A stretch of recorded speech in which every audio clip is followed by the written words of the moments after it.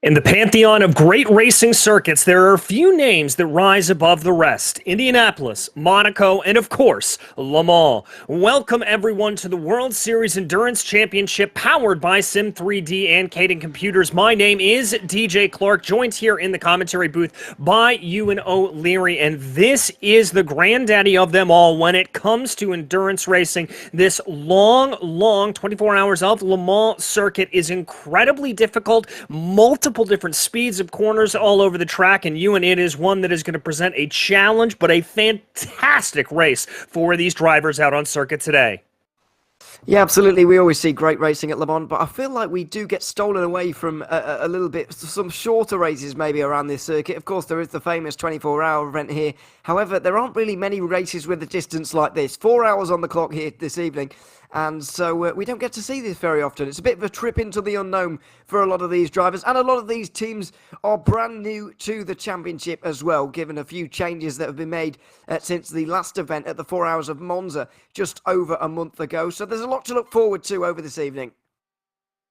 Yes, indeed there is, and some of those new teams are going to be hoping to be able to put their way up onto the charts. We are about 5 minutes down into a 15-minute qualifying that will set the grid for today's event. But as has often been proven to be the case here in endurance racing, the grid not nearly as important as it would be, say, in a 40-minute sprint. But you still want to get yourself up towards the pointy end of the field because, frankly, there are some places around here where incidents can happen, and you want to be able to avoid those. And the best way to do that is be up at the front of the field.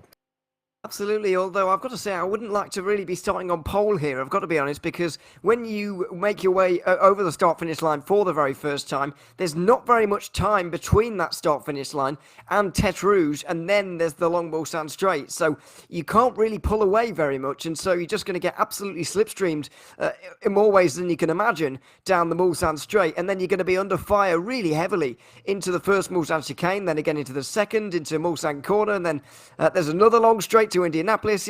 There's a lot of straight sections where you can get really heavily penalised for being on the pole position, in my opinion. So I'm not entirely sure if being on the exact front of the field is the best idea. But of course, it's that's what everyone will be going for. It's only human nature. So we'll see how this qualifying session goes. But yeah, I feel like the first row, especially, going to get really heavily attacked on this first lap.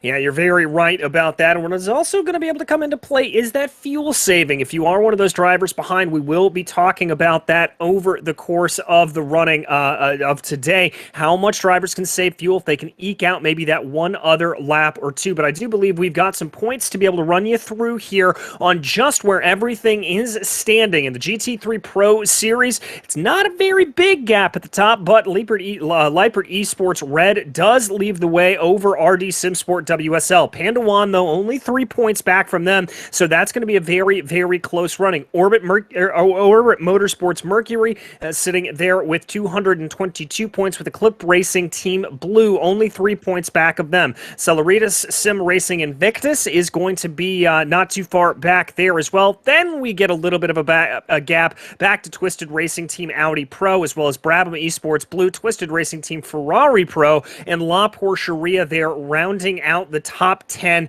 for the GT3 Pro standings. Now, we also have some other categories out there, the GT3 AM standings, a little bit of a larger gap there with MST Puma Kuppenheim up at the top of the charts by about 39 or so points over 303 Racing. SPR Esports Delta, about 20 points back from them, but Twisted Racing Team Ferrari AM looking to be able to close in on that top 3 position, but they've also got to be watching out from behind because Satellite Racing Team GT AM sits only about 4 points off of their back. Then it's Sim Party Racing in P6, Vulture Racing Blue and Vulture Racing Red, Condog Prime Motorsports, and 3D Sim Sport Terminator rounding out your top 10 there in the GT3 AM standings. And so that is the stakes here for everyone as we come into this round. And there's not a lot of breathing room up at the top of those championships, and anything can really turn itself around here, I'd have to think. Yeah, you think so? I mean, in the 4 Hours of Monza, we already saw the LMP2 Championship wrapped up, and we don't have any LMP2s on the grid here today. However, yeah, it's good to see those GT3 Championships quite so close. I mean, even though Leipert don't have a very big lead, really, in the standings for the GT3 Pros, they haven't finished outside the top three yet this season, and they have won 4 on the bounce so far. Over the last 4 races. So it's difficult to see them being caught realistically despite the points gap. And then in GT Am as well, we've got a similar situation really with MSC Puma Kuppenheim Yellow winning 4 out of 5 races. The only time they didn't win was when they weren't here. They had a DNS at the start of the 6 Hours of Spa for round 4. So that's why they didn't win that race. But similarly, they have been dominating this season. So despite the fact those championships may look slightly closer than I think they realistically are, really, because we've seen repeat winners quite a lot throughout this season, and I'm not expecting the championship to be too much of a discussion. But in terms of a race win, it will certainly be up for grabs, and there's going to be a lot of teams looking for that, looking at these qualifying times so far. Yeah, looking at those qualifying times, as of right now, it is MSC Puma Kuppenheim Yellow leading the way up at the top of the charts with a time of a 3:52.549. A little bit surprising. Leipert Esports Red in the Audi all the way back down in 6th place. And there is a little bit of, well, let's say Lamborghini top heaviness at the top of the field right now with MH Design Racing Pro and MSC Puma Kuppenheim Yellow both in the Italian mark. They're followed by Twisted Racing Team Ferrari in 3rd in a Ferrari, as you can imagine, and then Twisted Racing Team in the Mercedes in P4. Then Eclipse Racing Team in the BMW in P5, and then back to Leipert, the first and only Audi in the field back in 6th. So some pretty good parity there among the makes and manufacturers. Certainly something that we like to see up here in the commentary booth. And it's going to be interesting because this is such a long circuit, because there is such a variety of corners around here. This is really going to be a circuit where you kind of have an ebb and a flow in terms of which car is going to be better on certain areas. Yeah, there certainly is, and I mean throughout the lap as well, it's going to be different about the different setups on these cars as well. Not only the different manufacturers, but also what these teams have decided to go for. Do you go for that really low downforce for the speed down the Mulsanne straight, or do you go for a little bit more downforce and get that advantage through the Porsche curves, for example, or the other technical sections that are around towards the end of that, particularly and the start, I guess. But yeah, I mean, it is a bit of a conundrum for these guys. It's difficult to really know which way to go. I would be leaning, I wouldn't normally be, but I would be leaning here towards a slightly higher downforce setup, because the straights are so long here that even if you have got that little bit of extra downforce on, the slipstream can make up that difference for you. So you don't need an ultra low down setup around here, and you can't really get away with on at times as well, because there are some high speed corners where you'd really be hanging on. Yeah, exactly. You don't want to be coming down through, for example, the Porsche curves with not a lot of downforce into the car, and that can certainly throw you out a little bit. And that slipstream, we talked about it before, the ability to fuel save, also the ability to be able to catch up. It's going to be two of the same together, I think. Going to be very, very interesting to see just how these drivers and teams are going to make everything work out. But as we tick over here, just about 2 minutes remaining in qualifying. It looks like the majority of the field has taken out and been able to put their times down. There is a large contingent that is not setting times in you, and I think that goes into a little bit of what you were talking about, is some of these drivers maybe just not wanting to be up at the front of the field and trying to avoid a little bit of that disadvantage of becoming the one creating the slipstream.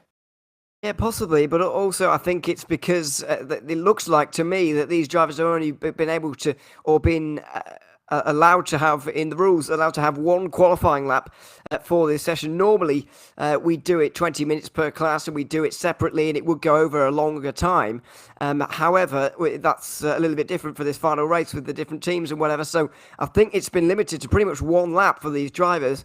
And so if you get an off track at any point around your lap there, then there's no point in carrying on anymore. So while some of these teams did give it a go, at least four or five of those teams gave it a go, I think they got an off track for the most part on that on their lap, and so they weren't able to complete one and get up the order. But as you say there, I don't think it's going to be too much of a disadvantage really at a circuit like this and a distance like this. 4 hours is plenty of time.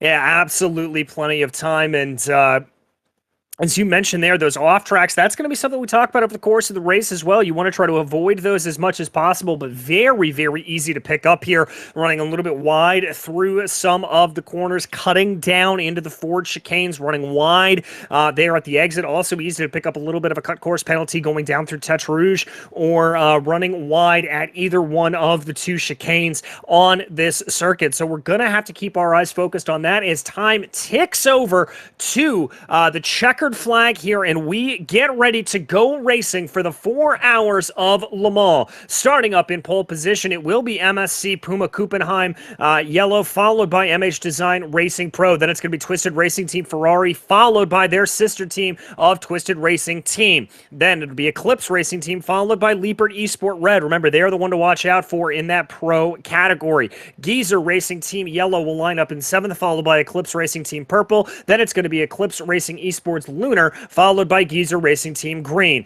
Behind them, it's SPR Esports Delta with Sim Party Racing Gold and Sim Party Racing in 13th. 14th will be Olympus Esports Hades. We then move down into 15th place, where it'll be Brabham Esports, followed by Twisted Racing Team Blue. Then it's Panda 1 and Herman Motorsports 2. Panda 1 White will be 19th, Twisted Racing Team Yellow in 20th, SPR Esports Tango 21st, and Team Heaped Together will round out the back of your grid there in 22nd. So 22 cars here out on the grid, ready to get going. Simone Rahowski going to be the one leading us to green here in that MSC Puma Kuppenheim yellow machine. Albin Kelberg going to be to his outside, and as you can see there, we started on a short pace lap going down to the Porsche curve, so not all that much time to heat up the tires, but less time that we have to fill, and faster we can get to racing. Absolutely. I mean, it's not a long formation in terms of when you put this whole lap into perspective. However, it's still going to take up a fair amount of time for these guys. It's going to be at least a minute and a half for these guys to actually warm the tyres up just a little bit. Yeah, that'll be good for them. But I don't think it's going to take too much out of this race. I don't think it's going to make too much of a difference. It is purely down to these drivers now as they do get underway and head towards the start-finish straight. Sam Rahowski is going to be in control of the field. He's been in control of the GT3 Anfield on many occasions in the past. He's pulled off 1 or 2 miracles actually in that car as well throughout the season. We'll see what he can do today. But it's a full grid of GT3s and he'll be leading them going towards the start-finish line. Yes, indeed, he will. Trying to see here as everybody gets themselves going across the board. Again, my name is DJ Clark, joined here in the booth by Ewan O'Leary, and we will be with you through the entirety of this 4-hour broadcast here at the Circuit de la Sarthe as they be able to get everything working around here. As you said, about 74 degrees Fahrenheit out on track right now, and so that does mean that those tire temperatures not as worrisome as they're going to really thought they may be. But everyone here coming down through the Porsche curves, and I've got to ask you here, Ewan, as we get through the last couple of corners, do you go in full aggression mode here from the downbeat, or do you hold back and wait? I don't think you can really go in full aggression here in the opening moments of this race. It's a very long race, and so it's not really worth going in all guns blazing. You're better off biding your time and making your way through it. I think far better an opportunity is going to be down the Mulsanne Straight when all the slipstream comes into effect down there. You can really make up more places there rather than risking life and limb down in towards the first chicane. I think I've got to agree with you on that one. Much better to be able to get to the end of this race rather than gain a position on that first lap and run the risk of getting into a little bit of trouble. But here comes the Porsche pace car pulling off and down the lane. Excuse me, I always forget it waits a little bit longer to be able to come in and do that as the field in perfect row fashion here coming down through the Ford chicane as the Porsche pace car now makes its dive down into the pits. And that is Rahowski on it immediately. immediately there goes the green. We are racing at Le Mans. It is a brilliant start for MSC Puma Kuppenheim Yellow. They're going to pull ahead. It looks like the two Twisted Racing Team cars in the back there are going to be side by side as they work their way down to the first corner for the first time. The Mercedes trying to pull a little bit around there, and it looks like they're going to be able to get ahead. And the BMW there of Eclipse Racing Team also able to sneak through on the Ferrari, but almost a little bit of contact there coming under the bridge.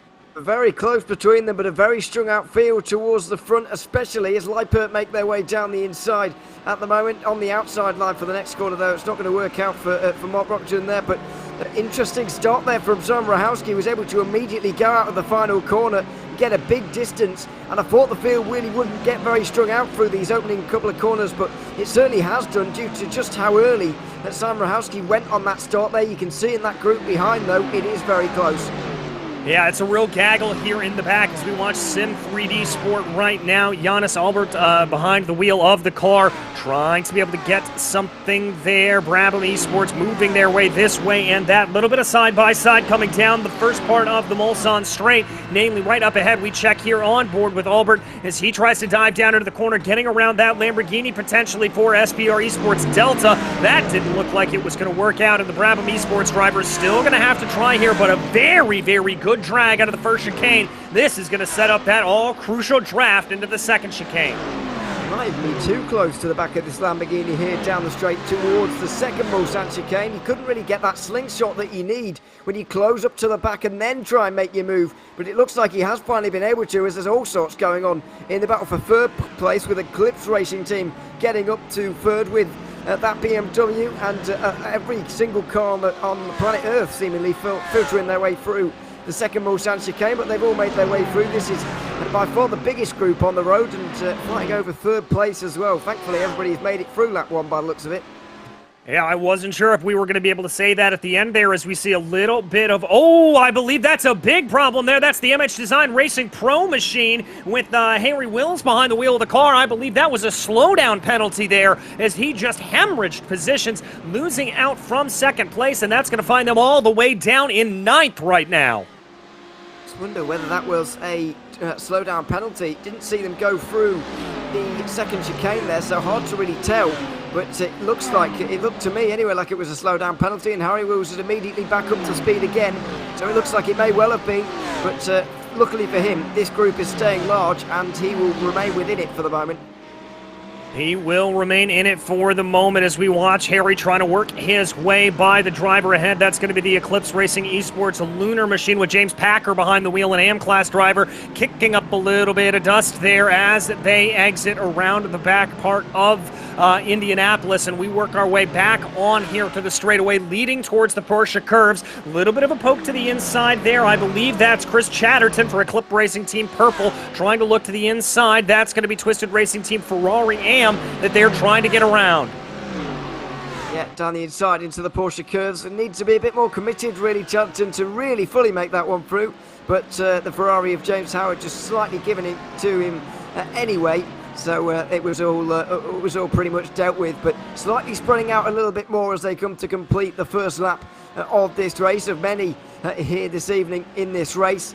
And it's been interesting battles so far. Good battles going on, as you'd expect at Le Mans. That long back straight of the Mulsanne straight is very, very helpful in aiding racing going down towards those chicanes, and we've certainly seen that so far. And looks like we had another little bit of a think of it there. Taylor Lane out of 7th place there for the pro category for Twisted Racing Team LMP2, trying to be able to get his way up forward. Whoa! As that was a little bit of a throw off there for Twisted Racing Team Blue Sim Party Racing and the Ferrari, getting it all kinds of wrong coming out of the Ford chicane, and they're going to lose a bucket of time, losing a couple of positions there as they go. We check back here on Thomas Ryder here for Panda One. They are up a number of positions, up 7 spots since the beginning of the race. They were one of those teams that weren't able to put a time down on the board, as now they've got a little bit of pressure from behind from Sim Party Racing Gold and that Ferrari number 5, but it does look like they're able to hold for now. It does look like it. I mean, all the GT3 pros, as you'd expect, actually have had pretty good starts here in this race so far. They're all running right up towards the front as we go even further towards the front now, with the Eclipse Racing Team going under pressure from the Mercedes of Jonathan Roulette at the moment. one of the drivers in the GT3 US series we see on Wednesday nights here at the WSL, and he's going to be able to make his way down the inside nicely into second place, but nobody able to get anywhere near Simon Rahowski on this opening lap. No, Rahowski's opened up a gap here of about 4.3 seconds as these second and third place drivers open up the throttles leading on to the second part of the Mulsanne Straight. A little bit of draft coming back into play here, and you talked about this earlier. You want to time this right. You don't really want to be directly up behind the rear bumper of the car in front of you. You want to time that a little bit more, as we just saw Eclipse Racing Esports to be able to do, trying to see down around, and I think that was a little bit assisted. Twisted Racing Team there, Jonathan Ouellette, not necessarily fighting that, recognizing that they can play maybe a little bit of leapfrog to try to help them gain a little bit of time on Simon Rahowski up ahead of them. Yeah, it's one of the things with driving around the circuit. We've seen it again with Yannis Ober. He did this last lap. He gets such good exits off these chicanes that he is just too close to get that slingshot. However, that straight line speed, the raw straight line speed of the Brabham Esports BMW, looks like it's doing just enough at the moment, the bare minimum, to get him over the line, and it's got him into what is 9th place now in the overall race anyway. For him, so it's been a decent start so far, and we have seen this in the opening moments. A few drivers really making great progress, Chris Chatterton being one of them as well, but Yannis Ober, there's few who have made better progress than him. Yeah, few who have up 8 positions there for Giannis, and that's also parity there by Thomas Ryder and the Panda One Racing Team. We saw a little bit of side-by-side here with Marcel Voigt going down there, as now it looks like James Packer for Eclipse Racing going to try to fight back there on the Brabham Esports entry, but that's not going to happen going down into Indianapolis. Such a tricky corner to be able to get a pass done and fully executed around, and Brabham being able to hold them off for now. Yeah, the changes of camber through there and the difficulties with that walls being so close make Indianapolis really, really difficult as an overtaking opportunity. But we have seen, certainly in some races, in some categories, with some combinations, we have seen that becoming the best overtaking opportunity on the circuit for some cars. We'll have to see how it develops in this all GT3 field, because like a 4-hour race, it's not something we see very much around the Le Mans circuit for this kind of distance, for this kind of length. So it'll be interesting to see how it plays out, but for the moment it's just everybody trying to overtake wherever you can. It will settle down pretty soon, there's no doubt about that, but for now it's just about overtaking the drivers in front as quickly as possible and as efficiently as possible. Exactly, as we check out a little bit of a three-way battle going down here. Ooh, that is MH Design Racing Pro. Remember, that is Harry Wills behind the car of that, behind the machine of that, behind the wheel of that Lamborghini. There we go. Coming down into the Ford chicanes, running it a little bit wide on the exit of the Porsche curbs. And oh, that's the number 5. That is Sim Party Racing Gold getting out of the way. I believe that was a slowdown penalty. Will's going to be trying to make a little bit of a move here around the outside now of that Mercedes, trying to see what he can do down onto the binders, and good, but we've had 2 drivers coming down pit lane, Brabham Esports and Team Heaps together, both of them opting to come down to the pits here early. Yeah, not entirely sure why, because it is very early on in the race. For a pit stop, Yannis Ober for only 8 seconds in the box there, and he's back out again straight away, despite having one of the best starts we've seen in the field. He actually did have the best, tied with Thomas Reiter, who now has the best because Yannis Ober has dropped so far down. What about Stephen Koenig in the Heat Together car? Not entirely sure what they're in for either, but pit stop time now is going more than double what we've seen for Yannis Ober, and Shreyas Varjuk also comes into the pit lane for Twisted Racing. So a number of drivers, and Denny Dunn at the end of the first lap came in, so we have seen a number of stops already. I'm wondering here if this could be a little bit of a fuel strategy gamble. We know that these cars can normally make it about 55 to 60 minutes on fuel, and so I wonder if they need to have a little bit of a splash and dash to be able to get to the end, and that's what happened. Now, the other possibility there could be that there was a little bit of setup reversion, and they may have forgotten to fuel the car fully from qualifying. That could be it as well, and so they've had to come back in, but with those short pit stop times, I doubt that that latter is the case. We focus here on Chris Chatterton for Eclipse Racing Blue right now in the number 18, and a little bit of a sandwich right now as they make their way back down through the curbs leading down into the Mulsanne hairpin, waiting to see if that Audi behind for Leipert Esports Red is going to fire anything off here. I don't think they will. They look pretty content here at this point. They've been in 6th. They stay in 6th. They started in 6th. So I think Leipert here just content to save a little bit of a fuel, sip on that throttle, and not push too far ahead.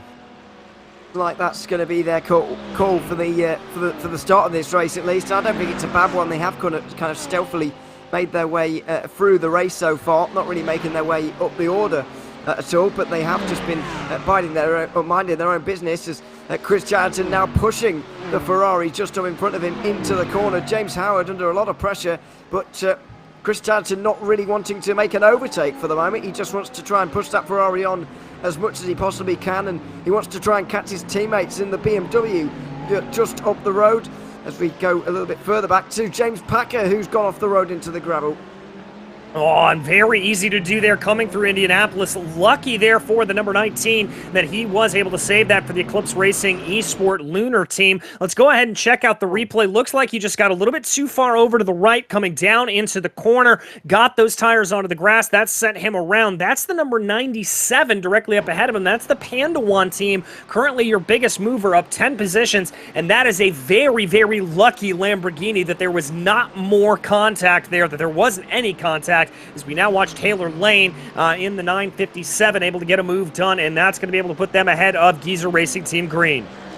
We were speaking about Indianapolis a couple of moments ago and just saying just how difficult it is, not only with the changes of camber that you've got around that corner, but also the close proximity of the wall through there. If you're going for a slide, you're going for a big spin, you're going to end up meeting the barrier there, and so James Packer is very lucky that he got away with that one in the end. And he's able to continue on, as Chris Jannerton is going to feel the effects of a slowdown at the final 4 chicanes. How many times have we seen that already in this race? We've not been running very long, only 12 minutes, and I've already lost count of how many times we've seen that. Yeah, it's really becoming a talking point here, as drivers have to certainly watch out for that. We watch now Geezer Racing Team Yellow battling it out there with the Lamborghini down into the corner, and the Lambo going to win that one out for now. And so that's going to be a good move there for them as they try to work their way around the number 9 right now, focused in on what they can. That is Harry Wills, who was able to get by him. Again, Harry on a little bit of a recovery drive. One of those drivers that did lose out as a courtesy of those slowdown penalties. So Harry really having it all to do here, and now he's going to find himself in a little bit of no man's land, is right up ahead of him. That's a pretty sizable margin, looking about 3.8 seconds up the road to Pandawan in the sister Lamborghini. Harry's going to have to really dig here if he wants to be able to hold in and get a little bit of helping in the draft, maybe be able to pull himself forward. Yeah, it was a very early mistake, and that's the kind of worst time to get a slowdown, really. He was the first one to manage it, and it was just out of the second chicane on the opening lap. And the reason why it's so damaging on an opening lap to do it is because the field is still all so close together.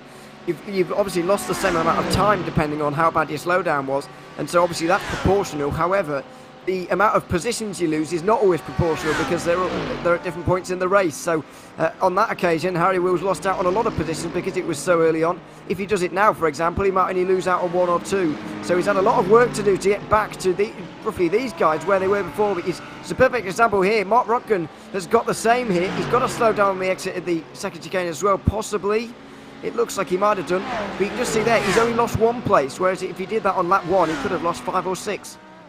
Exactly, and Leipert Esports Red there were able to get their way by Eclipse Racing Purple and Twisted Racing Team Ferrari on that last lap, going down into the Ford chicanes and then losing it all out there courtesy of the slowdown. So that is just coming back to bite here, even in your pro class leaders. They're having a little bit of problems there with that, although it does look like they're going to have a little bit more to do to be able to gain back in as they run. We focus here on the battle for second place. Ooh, Jonathan Roulette for Twisted Racing Team taking a big defensive line coming down into the kink before Indianapolis, and that really scuppered any chance there that Eclipse Racing Team had of trying to get a move done. Yeah, it was a big defense, and then he switched very late as well to the racing line once again, so that was a little bit dangerous, but he's gotten away with it.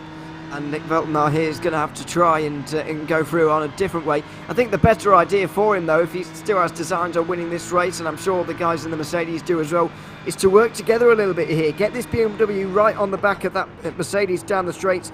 Push it along down these straights. And then kind of catch Sam Rahowski if possible. Obviously, it's going to be very, very difficult to do that indeed. However, I do think that they're going to need to work together a little bit just to get back in range, at least, of that Lamborghini. Yeah, I have to agree with you there, as that gap's really been hovering at about 4 seconds here for the past couple of laps, and so I think for them, they need to focus on a little bit more on either just running some hot laps or potentially working together, maybe giving a little bit of that bump draft, as you said, to really be able to try to close in as much as possible, because what they're doing right now, not necessarily attainable as that gap just continues to grow and grow. But I will say, in defense of that Eclipse Racing team there, the number 22 with Veltnar behind the wheel of the car right now, setting the fastest lap of the race last time out with a 3:53.76. So clearly plenty of speed there in that number 22. Veltnar going to be trying to push as much as he can. Yeah, but everyone is getting faster at this point in the race, really. But look how many previous... Well, you might not be able to see it at home because you're not looking at timing, but I can tell you, there's a lot of personal bests going in right now, and it's just because they've got about a quarter of the fuel load, maybe even more, out of that car right now, whereas they haven't really worn the tyres very much. It's not, and there you see it on the left-hand side, all but 3 in this category have set personal bests on that previous lap time, including Brabham Esports, obviously, who've taken that fastest lap now as well. But it's hard to explain, really. This circuit is not very high tyre wear. It's very long, of course, and it's got some very high-speed corners, but the tyres don't really wear overly at this circuit. And so you can knock out quite a lot of weight with the fuel and not actually lose that much time with tyre wear. So expecting this to only be one tyre change throughout the race. It's a 4-hour race. Expecting tyre changes, expecting pit stops on every hour for fuel, but only expecting a tyre change after the 2nd hour. Yeah, and we'll have to see how that strategy does indeed play itself out, as you just saw there on your screen. Twisted Racing Team Ferrari being able to get the move back around Leipert Esports Red, demoting them back down into 6th place. Ooh, little bit of a look there for Leipert, as that is Rotkin trying to be able to see what he is going to be able to do, but they've got to be careful. That is the Panda 1 Lamborghini coming up behind there with Thomas Ryder behind the wheel. Ryder has been on an absolute charge since the drop of the green flag, moving his way up 10 positions here, and now Thomas has his eyes clearly set on the Pro Class Championship leader, and he's going to want to try to get by that Audi as quick as you please.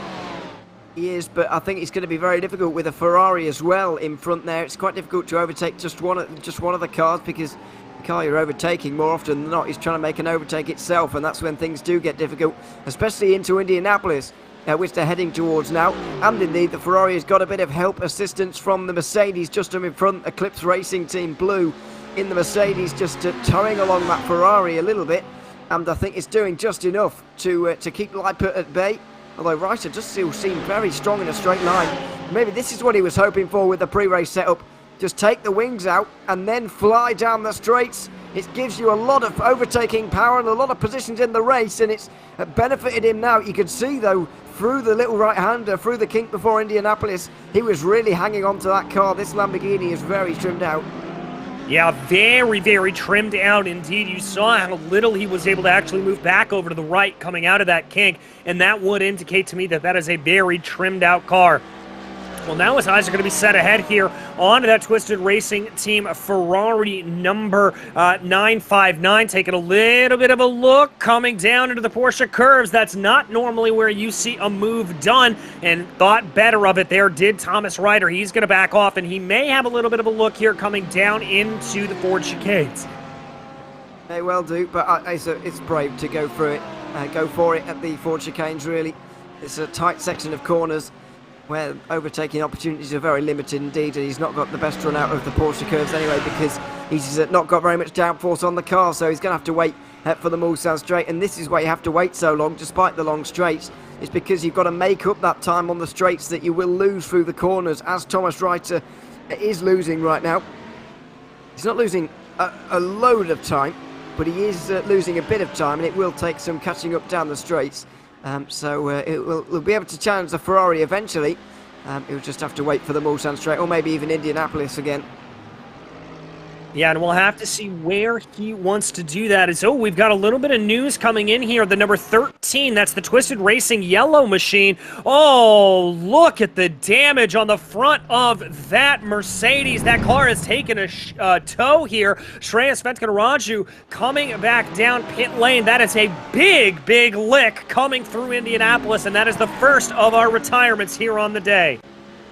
Well, yeah, he's at least down in the pit lane getting repairs. Not sure if he's going to be back in the race or not, but yeah, a lot of damage to that car, and already over a lap down to the leaders, and not where we expect to see Venkataraju, has got to be said, because he is challenging for an AM title in the GT3 series on Wednesday nights. That will come to its conclusion at Daytona in a few days' time, where he'll try and take the championship away, but yeah, it's not what we expect to see him down in last place, and big damage to that car is going to take a lot of repairing if indeed he will take them on, as Thomas Reiter gets a slowdown and loses that place. And they're just running a little bit too wide at the exit of the chicane, and that is going to gift that position back over to Leipert. There is now we ride on board with the 959 Twisted Racing Team Ferrari. A little bit of a bump draft there up to the number 18 Eclipse Racing Team Purple Machine as they go, trying to see if they're able to get anything. Oh, Eclipse getting very, very close to picking up a slowdown of their own. We're seeing a lot of that coming through, and we talked about earlier how the people were getting that slowdown at the exit of the Ford chicanes. Now it looks like it's starting to be a little bit more here on the chicanes and the Mulsanne straight. But again, another bump draft here for Twisted Racing Team Ferrari. They just want to try to get ahead as much as possible and put distance between themselves and Leipert Esports Red. Yeah, I think that they're aiming to do that really by helping Eclipse at the moment. They're not really going for it, despite getting so close. You saw that with that onboard shot towards the second chicane. They were practically bumping down the straight there, keeping the rest of them at bay. So I don't think there's going to be an overtake there, but there might well be with Thomas Reiter just in behind, trying to get through into Indianapolis. Just look at how fast this Lamborghini is down the straights. It's like a replay of the previous lap. Thomas Reiter straight down the inside, straight through, and that was a great move in the end. Into Indianapolis he goes, and he should be very pleased with that overtake once more. This setup at least is paying off for them really well. Let's just hope they're not shredding their tyres doing so. Exactly, and I would hope here that they're just able to keep everything underneath them as much as possible. When you run a car that loose and that minimal downforce, the rear end in particular can really, really slide around on you. And as you said there, Ewan, that can really wear out the tires. And that Lamborghini, not known as a big tire wear car, but it is known to be a car that likes to rotate pretty easily through the corners. And so if you're running a higher downforce setup, that can help mitigate it a little bit more, and you maybe dial a little bit of understeer in it to prevent any sort of slide or spin later on in the stint. But if they're running as trimmed out as they are, I've got to say they've got to be a little bit careful. By the end of a tire stint, they are going to be driving on pins and needles. Well, yeah, they've got to go 2 hours on these tires, so it's going to be a long time and a long stint if he is indeed getting rid of them very quickly. But I have to say, I've not seen him sliding about and being really ragged like you might see of a driver who's on a low downforce setup. Sometimes they're just all over the place, and you really do know that they're shredding tyres by that point. But we haven't seen that with Thomas Reiter. It's been very much like how he drives, just very measured and keeping things on the straight and narrow for the most part. Obviously, he did make a bit of a mistake out the first chicane on the last lap, but it wasn't sliding around wildly or anything. So he's doing well for the moment. Obviously, we'll see how he gets on towards the end of this stint. But yeah, for now it's going well, as Yannis Elba has caught the back of the field and he's making his way back through it again now. Yes, he is sending the move there on Olympus Esports. Hades going down into the first corner. That was Charles Bushell behind the wheel of the car, and that car's had a spin around in the background. Looks like they just got everything wrong coming through the first chicane. Not entirely sure what happened to him there. There was no contact with Brabham Esports, but that car already around. As we check back in on another little battle that we have, this is Aziz Weeks here in the number 35, holding off the Herman Motorsports number 2 entry right now in that BMW. Ferrari versus BMW now as they work their way onto the Mulsanne. Maybe a little bit early of a peak out there for that Herman Motorsport machine in 16th place. Marcel Voigt behind the wheel, and indeed thinking exactly what I did, ducking back into line, getting another helping of that slipstream before taking a look now down to what will be the inside. Nope, still going to stay in line. Well, no straight line speed advantage really for that BMW on the Ferrari. I think this is more down to setup than the actual manufacturer, because there's not too much of a difference in straight line speed between these two. They're not notable for being particularly slow or particularly fast in a straight line, either of these cars. So I do think this is a setup. I'm not sure whether it's the BMW having a load of wing on, or that whether Ferrari has just really trimmed out here. But now finally there maybe is a run. BMW just waiting a little bit longer to pull out and try and make the move. Hit the brick wall of air a little bit later on, just inch away alongside, and eventually SIM3D Racing have to give that place up. But that was quite painfully difficult really for the BMW. It took a little bit longer, yeah, it was a little bit of a closer move than maybe they would have liked. Yeah, certainly was. As we check back in on the battle up here for P2 again, Eclipse Racing Team just giving that helping bump draft here, coming down into the kink before Indianapolis. Two Twisted Racing Team, Veltenar and Roulette, not really looking here necessarily like they're in any hurry to try to get around one another. I think they're just relatively content. They've only been able to pull down the gap up to MSC Puma, Kuppenheim Yellow, and Rahowski only been able to pull that down a tenth or two here, but it is coming down ever so slightly.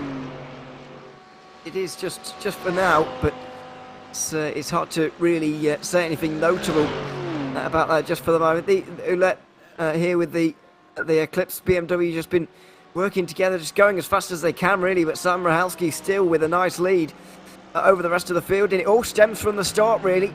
Rahowski went immediately, didn't wait around at all for anybody to get ready or anything, just went for it, and fair play to him. It's given him a big gap, and he's gone and run with it in this first half an hour.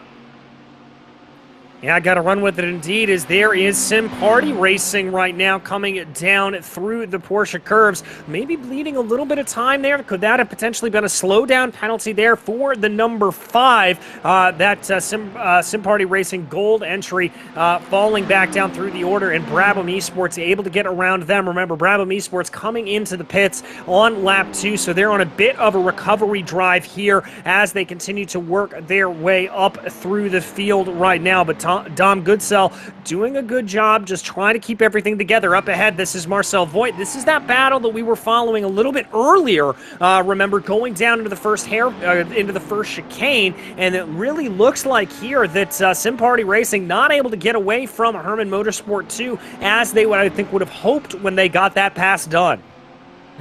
Well, I suppose not, but Herman Motorsport are really struggling in a straight line. It's very clear because the Ferrari was able to get back through again. I don't think Brabham Esports are going to have any problems into the first chicane, really demolishing this BMW.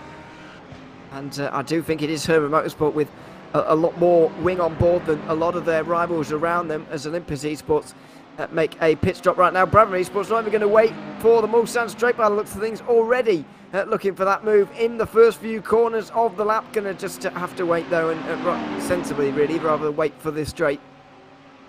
Yeah, I think that is the more sensible move, as you said. And there, as they line up into Tete Rouge, you can see just how close that Brabham BMW really is. Starting to get that good helping of the slipstream. Not looking there necessarily like Herman Motorsport was following in the draft correctly. But now as the Ferrari moves itself back onto the line, everything starts to play itself out. And Brabham able to get ahead. Now they're going to set their eyes on SIM3D Racing up in front of them. Ooh, maybe a little bit of a defensive move. Maybe a little bit of weaving there from the 35. But Brabham going to keep in line here as they break down into the first chicane on the Mulsanne. Able to bring that car back out, getting onto the loud pedal.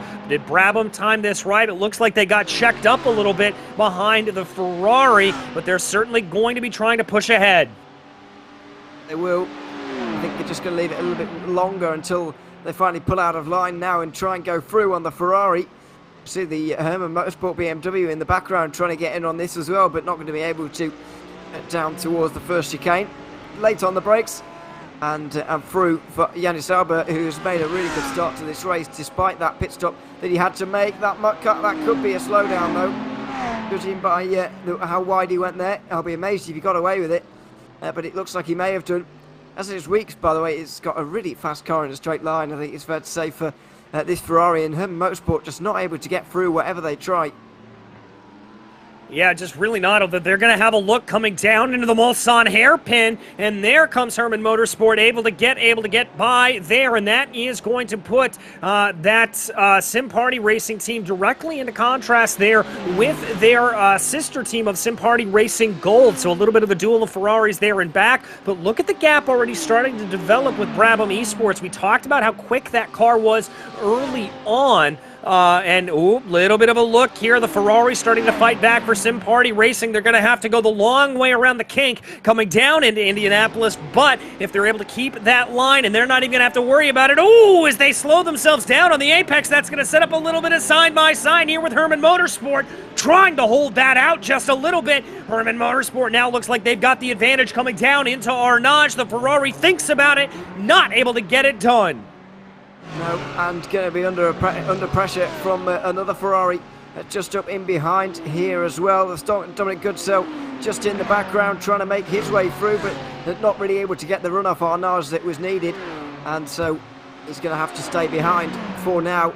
But yeah, nice battling between the four of them. They all got away with that, and it was a good battle between them.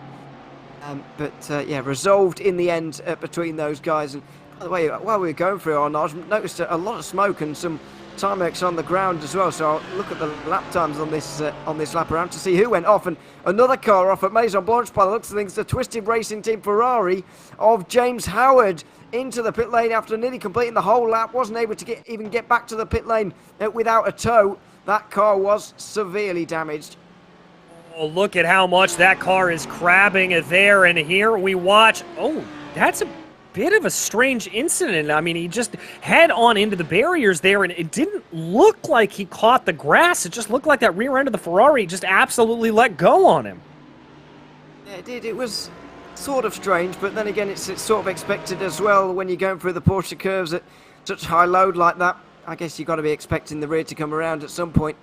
And it's just unfortunate, really, where that tyre barrier is placed, where you can't really get away with making any contact there. You just head on and come to a dead stop, and it's done a lot of damage to that Ferrari. Howard's going to be in there for a long time.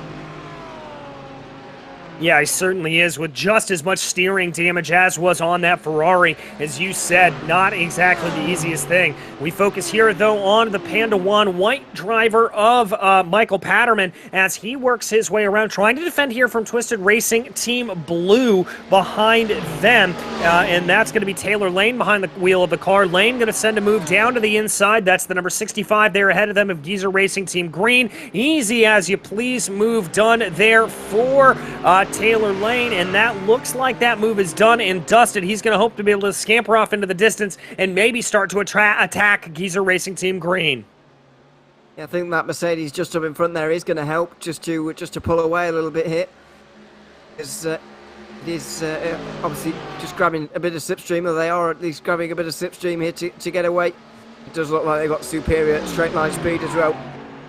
The new Mercedes very, very strong indeed in a lot of aspects, as you'd expect in the season after it's released. It is very, very strong indeed, and it's been very popular. Not leading this race at the moment, but you can clearly see they're both getting away from Michael Patterman at the moment. So we'll see how it develops. But yeah, this new Mercedes has been very, very strong in recent weeks. Yeah, it certainly has, and we expect here that maybe to get a little bit of a balance of performance nerf here in the next coming week or so, as a new season will be rolling out here for iRacing, and some things being announced and potentially changed around. Some exciting new tracks being added to the iRacing service. Looking forward to that, as here comes that Twisted Racing Team machine. The number 957 going to take a look down to the inside there of Geezer Racing Team Green, and indeed able to get that move done. So that is already going to be them up and on ahead before they even get into the braking zone for Indianapolis. Yeah, very good straight line speed from that car there to make it through into the top 10. So it's it's been very much defined by what setup you've got on at the moment with regards to just how much straight line speed you've got. Certainly seemed that the Twisted Racing Team Mercedes there had a lot less on than the two cars just in its wake now, and Brabham Esports have been making great progress earlier in this race as well, so expecting them to be able to make their way through on Panda 1 and Giza Racing Green in the next few moments, as Thomas Reiter has completed his run to 4th place now. Yeah, that's a very, very impressive run there for Ryder, as now he's really been able to clear Eclipse Racing Team Blue and be able to set his sights ahead. Now, he's going to have a big gap to try to make up here to the tune of about 7 seconds to be able to get that Panda 1 Lamborghini up onto the podium, but he has been running so consistently fast. He was about 0.5 of a second faster than Eclipse Racing Team on that last lap, so that is going to be a big, big boon to him. The other thing to keep our eyes focused on here is the fact that Jonathan Ouellette is starting to close down a little bit on some Simon Rahowski there up for P1. That gap is down to 3.3 seconds right now. Remember, it was upwards of about 4 not too long ago, so we could see a little bit of a fight for the lead here in the second half of this first stint of the race. Yeah, I think it certainly is brewing at the moment. I feel like Simon Rahowski will have put a little bit more practice in beforehand than Jonathan Ouellette, because obviously he was involved in the championship before. Jonathan Ouellette wasn't really, so he maybe hasn't put as many laps in, but now as he's getting laps under his belt, Ouellette is just getting faster and faster, setting the fastest lap of the race on the last lap, going nearly a second quicker than what Rahowski was able to do, so maybe there will be a fight on pretty soon, but maybe not here really. Thomas Reiter not really coming under much fire from the Eclipse Mercedes, just up in front there, looking to work together as well. Surprised we haven't seen a bit more of that throughout this race, really. But these two are at least helping each other out.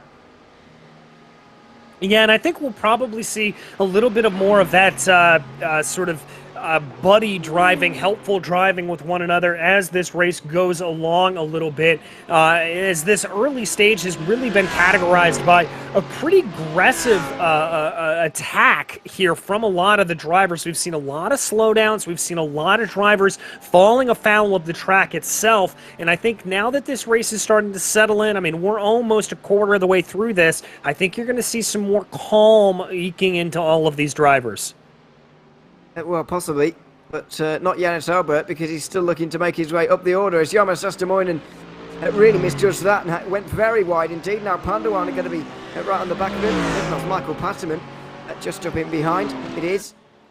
These two both being passed by Yannis Albert in the last few moments, and Patterman has been trying to get through on Sastimoinen for ages, but now, finally, he's going to be able to do it here on the outside line using that Lamborghini, and he will just about get through into 12th place, but it's taken him a long time.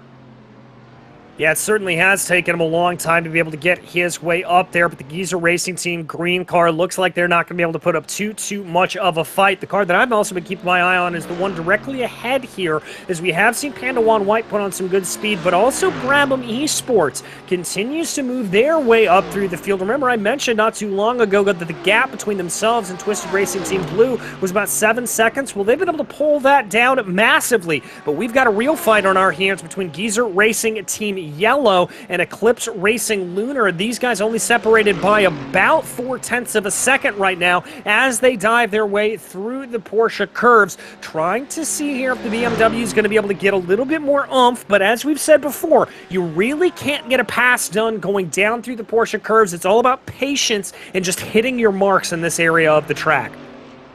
Yeah, I mean, it's very hard to get overtaken if you don't hit your marks, really. If you do hit your marks, I should say.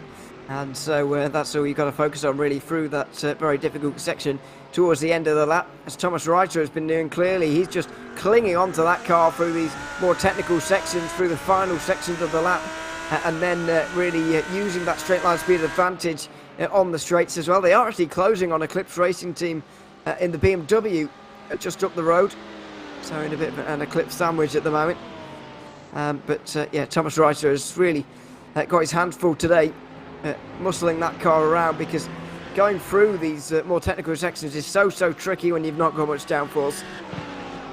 Yeah, really and truly is, and it's a credit here to Ryder that he's able to keep that car underneath him. We talked about the tendency of the over-rotation there of that Lamborghini sometimes, so really, really impressive to be able to see him keeping everything nice and easy and nice and clean together. That Eclipse Racing Team blue car, though, going to be getting a nice heaping of the draft behind, and they're going to be very, very thankful for that, I would have to think, as they go. Chris Chatterton behind the wheel of the 18. Big burst of overspeed here. We haven't seen anybody be really faster in a straight line than the 97. Is this just going to be a little bit of a bump draft? Yes, it is. And so no move there from Eclipse Racing Team Blue, but they certainly have the speed, I think, if they want to go for it.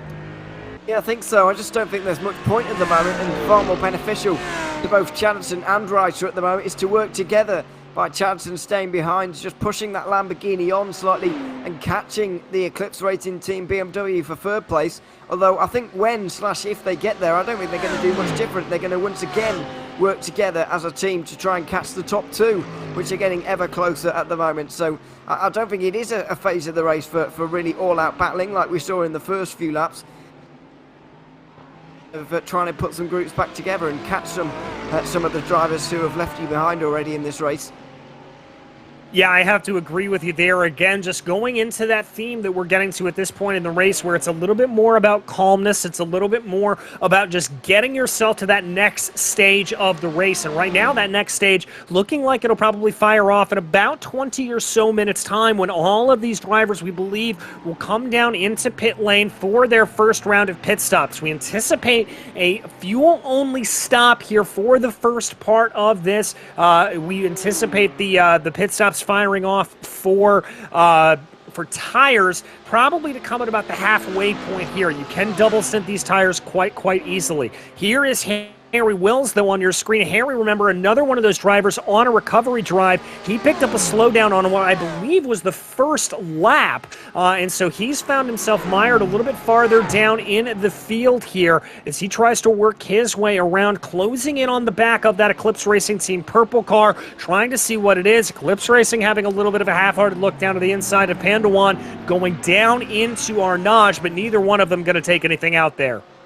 Yeah, Harry Wills has recovered really well actually from his earlier mishaps, and we see that quite often really, not in its traditional Mercedes that we've seen in the GT3 series throughout the last 3 months, but in the Lamborghini instead this time, which is an interesting call for him, but also I guess he's got to cater for teammates as well, if indeed they have any, because I know that it is possible to solo this race. I know that Dominic Goodsell's certainly doing it.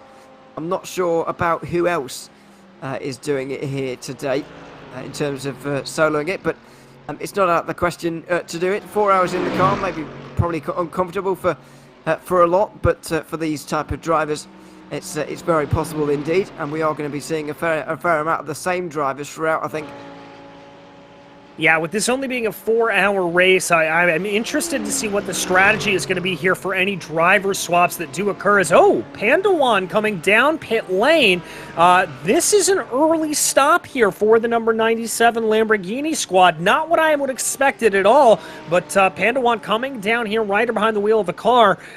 This means that if they go on a simple 3-stop strategy, they're not more than likely going to be able to make it to the end of the race.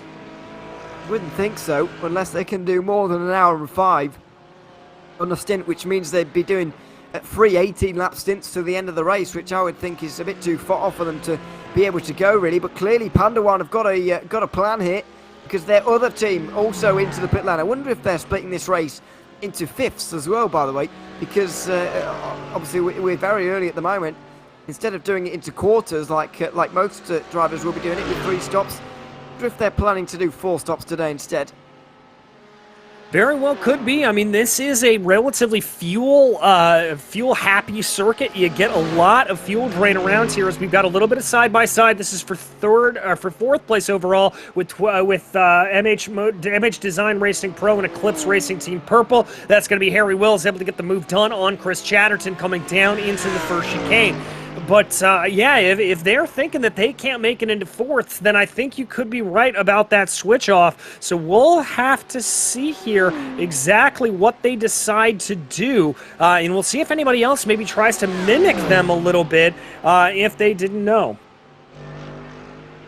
Yeah, I mean, it's hard for me at least to see people changing strategies from this point on, because you're fairly kind of set in what you're going to do pre-race. So I'll be surprised. However, you never know, I suppose. Thomas Reiter seems to have done a full fuel stop. Seems like Denny Dunn did that earlier on actually as well in the SPR Esports Delta car. You just see it just in front of Werner S here. I think he, as you kind of guessed at the time, I think he did load up into this session with his qualifying fuel load and then realised that he actually only had one lap on board and couldn't go any further in the race. So I had to do a full fill up right at the start of this one, which is a bit of an error that maybe you shouldn't be making, I suppose. But everybody's been there at one point, and unfortunately, Danny Dunn's got a lot of work to do throughout this race to put that one right. Exactly. Has a lot of work to be able to try to do to gain it back up, but we've seen plenty of speed out of that car. As we follow here, Jonas Albert working his way around, able to pass by Twisted Racing Team LMP2 just a little bit ago, and that is now going to lead them up the road. They're going to have to focus in on Geezer Racing Team Yellow, who's about 12 seconds up, and then they'll start to get into the meat of the field here. So not entirely sure what will happen. Little bit of weaving there for Brabham Racing. Taylor Lane in behind, maybe thinking about trying to get that overtake back done in a round again. Going to go around the long way of Indianapolis. Does Brabham try to fight? Looking at a little bit of an over-under there, but not fighting too hard. I think that's a little bit of discretion there for Brabham Esports. Just trying to hold out and get to the end of the race rather than fighting tooth and nail here with not even an hour done. We possibly won't be seeing that kind of courtesy in 3 hours' time, but for now, it is the smart thing to do in the first hour of the races. SIM3D Racing fight amongst themselves over 14th place. It's exactly the kind of battle that most of these teams are trying to avoid so early on in this one, really. A real to and fro battle that goes one way, then the other. You'd rather it just goes your way, and for Brabham Esports and Jan Silver, it has been pretty much so far in this race. But yeah, you don't want to get dragged into a battle like we've seen with SIM3D Racing, where they're just going back and forth, one overtaking the leading car, and then the now trailing car coming back through again. It's very easy to do that around here at Le Mans, so just get those moves done decisively and get a willing... they're almost become your teammates at that point. Get someone who's willing to work with you a little bit. And it's very beneficial in this race. That was close. That was very close. Taylor Lane getting it all kinds of wrong coming through the Ford chicane. The rear end of that Mercedes doing something that is not really Mercedes-esque and stepping out a little bit on him there. But he's able to keep the car gathered up back under him, but he will lose plenty of time there to Brabham Esports as that gap is now going to expand upwards of about 1.2 seconds or so. And crucially, that will be outside of the really optimal draft range. We'll see the draft be effective at about 1.2 seconds or so, and you'll get a hint of the toe, but now as it stands at 1.5, I think Taylor Lane's not really going to be getting too much of a hint of that slipstream at all. Yeah, you haven't really got a chance at that kind of distance. And I don't think they would have done anyway, because just look at Jonas Albert here. Well, I'll say that. He's just got to slow down through Tete Rouge, so Twisted Racing Team are going to go back through again, but Jonas Albert has been so strong so far in this race that had that not happened, he would have driven off up the road, but Twisted Racing Team have been able to get up into ninth place again here now. Brabham Esports are going to have to do all that work again to be able to make their way back through on the Mercedes. But it's very easily done out of Tete Rouge. The first time we've seen that today, at least. Someone falling afoul of the slowdowns there.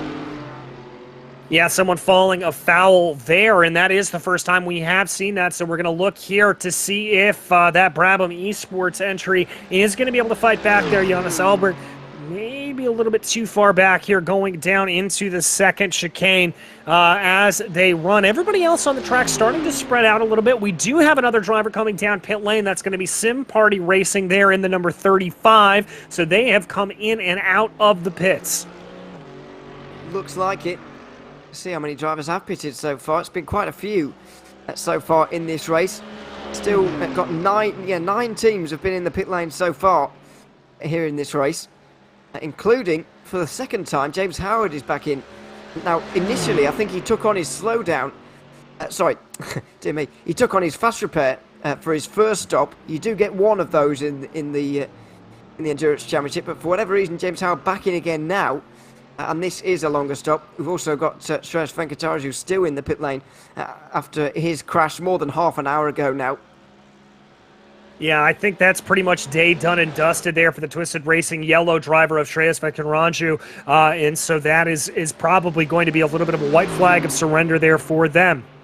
But one driver who is not surrendering, despite having a little bit of that slowdown like we talked about, is going to be Jonas Albert, continuing to put pressure on the back here of Twisted Racing Team Yellow, or Twisted Racing Team Blue, rather, kicking up a little bit of dirt there on the exit of Indianapolis. No real room for error there coming through the corner, and the Brabham Esports driver now trying to apply a little bit more pressure, maybe seeing if he can force a mistake off of Arnage. That didn't look like it happened there necessarily for him, but at the same time, there they go, going down now into the corners, trying to spread themselves out a little bit more. That Brabham Esports machine just looking like it's so hungry to get on by.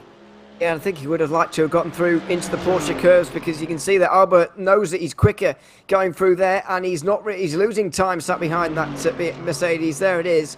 Just can't really go anywhere, but lots of pit stops happening up in front here now. After 13 laps, these drivers have reached their limit, and so we're going to see pit stops already, and surely fuel only after only 50 minutes and a pretty low tyre wear circuit as well. Well, the Jonas Albert came in a bit earlier, and so on lap 2 indeed, and so he stays out for now. But I'm not entirely sure what his call was to stay out there. I mean, it's giving him an extra lap now, but it's not going to matter in the grand scheme of things, I don't think. I don't think it is either, and the majority of the field, indeed, literally everyone up to Jonas Albert here is down pit lane, so that looks like to be relatively the end of the pit window here for these drivers, and that is crucial because that does mean that they are not going to be able to make it to the end. So I'm looking back here potentially at that Pandawan stop that we talked about, splitting the race into fifths rather than splitting the race into fourths, and if that is the case, them coming in a minute 45 doesn't seem as crazy of a strategy as it would normally. No, it doesn't. I mean, to split a 4-hour race into fifths, by the way, you need to go about 48 minutes, which is not quite as far as Pandawan went. So pretty much these teams are not far off doing that anyway here in this race, which is interesting to note. But there is certainly going to be a few shake-ups from this one. We've got Albin Kjellberg in the pit lane for a long time here. I don't think he started that car. I think he's gotten in now, but already a tyre change for that number 15. I believe they were running second, by the way. Sam, was that... no, I think Jonathan Roulette was there, wasn't he? But either way, Kjellberg certainly has taken on a longer stop there to take on tyres. Taylor Lane also taking on tyres as well. But for the most part, tyres not worth it. Charles Boschel also decided that they were, though. Yeah, a lot of drivers, they're opting for those tires, and the reason that is such a big talking point here is because you are not allowed to be doing fuel service while you are changing the tires, so the tires add time on to the pit stop, and so that is the sacrifice that you have to make a little bit when you come on into pit lane. As you said, a little bit surprising to see them do that. I would have expected everybody to double stint the tires here and not do it in that way, but I wonder if they're potentially just looking at going on a double stint now, or and trying to eke that to the end. If this is going to be a 4-stop race, you do have a little bit of leeway in your strategy with the tires. We watch now those Eclipse Racing Team Purple going to be able to get by their sister car going down into the braking zone of the second chicane off of the Mulsanne. That's going to be Chris Chatterton able to get by his teammate of John Williams. Yeah. John Williams just getting into that BMW, by the way, and getting himself really acquainted with that car. He's going to have to do it very quickly because Thomas Reiter is right in the back of him now as well, and he's not going to get enough speed here in time to hold the Lamborghini back. So John Williams is going to get overtaken here as well. I'm sure he will be up to speed very soon. He is a strong driver, but getting into any car at this stage in the race is difficult. It's difficult to be right on pace straight away. John Williams clearly struggling with that. Thomas Reiter not able to do it into the Mulsanne corner, but he might well be able to do it into Indianapolis. Might as well be able to do it there, as you can see some of the straight line speed of that Lamborghini. We've been talking about Reiter and that outright pace of the Pandawan Lambo all day long. We suspect that it's a little bit too trimmed out, Going to be down to the inside line here coming into the kink. Things are going to get a little bit close, I think, potentially, as they go. Is that going to be Eclipse backing out of it? No, they're not. They're going to sneak it up and keep it nice and feisty, but Pandawan able to take it at the end. Yeah, around the outside, the banking helping them very much so through the left-hander there to make their way around the outside. And John Williams has been displaced to 7th place. Thomas Wright continues to march up through the field. As we see still, by the way, the top two yet to come in. Yannis Elbert will stay out one more lap as well, so he's gone further than the 13 laps that most others managed. And Robert Gilbert as well, the only other driver to be able to go over 13 laps here in this race. Yannis Elbert's last lap, by the way, was the best of anyone on that previous one there. Was able to do a 3-minute 50.3, which is not the first driver to get into the 50s, but only the second. That fastest lap is his by half a second now. Yeah, very impressive. As you saw, SPR Esport Delta coming down pit lane. This is effectively, by the way, that we are watching right now, the battle for P1 is MSC Puma Kuppenheim Yellow lost a lot of time in that pit stop with Twisted Racing Team coming up behind them right now, and that gap is now down under 0.5 of a second as they work their way through the first chicane. The other thing of note here is Brabham Esports out in the lead of the race. Remember, they came in on lap 2 for a little bit of a splash and dash, but they have been able to extend out another lap here, so they're going to keep themselves out on track, hold on to the lead of this race, and theirs is a strategy that I am very closely watching, and there goes who led around! He was pushing so hard through Tetrus there, he just stepped over the limit though. Through that corner on the exit, he's lost it, and with it go hopes of a net race lead. He gets on that inside curve, he nearly saves it through this with the oversteer, but then it snaps the other way. And Ouellette ends up on the, what is a public road really, and so he's lost out on a lot of time on some positions as well. That's Thomas Reiter. You can just see just up in front of him now, a costly error there for Jonathan Ouellette. Very costly there for him as he now finds himself all the way down in 5th place. And this is the battle that we were watching a little bit earlier with Pandawan and Eclipse Racing Team Purple. And so now it's going to have to see here what Ouellette is able to do. Is he going to be a little bit gun-shy potentially after having that incident? Is he maybe going to be backing off through the corners a little bit more? We will have to see. He does have about 0.9 of a second to make up, and that's going to be especially difficult here considering we know the straight line speed of the Pandawan Lamborghini. Speaking of which, Ryder going to take a look down to the inside here of the second chicane, going down into the Mulsanne, later onto the binders. That's a move done easy as you please. It's the net second place as well for Thomas Reiter from way down in the field. He started all the way down in 17th place, and he's all the way now up. He was one of those drivers who didn't qualify, wasn't able to get a lap in. Now all the way on to what is a legitimate podium right now. 3rd place already. Very strong indeed from Thomas Reiter.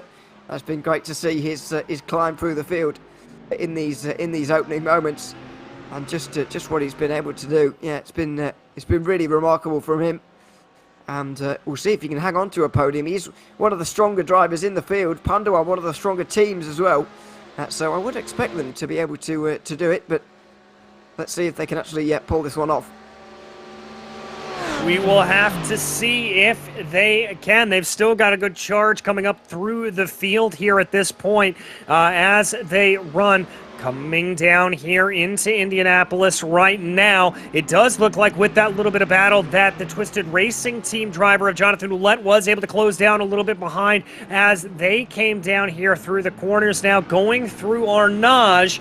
They're going to run 1, 2, 3 here. This is what we anticipate being 2nd, 3rd, and 4th overall out on track once Brabham Esports comes down into pit lane. And indeed, they did just come down into pit lane right now. Expected, really. They were out there for what turned out to be, it did end up being, I think, 13 laps, maybe 14, but it did end up being a while. And so, but finally in now. I don't think he's been able to cut out, or I don't think he's made his splash and dash already in this race. Surely he won't be able to do this again. He won't be able to get anywhere near the hour on this next stint for him.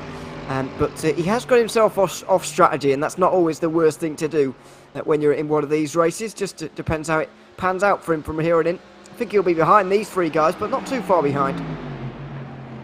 Yeah, I have to agree with you there. Going off strategy can be a good thing to help out as you run. The question's going to be, though, is just how that strategy will play itself out in the long run. Obviously, no safety cars here deployed in Iracing, so that is not going to be a way for them to gain any time back. It does look like here that he is going to lose out. He's on pit exit right now. Looks like that Brabham Esports entry will probably come out into about 7th place or so. Maybe a little bit further down. We'll see if Kjellberg gets through here. And he drops just to the lower part of the top 10. No, Albert will stay just in front. There they are. Kjellberg in the Lamborghini and Sastamoinen, I think that is. No, it's not anymore. It's just in Riestow now in that Mercedes just in behind. So Albert, yeah, up to 8th place, which is not bad compared to where he started down in 15th place. Some yeah, really not bad runs up and down the field from some of these, but yeah, Albert winning one of them. Thomas Reiter certainly one of the others, up 15 places now. Yeah, Ryder the biggest mover, but Kjellberg doing a fantastic job as well as he runs around. A little bit of a swap in positions there. Jonathan Ouellette trying to get back onto the good graces of the podium, and that's going to see the Twisted Racing Team Mercedes be able to put their car up into P3 overall, but Eclipse Racing Team Purple there and the fellow Mercedes going to be fighting back here potentially as they work their way down into the second chicane off of the Mulsanne straight. Are we going to see a little bit of a look this way, maybe a little bit of a look that way? No, nothing going to play out there for Eclipse Racing Team Purple. They're going to stay in line behind the 955. Yeah, I think that spin could have more lasting effects for Jonathan Ouellette throughout this race. I mean, or throughout this stint at least, until he can get those tyres off, because it was a huge slide and will not have helped the tyres by any means. So I just wonder what effect that is having, and whether that will maybe a little bit later on in the race, because going for a big slide like that is never going to help turn the tyres to squares, really. So he's going to have to be careful with that, but I'd imagine there will be a tyre change waiting for him in about 40 minutes time when they do make their second pit stop of the day. Yes, indeed. And as we said, we anticipate this now being a 4-stop race from what we've been able to see from the other drivers, but we are just a quarter of the way down here in this race. A little bit of movement back and forth there for Jonathan Ouellette, maybe trying to break the draft a little bit. I think he's driving a little bit more behind than he is looking up ahead, just knowing the outright pace that Pandawan team does have over them right now. I can also tell you there that John Williams for the Eclipse Racing Team looks like they are in a little bit of a battle here with Mark Rodkin for Leipert Esports back behind, but we're going to keep our eyes focused right here because this is our closest battle out on track. It certainly is. It's certainly the biggest group out there as well. It's very much spread out compared to what we saw in the opening moments, where there was a lot of trains going on. Now this is pretty much the only one, and it's because they're all on similar pace, really. I do think Reiter and Ouellette are slightly quicker than the Eclipse Mercedes of Chris Chadson just in behind, judging on their pace in the GT3 series that we have on Wednesday. Trying to judge it to this as well, it's a little bit difficult, but even so, you can take a bit of that knowledge forwards. And Thomas Reiter very much struggling through the Porsche curves. You can see that, and Ouellette's tyres not falling apart for him just for the moment. So he might be able to make his way through here. Will Reiter let him have that one? It looks like it.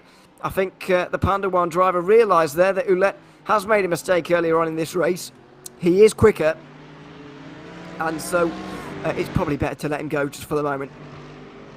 Yeah, I think you're right about that. Discretion proving the better part of valor, as there we see John Williams for Eclipse Racing Team getting it a little bit wrong, it has to be said, going down into the Ford chicanes there, and that's going to allow for Eclipse Racing Esports Lunar to be able to close in behind them. Now, they were in a little bit of a battle with Leipert Esports Red in the Audi, but they have now been able to scamper up away into the distance, and now this is the battle that we have to focus on, and this is also the point. Remember, these are both Eclipse Racing Team drivers. They are in probable communication with each other here, Ewan, and you always start to wonder a little bit what they're saying to one another. If there is a call coming down from the box not to hold one another up, or if it's fight is on. Yeah, it's difficult to always know whether they're really, aiming to all-out fight at this stage, or maybe not here. Just trying to find out whether they are indeed in the same channel at the moment. Just because they're not here doesn't mean they aren't, I suppose. But yeah, for the moment, it doesn't look like they are. Going cross teams like that would be. I know they are obviously part of the same team, but they're not driving the same car at the moment. As in they're not in the same team car-wise. So that does change things ever so slightly.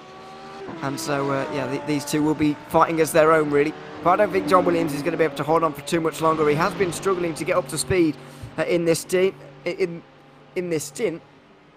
I just wonder whether that's down to the fact that he has been put out with a full fuel load on somebody else's worn-in tyres for a stint already. I don't think that's ever really beneficial to a new driver. No, I don't think it is as well, because you've got to have that feeling of the car, definitely how it is. A little bit of a block there for Eclipse Racing Team going down into that second chicane, just making sure that their sister car isn't going to necessarily fight them out or really be able to do anything. But it looks like a better run there for Eclipse Racing Lunar as they come out of the corner. Here comes the move. They're going to have to do it the long way around the Mulsanne hairpin, but they're certainly going to be able to try to do it here side by side as they go down, getting ready to approach the kink. It's a long way around there, and I don't think Packard's really got the straight line speed for that. Into the Mulsanne corner, however, that was wide from John Williams through there, and it's going to affect his run all the way to Indianapolis. So this may be the opportunity now. It's going to develop very slowly. James Packer should be able to get through now, unless he's just decided to stay behind. No, he's still closing in. And that Lunar car really struggling in terms of straight line speed compared to John Williams' Eclipse car. Now finally he's going to inch its way alongside so slowly, eventually going to be able to get its way alongside, but still on the outside going towards Indianapolis. James Packer just doesn't have quite that little bit of edge on the straight line speed just to be able to get through. Just needs that tiny bit more, a few more miles an hour at the top end, and he might be able to do it. But for the moment, the way it is now, he just can't. Yeah, just can't able to do it there. Looked like he was looking for a little bit of the crossover there coming down through Arnage, but I'm not sure that's going to play out. One of these drivers is going to have to give here, because you cannot keep this battle up going down through the Porsche curbs, and indeed that is James Packer being the one to give up the ghost there a little bit down into the Porsche curves. A little bit of a wide run there though for John Williams, but Packer not really able to capitalize as they work their way now down through the corner. Now it looks like that Lunar car starting to close in a little bit more behind. I don't think he's close enough to necessarily send a dive going down into the Ford chicanes, although we have seen that a couple of times previously. I may stand slightly corrected here though, as they come out, tries to look to the outside, thinks about looking down to the inside, and not going to happen. They're going to stay in single file order. They will, and it's just a testament to how difficult it is to make it into the Ford chicanes, although you can get your opponent offline and maybe get the run towards turn one. This is always difficult as well, and John Williams is going to make it even more difficult by pushing him all the way to the pit wall. Oh, and a big squeeze as well. He's going to get the racing line at the last minute and not allow Packer to do so. The two of them absolutely on edge around turn one into the first chicane. John Williams holds on, but these two getting gradually more and more aggressive with one another.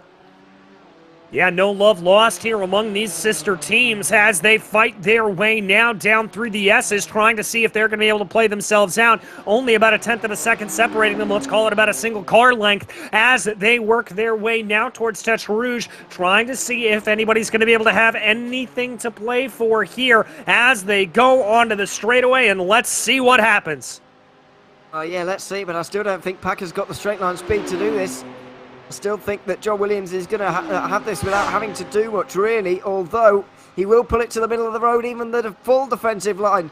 Although once Packer pulls out of the slipstream there and he hits that brick wall of air, he does tend to struggle, and once again lifts off on the way in, saving that little bit of fuel, and stays very, very close into the first Mulsanne chicane here as well. And then I think history is going to repeat itself into the next couple of braking zones.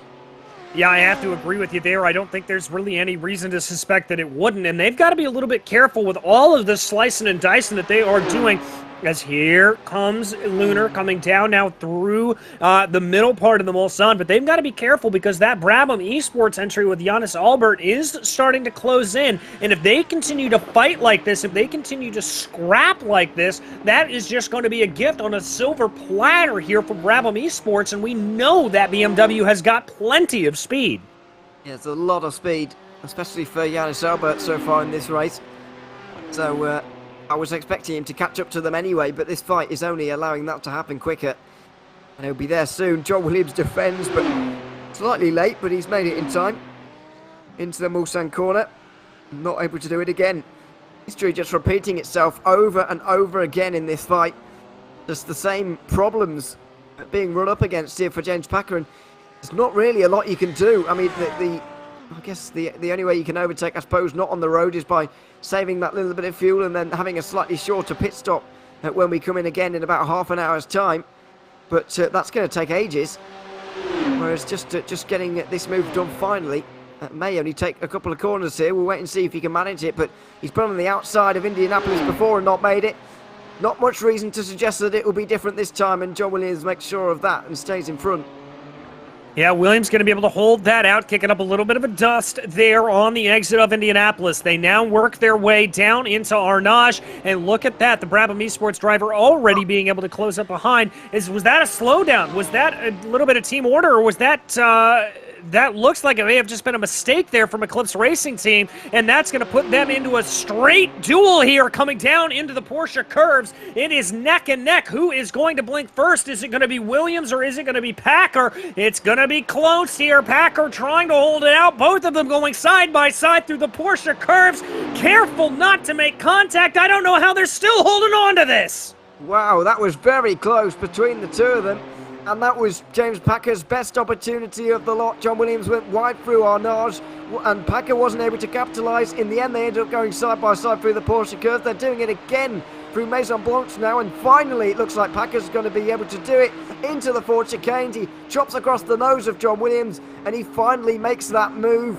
It took him a very, very long time indeed, but he is now finally into 6th place. Well, look at the run there that Jonas Albert was able to get out of the Ford chicanes. That's going to be able to put him aside. Almost a little bit of contact. That was actually a slowdown, I believe, for Eclipse Racing Team. So that's going to put them further down in the order, adding a little bit of insult to injury and losing 2 corners in just a couple, or losing 2 positions, rather, in just a couple of corners. Now the question is going to be here as we continue to watch, is Jonas Albert able to close down on that Eclipse Racing Esports Lunar car directly up ahead of them? And if he is, how quickly can he do it? I think it's going to be pretty short-lived. I think it's going to be pretty quick from the Brabham Esports BMW. Jonas Albert has shown himself to be very strong in this race so far, albeit quite sideways through Tete Rouge on that occasion. I think he'll be able to make his way through here with relative ease in the slipstream. Maybe not into the first Mulsanne chicane, but eventually he will. And he'll set his sights on Lipa Esports Red. Just took for that top 5 position very soon, you'd imagine. It won't be long, as Albert just picks to the outside line, just trying to trick James Packer maybe, or just save a bit of fuel. I think he was saving a bit of fuel. And once again, he will try. But yeah, John Williams made a mistake into the first chicane on this lap, by the way, so he's dropped a long way back now. You can see him in the background. James Packer has only got to focus on the Brabham Esports BMW behind, but he's not going to have to for long, because I reckon Jonas Albert will be through.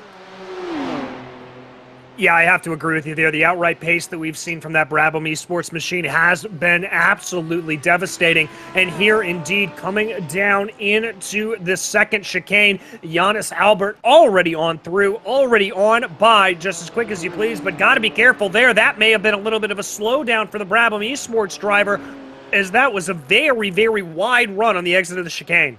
That was exceptionally wide, right up on top of that curve, and sometimes as you get really unsettled up there, there is a big bump through the middle there, and you can get really unsettled, but thankfully that didn't happen on this occasion, as the battle for second continues on. Roulette and Reiter did exchange positions once recently, but it didn't really come to anything for Reiter, who stayed behind, and I think they've resorted to working together, because the gap has come down below 15 seconds for the first time in a while. Sam Rahowski doing a good job, but when there's 2 drivers working behind against you on your own, it is difficult to maintain that pace. Yeah, it certainly is, and that can really be done either through the bump draft, as we've seen many times play out over the course of a lap, or it can be done with a little bit of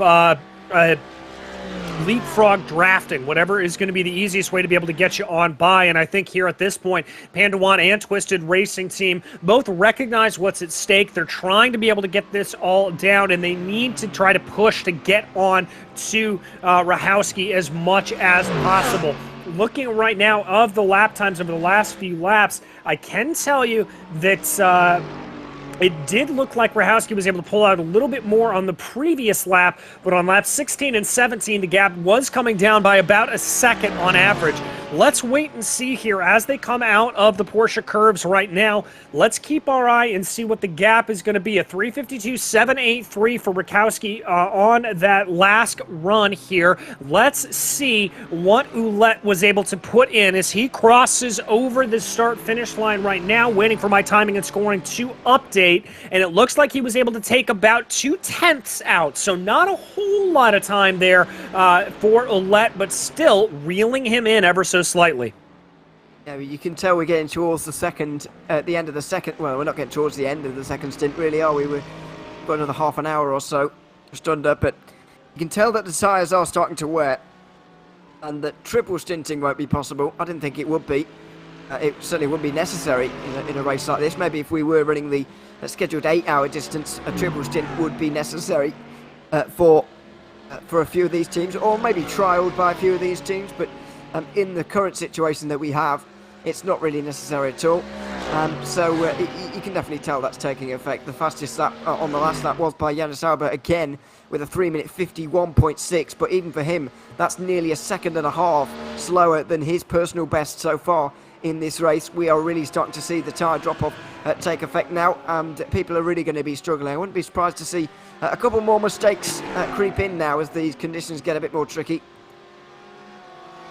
Yes, indeed, and it actually has gotten a little bit cooler out on track. It's now down to about 69 degrees Fahrenheit, and so that means that these drivers are going to be searching for a little bit more grip, 21 degrees Celsius there. Wind, relatively negligible there, not too much to write home about, but that 21 degrees, what that's really going to mean is here we watch the Heyman Motorsports machine trying to be able to get on by there. That's a good move done down into the corner there. Albin Kjellberg able to get that MH Design Racing Pro car around Eclipse Racing Team, and they're going to find themselves up into 8th place position. But what that is going to affect with only 69 degrees and that 21 or so out on the track, that does mean that when they come down pit lane here, Ewan, it's going to take a little bit longer to get these tires up to temperature, and we may see some drivers making mistakes after they make their pit stop.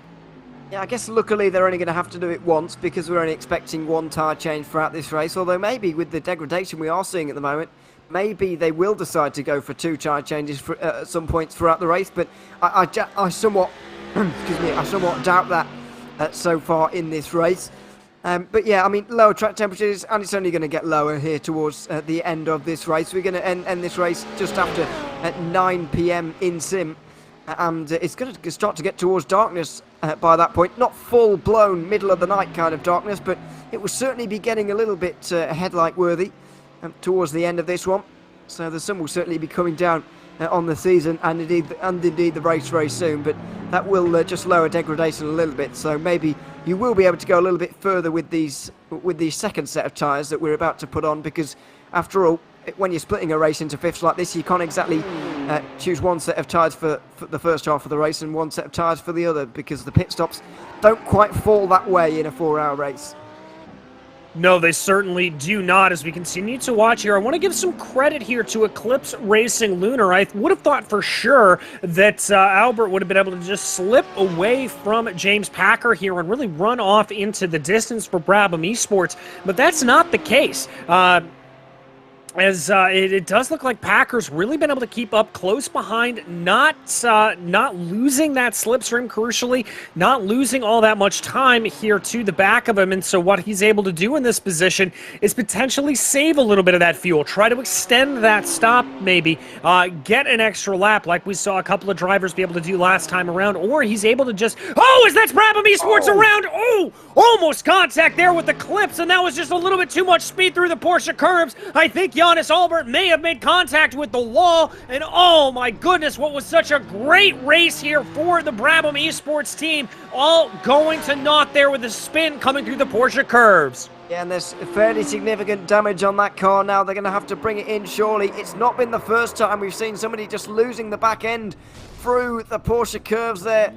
I know there was a car right behind him, but for the sake of Giannis Albert, he might have been better off just locking up the brakes entirely there and stopping the car from going into the wall, because that has dealt him some pretty hefty damage. He's going to lose out on a lot of places now, and it's a real shame for him, and indeed for that team to have had that befall them. And with 2 hours 40 to recover, it's plenty of time, but unfortunately that's going to set them back a good deal in this race. He's going to refill that car once again. He's going to take his fast repair, you'd imagine, and hopefully get back out there as quickly as possible, but that's going to set them back massively.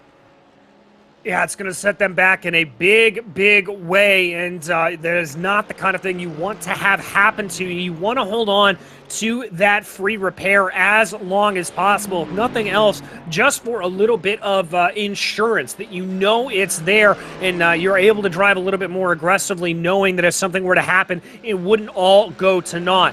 Watch here, another little bit of a battle starting to form right now. Geezer Racing Team Yellow and Herman Motorsports 2 right now out on track. Mercedes versus BMW. We're watching Herman Motorsports starting to close in just a little bit. Marcel Voigt chasing down Justin Risteau.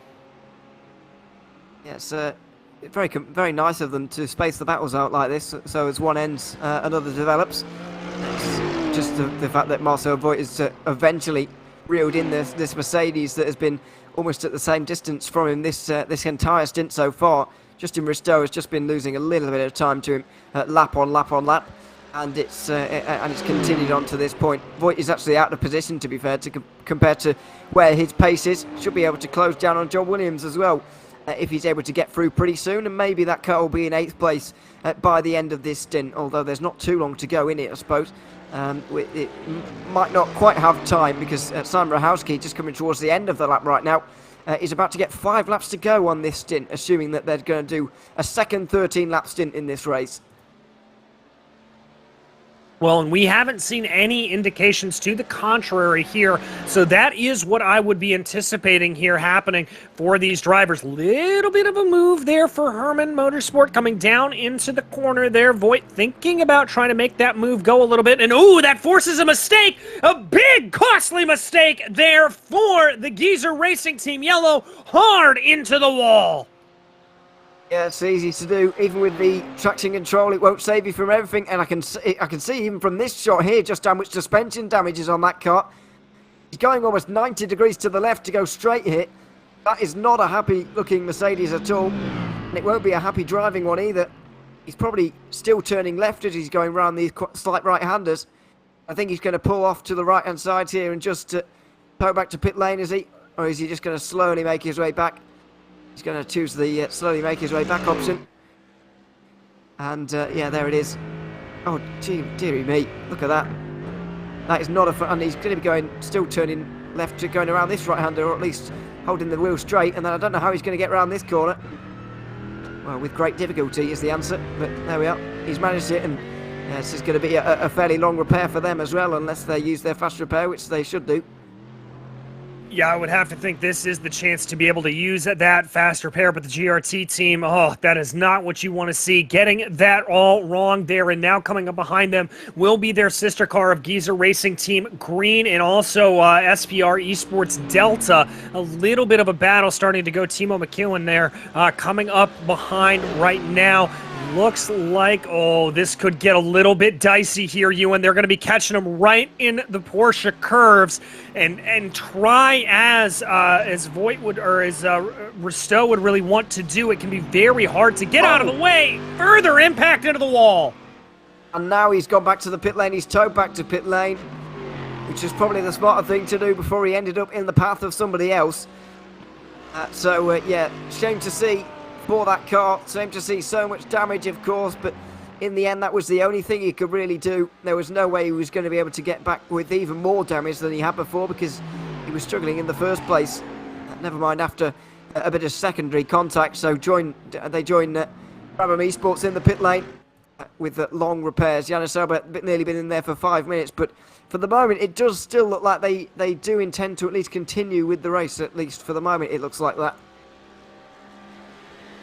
Yeah, indeed. The only driver that we are seeing here officially listed as out of the race is Olympus Esports Hades. That was Charles Bushell that had that incident earlier on. So Bushell, who came in on lap 16, is listed as out. Everyone else still getting repairs done on the car, so no one out of that, minus that one team. But we do focus here on a good little battle that we have starting to be able to shape itself up. Working their way through as Geezer Racing Team Green is holding off just a little bit of an advantage here of SPR Esports Delta. Not a lot separating them, only about 1.1 seconds, but going to be getting a hint of the draft here is SPR Esports.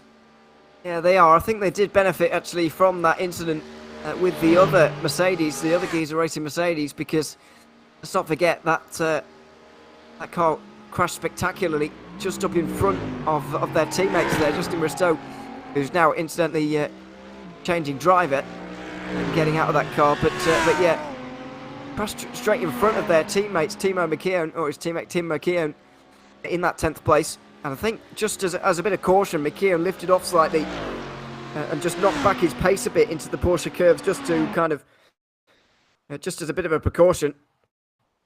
Here is it was Justin Bristow at the time. Here is the incident.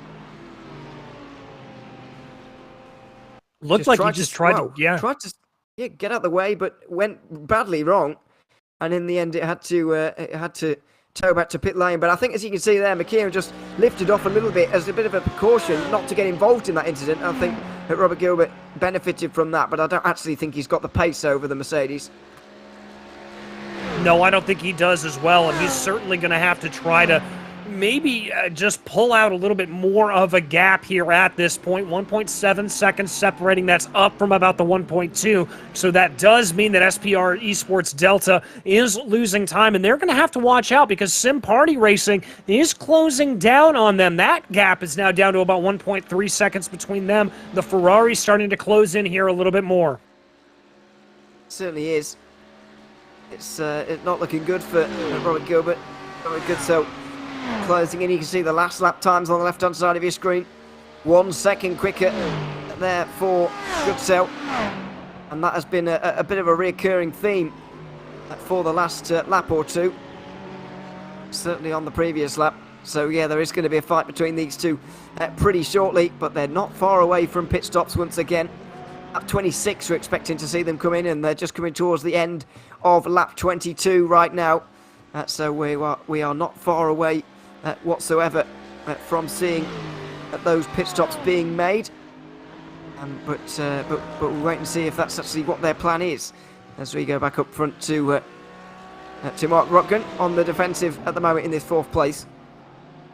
Yeah, and this has been a battle that's been slowly percolating here for the last several laps, as that is Chris Chatterton being able to close in behind the Liepert Esports Red driver. Now, remember, Liepert does lead the Pro Championship here as they run, so they're going to be trying to hold themselves ahead as much as possible. But Eclipse Racing Team looking like they've got some good speed here over the Audi, and I think part of that may be down to car setup, as we've talked about, but that Audi not necessarily known as the quickest car in the straight line either. Well, it's certainly not quicker than the Mercedes, I wouldn't imagine, the way it currently is. Although, setup can really affect things. Nearly 190 k's down the straight there for the Audi. And Chatterton, clearly not enough speed in a straight line there to be able to go through. He was about 3 seconds quicker on that last lap. Well, we'll put it more at 2.5, but it was a big improvement from Chatterton and a big gain. But I do feel like he is regaining a place here from the Liepert Esports Audi, although I couldn't be entirely sure. Chatterton not really interested in going through. Just look at how close they are through here. That is a push down the straight. There's no doubt about that. That is a push, and so these two are working together a little bit more. Maybe Chatterton just working with him for the moment, and he'll take the position into Indianapolis. But we'll wait and see. I can't imagine that's going to be the case, although it could be.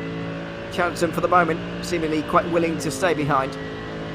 Yeah, willing to stay behind here. I wonder if that's a little bit of fuel saving. If it's a wonder of a little bit of just how much that they have to try to gain up ahead of them to Panda One, as that car is now 21 seconds up the road here, and so that certainly has spaced things out, and they know that they've got to work together a little bit. It's what we talked about earlier with Twisted Racing Team and Panda One up in front of them, but Panda One obviously falling off the back there. But this is all some of that mental strategy that really goes into play here when you're running an endurance race like this. It's not just about when you come down pit lane and opting for those strategies. There is stuff that you can do out on track to work with your other drivers to try to close in those gaps or picking the moments where you need to battle. It's a constant thinking game out there when you're behind the wheel.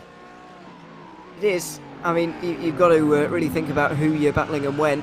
I think it's more so at this circuit because the difference between battling with the car in front and just working with them is actually a bit bigger, because after all, at a normal circuit, I guess you just run at the same speed when you're working together, because you're not trying to overtake. But at this circuit, you can actually increase the speed, you can actually increase the pace by working as a group, and so it kind of adds a layer around this circuit. Whereas at some others, it's just about staying behind and waiting really for your pit stop, which can get a bit boring from time to time, especially in the car anyway. So for now, Chatterton just benefiting from that, and you heard while we were on board into the Mulsanne corner as well, he will be fuel saving off the back of this. I doubt that he'll be able to save a whole lap of fuel, but because the circuit is so long, of course, but he might well be able to save just a little bit of fuel, and that might help to get him in front of the LMP2 Esports Audi at the pit stop cycle. Exactly, and if you are able to save that little bit of extra fuel, what that does mean is there's more fuel remaining in the tank. If there's more fuel in the tank, that means that you're able to put less fuel in it, and that means that you'll be stationary in the pit stop box for a shorter amount of time, and that hopefully should be able to jump you up ahead and on by. So that is really the purpose of trying to go for anything like that as they run. Running you back through the order here, as we are about an hour and a half down in this race, about 2.5 hours still remaining. It continues to be MSC Puma Kuppenheim Yellow up at the front of the field, and they have absolutely dominated since the drop of the green flag. Simon Rahowski got a great jump on the field and never looked back. There was a little bit of contention coming out of the pit stops there for them, but still plenty of speed in this number 70 machine. Behind them runs the Twisted Racing Team entry with Jonathan Ouellette. That car has been in the wars a little bit, kind of yo-yoed up and down through the field, but Ouellette right now doing a good job. Oh, but we've got a nice little battle that we keep our eyes on, as it looks like that Eclipse Racing Team maybe got a little bit too hot coming down into the corner there in that first Mulsanne chicane. Looks like it. A couple of mistakes just creeping in for a few, and Thomas Reiter has made a mistake, not recently because that gap has been 5 seconds for a little while, but about 20-30 minutes ago maybe, I think Thomas Reiter made a mistake as well. So they're starting to creep in at this stage, and they will do throughout the race really. Some of them are doing this race all solo, and a 4-hour driving shift around here is going to be very, very difficult indeed, mentally taxing more than anything, because you've got to remember, really late in the evening, especially in Europe, and there's a lot of long straights. It's not the middle of the night, so people aren't going to be falling asleep down the straight, of course, but it is mentally challenging to keep yourself alert for these corners where you do need to be on top of your game, and then you've got about 20 seconds until you've got the next section of corners. It's a bizarre circuit in that sense, and you don't really see that very often. Apart from, I guess the only comparable section is the back straight of the North Side, but for the rest of that circuit, you are very much awake. So it is a very unique circuit in that aspect, to be able to kind of turn on and turn off your mental awareness very quickly like that. Chris Chatterton, though, looking to finally forget all this waiting around business and maybe make his way through on LMP2 Esports, and it looks like he's managed it into Indianapolis. Yeah, not too much of a fight there from Leipert Esports. Looks like they kind of recognized the writing on the wall, didn't want to put up too much of a fight, and now it may be their chance to be able to do a little bit of fuel saving around here, maybe try to eke out a few extra gallons and try to be able to keep themselves up and ahead as much as possible. Looking in, you can see behind them that Eclipse Racing Lunar team isn't too far behind, so they really don't want to spend too much time here squabbling. That's kind of been the story of this entire race, is just being careful when and where you choose to fight here, Ewan, as we've seen so much back and forth with the timing of this circuit. We have. There's been a lot of back and forth so far, and that's what you expect, really. But yeah, it's just one of those unique places, as we've spoken about before, as Thomas Reiter makes his way in. A little bit early, I've got to say, but I think he'll be fine. He's just trying to split this race exactly into fifths, and this is going to give us a great idea as to whether these guys will want to take tyres after 2 stints or whether they'll want to do it after 3 in this race. I think they want to do it after 2 because, after all, I know while temperatures haven't been high, they will have been higher in the first half of the race than they will be in the second. Yeah, I'd have to agree with you there on that. And if we do remember that Panda 1 car with Ryder behind the wheel, they came in on lap 11 last time, where everybody else made it to lap 13. So it looks like they just kind of flipped that around a little bit, and Ryder able to make it to 13 this time around. So we'll have to see exactly what it decides to play itself out as here, as now we continue to follow, though, that Leipert Esports red machine not looking like they're fully able to keep themselves up and as close behind as they would like to of that Eclipse Racing team up ahead of them. Purple now working their way up onto the podium, but still going to be interesting to see how that plays. Another battle that we've talked about a couple of times, the Sim Party Racing Machine being closed down here by SPR Esports Delta, waiting to see if that's going to get a little bit closer here with only about 0.7 of a second separating those two. Yeah, that's Dominic Goodsale recently having gotten through on Robert Gilbert there. So that was a fairly recent move in the last lap or two. And now Goodsale is going to try and close in on a top 10 place. Timo McKeown holding that at the moment, but responds with a nice lap time. All three of them actually really close on lap times during that previous lap. So not much to choose between them. But yeah, Gilbert does seem to be showing a little bit of intent to get back at him now. Although I think it's going to be very hard for him to do that, as it would be, I suppose. But yeah, he's just hanging in that 12th place at the moment, and will be staying behind whether he likes it or not, I think, over the next few moments. We'll wait to see though if Dominic Goodsell can get anywhere near Timo McKeown in this next few moments, because that's the real kind of battle that may close soon. Goodsell was showing some good pace earlier on in the stint. It's starting to even out between the two now, but we'll see if he can close that 2.5 second gap.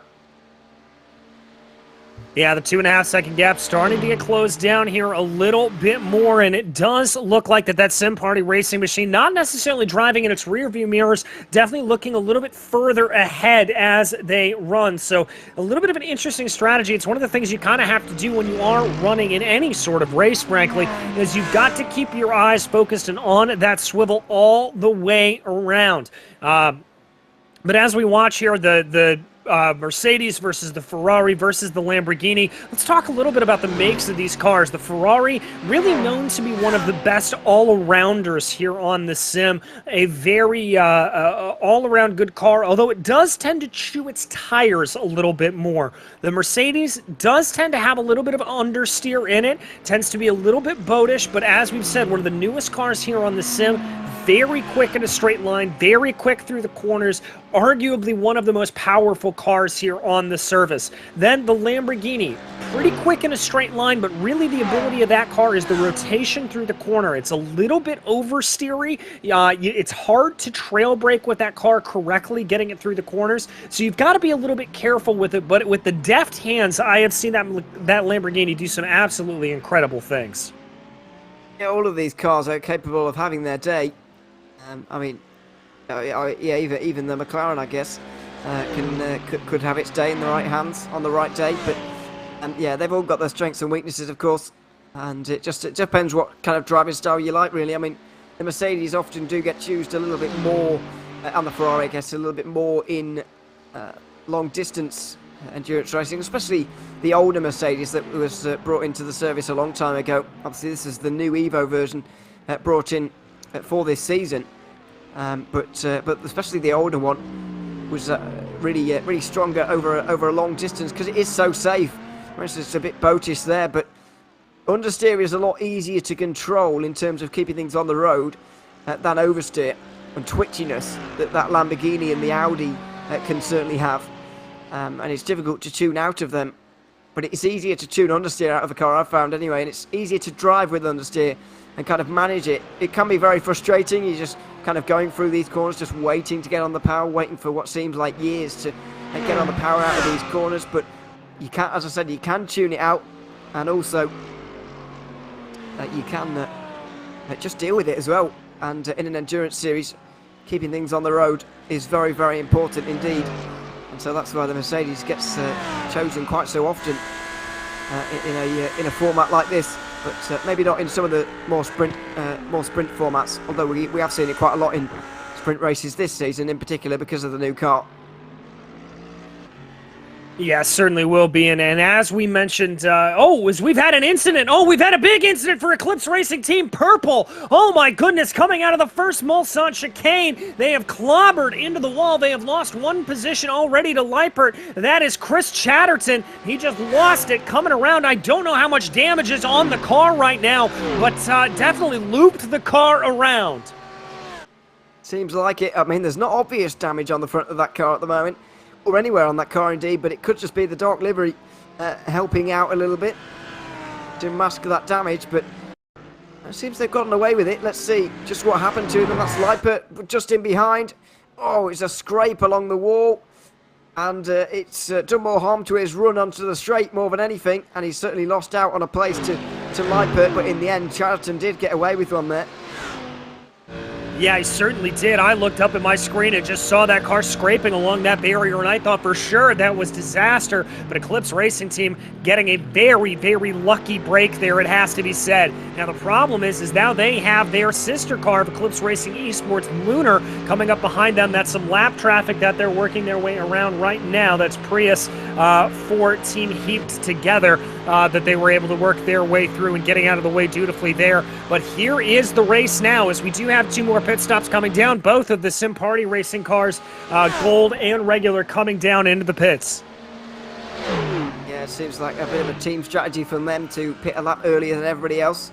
Just a bit of a less busy pit lane. Expecting to see everybody from the leaders coming in this time, though. It should be their time to make their way in. Unless anybody can go a little bit further, like Robert Gilbert did actually in the first half of this race. He went 14 laps. We'll see if he can do that again. But Sam Rahowski certainly can't. He's going to come to pit lane now, and I'm expecting most of the rest of the top 5, top 10 at least, to do so as well. Yeah, I have to agree with you there. We've seen everybody do 13 laps, and Rahowski is going to come down pit lane. I've got my eyes on Let. He's coming in as well. The next question is going to be for Mark Rutkin. Will he bring that Audi down into pit lane? Waiting for him to come through here at this moment, and not exactly sure if he will or not, but this will be the moment to decide here for the Lippert Esports Red team, and it does look like they're going to come down into pit lane. What about the Eclipse Racing teammates? They're going to come down into pit lane, and MH Design Pro also going to come on down. Yeah, it's a fairly obvious decision. I mean, it's so hard to save a lap of fuel around here. Such a long circuit. But fuel saving obviously does come into it. You can shorten your pit stop, but in terms of going a lap longer, you can pretty much forget about it at Le Mans. So we've got a number of driver changes. Dennis Veerman gets into the leading car for Puma. Stuart Reynolds getting into the Twisted Racing Team car. Mark Rutkin yet to come to a stop, but he might well be getting out of the car as well, as the leader, Dennis Veerman, actually takes on some new tyres as well. And yeah, pretty much everybody in here. Daniel Hopman for Lippert gets into that car. Dean Timms getting into the Eclipse at Mercedes. Lots of driver changes being made. Yeah, and this does seem like a pretty good point to be able to do that driver swap here for them to come on out of the pits. As there we see MSC Puma Kuppenheim Yellow coming on out, and Panda 1 able to jump them. That's a little bit surprising to me. Well, they haven't taken tyres yet, so that will explain part of the reason why they're there. Everybody else seemingly has taken tyres, although Daniel Hopman for Lippert hasn't, neither has Albin Kjellberg, mainly because he did actually in the first stint. So there have been a number of differences, and this is where a race really starts to get interesting. Difference in strategy is starting to come into play as people attempting different things, and now we really do have a shake-up to the order. Yeah, we really do. We've got a big shake-up here as drivers start to exit their way out of pit lane here. It does look like those Eclipse Racing drivers have fallen back down through the order a little bit, but this battle here between Kjellberg and that Twisted Racing team up ahead of them, this could get a little bit interesting. MH Design Pro and Twisted Racing team coming onto the straightaway here on the Mulsanne. They're going to start to get a little bit of that draft. Not too far up the road from them is going to be that Lippert Esports Red team, and as you said earlier, Ewan, they did not take tires, so that certainly changed things up for them. It has changed things. I mean, they took tyres at the first stop, which was kind of a surprise, but then again, it probably won't be the last time they take tyres today, you would imagine. So it's something a little bit different. Kjellberg, though, is in a really good place, actually, because he's got two cars in front with Lippert and Twisted just up in front. That's Hopman and Reynolds just up in front here, and he can draft off them. He can especially draft off Daniel Hopman because Hopman also didn't take tyres in that stop there. Stuart Reynolds did, so he might well get away from them quite quickly. But apart from that, he might really be able to get helped out here. But we'll wait and see how it pans out, really. Not expecting Stuart Reynolds to take too long to get through here, though.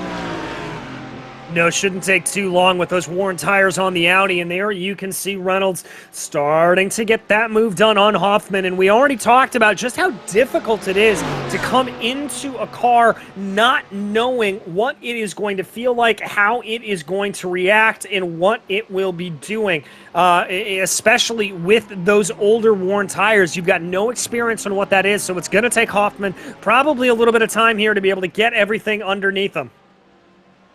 Yeah, it will. It will take a bit of time. So we'll see how he gets on into it. We'll monitor the lap times a little bit as well, and we'll see how these two behave with each other as well, because Hopman could well become good friends with Kjellberg soon, but it looks like Kjellberg wants to go straight through here on the straight and lead from the front. We'll see if these two continue to exchange places or whether they fight it out. It looks like Hopman has lifted off into Indianapolis there, and we'll let him have that one just for the moment. So they're just trying to stay in that draft of the Mercedes for now, but I can't imagine it's going to last too long, and they're going to have to lean on each other a little bit throughout this stint, really, more than anything. Yeah, I think you're right about that. They're going to have to kind of play a little bit of leapfrog play nice together, as it were. Hoffman, though, looking like he's losing position here in the battle now on between MH Design Racing Pro and Twisted Racing Team, as that Lamborghini with Kjellberg behind the wheel of the car starting to push itself ahead. Going down into the Porsche curves there, no real way to be able to get on by into that area, as it's going to have to be single file from here going through. It will be. Well, oh, goodness me. Stuart Reynolds getting all out of shape through the Porsche curves and somehow hanging on to it. Well, I've no idea how he managed that, because he went wide and went off pretty much through the Porsche curves there, and somehow managed to get away pretty much unscathed through that. That is a very lucky driver and a very good right foot to be able to hold on to that as he got through there. And now that's going to put him under a little bit of attack here from Lippert Esports Red as they go. And that was a slowdown lap going from bad to worse there for Stuart Reynolds, as now he has given a slowdown penalty. Well, it could have been a slowdown, but he also got really out of shape on the exit of the chicane there. I guess it must have been because he wouldn't have got it that wrong through the final chicane. So it looks like it. We've got an incident further down, by the way, with John Williams, who also didn't take tyres on that previous stint for Eclipse Racing Team. He's gone back to the pit lane, and this is why through the Porsche curves, getting things wrong, going for a spin, and he's going to hit that wall very hard indeed, unfortunately. A very, very rough hit there into that wall, and that is not going to help them at all, unfortunately, as you said. The Twisted Racing Team Ferrari that you can see down there in 19th place has also gone off at Tetraroos. This is James Howard recovering, and he's... Well, I thought he was on the grass there, but he's saved it. Although that was a hit on the wall, a very hard hit on the wall. That's exactly what could have happened to Jonathan Ouellette, and he's pretty lucky that it didn't. Yeah, pretty lucky indeed as we continue to focus here on the battle now between Leipert Esports Red and Twisted Racing Team as they continue to work their way around the track. It doesn't look like Twisted Racing Team is necessarily in a big hurry to be able to get anything done here. I think they're relatively content after that previous mistake to frankly, just hold back here. Maybe save a little bit of fuel. Try to eliminate some of the time spent in pit lane this time around. Maybe a little bit of a look right there, but I think they're in relatively content condition. I think so. I think they'll be okay. Stuart Reynolds still tries to make his way through here into fourth place. Kjellberg has really got off up the road. I don't know how he's quite so much quicker than Hopman, but I guess this is the difference you get when you've got an old driver kind of doing a double stint on their own tyres compared to a new driver getting in on worn tyres. Not entirely sure whether it was intentional, but I'm presuming it was from Leipert. And Hoffman seems to really be struggling because the actual wear on the tyres between the Lamborghini and the Audi has got to be pretty similar, but Kjellberg just able to deal with it so much better because he's so much more used to it. Yeah, exactly. Kjellberg knows exactly what the car is going to be doing as he's been in it for so long at this point, and Hoffman still just figuring out those little infinitesimal things there as we focus in on about a little further back down in the field. This is that Eclipse Racing Team Purple and the Eclipse Racing Esports Lunar battle. Remember, these two were very closely matched as they came into pit lane. Well, they continue to be very closely matched on the out of pit lane here. They're running very, very close here. Only about 3/4 of a second separating the two as of right now. And so this is not going away by any stretch of the imagination. This battle is continuing on here as Dean Timms leads the way over James Packer. I mean, Dean Timms has of course taken over from Chris Charlton, so he's also new to the car, but he's been given new tyres to tackle the second half of this race with. James Parker still in that Eclipse Racing Esports Lunar car, and so there's certainly a difference here, but Parker with the new tyres on will be doing this whole race by the looks of things, as he's just in the wake of this Mercedes at the moment, but not really getting anywhere. You can see the straight line speed of the Mercedes really winning out. I'm not sure whether that was pure pace between the two, but the Mercedes seemed to pull out a big advantage despite the BMW having a slipstream there. It did look a bit weird. Yeah, a little bit strange there for that. Not what we would expect, but a little bit of a bobble there for that machine for Dean Timms coming through the Porsche curves. You can see that car just getting slightly upset. By the way, SPR Esport Delta coming down pit lane there. That's Robert Gilbert behind the wheel of the car, and that is a scheduled stop. That is the team that has been able to make it on fuel. They've been able to do 14-lap stints here for the first two stints. They're going to find themselves a little bit farther down in the order, but if they're able to stretch that out a little bit, that could come out to help them. Meanwhile, Dean Timms looks like he's running that Mercedes pretty ragged there. Is almost picking up into the gravel there on the exit of the Ford chicanes.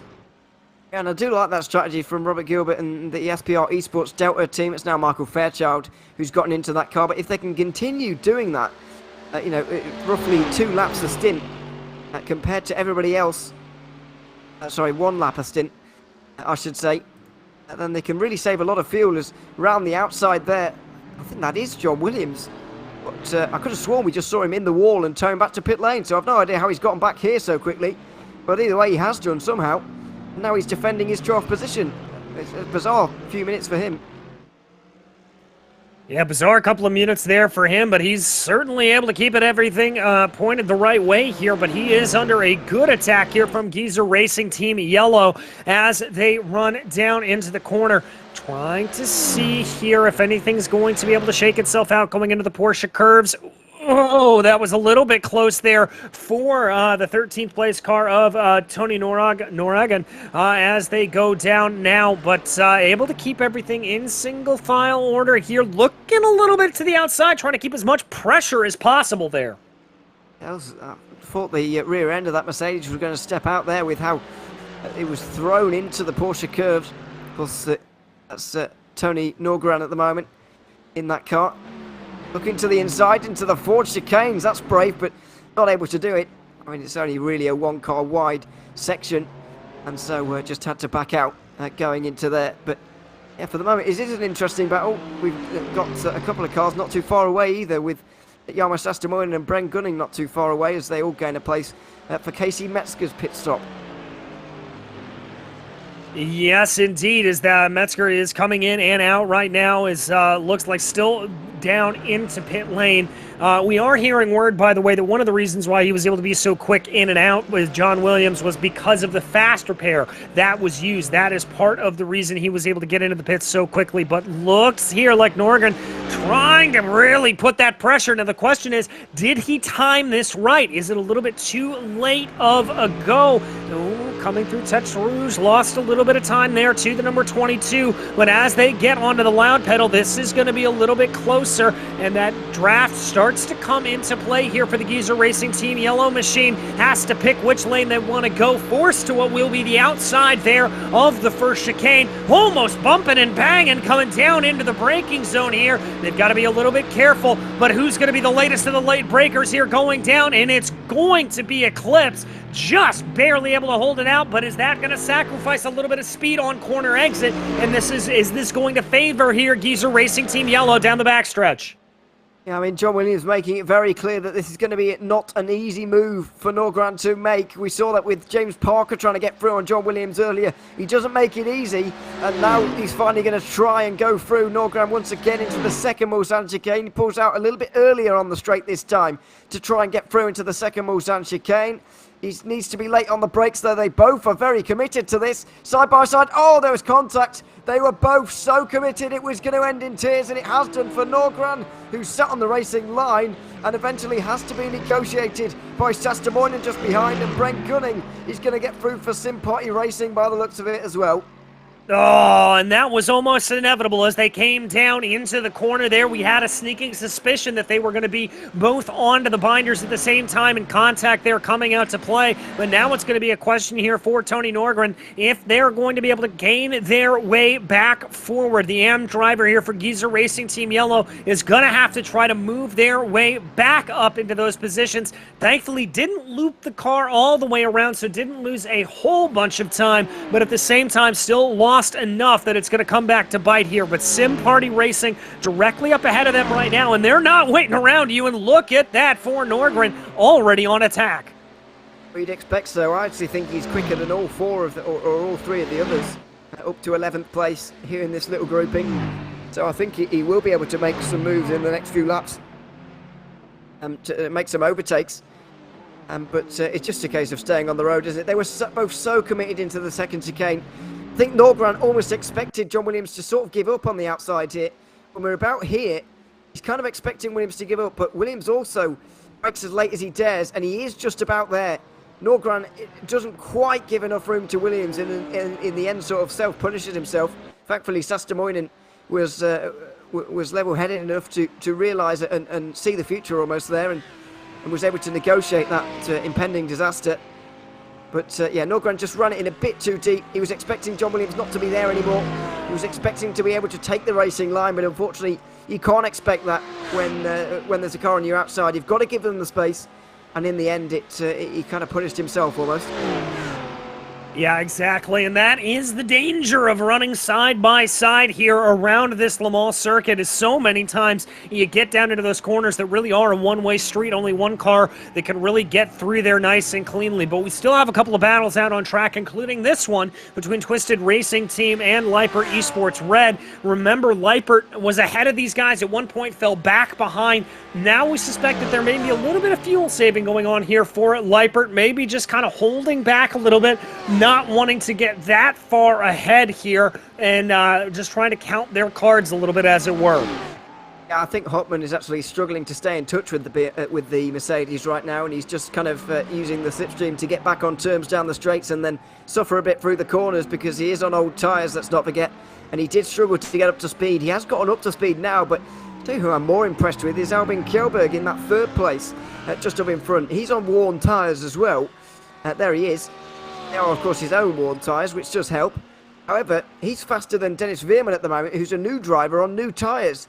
Out there for Puma in second place. He's closed the gap to them to 11 seconds now. Took 1.9 seconds out of him on the last lap. Kjellberg is absolutely flying despite the fact he is on pretty worn tyres. And he's still got 9 laps to go on them as well. He's not holding anything back. No, he certainly is not, and he is just absolutely booking it around here. Very, very impressive stuff from the Swede here for MH Design Racing Pro as they go. But that is going to lead us just about to the halfway point here in this race, and that means that you and I are going to step away for just a couple of minutes, but do not worry, we will be back in just a few short moments' time to bring you the rest of the racing action from here at Le Mans.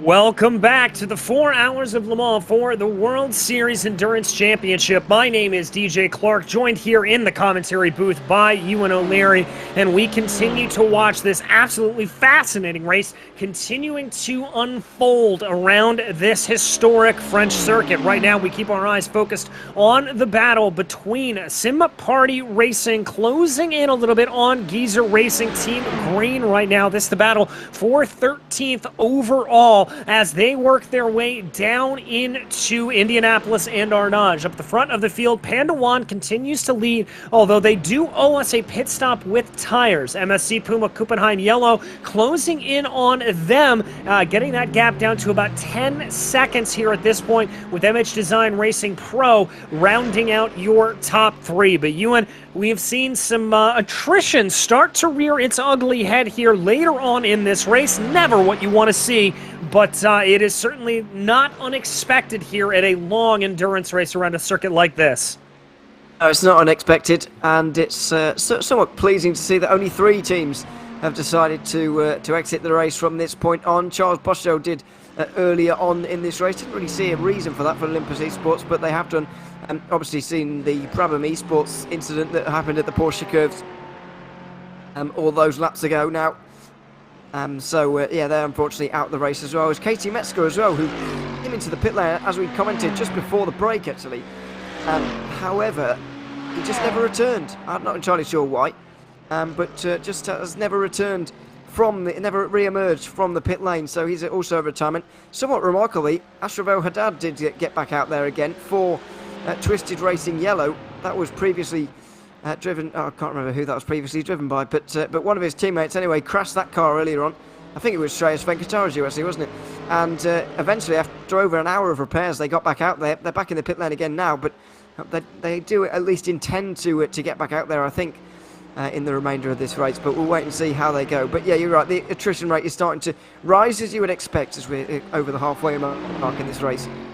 Yes, it is, as we now keep an eye here on the battle between Eclipse Racing Team and Geyser Team Racing Yellow as they work their way through right now. That big yellow Mercedes in the background trying to close in a little bit, trying to see if they're going to be able to get a run here on the Mulsanne straight, and indeed they're going to poke their nose down to the inside here. This is the move that we have seen played out really pretty much consistently across the board down into the corner. It looks like Eclipse being the nice people there and letting them on by a little bit, not putting up too much of a fight. That's really where we've seen the majority of the passing, coming down into one of these two chicanes on the Mulsanne. Not a lot of craziness necessarily on other parts of the circuit, but with the last 2 hours of this race remaining, I certainly think we could start to see some elbows coming out.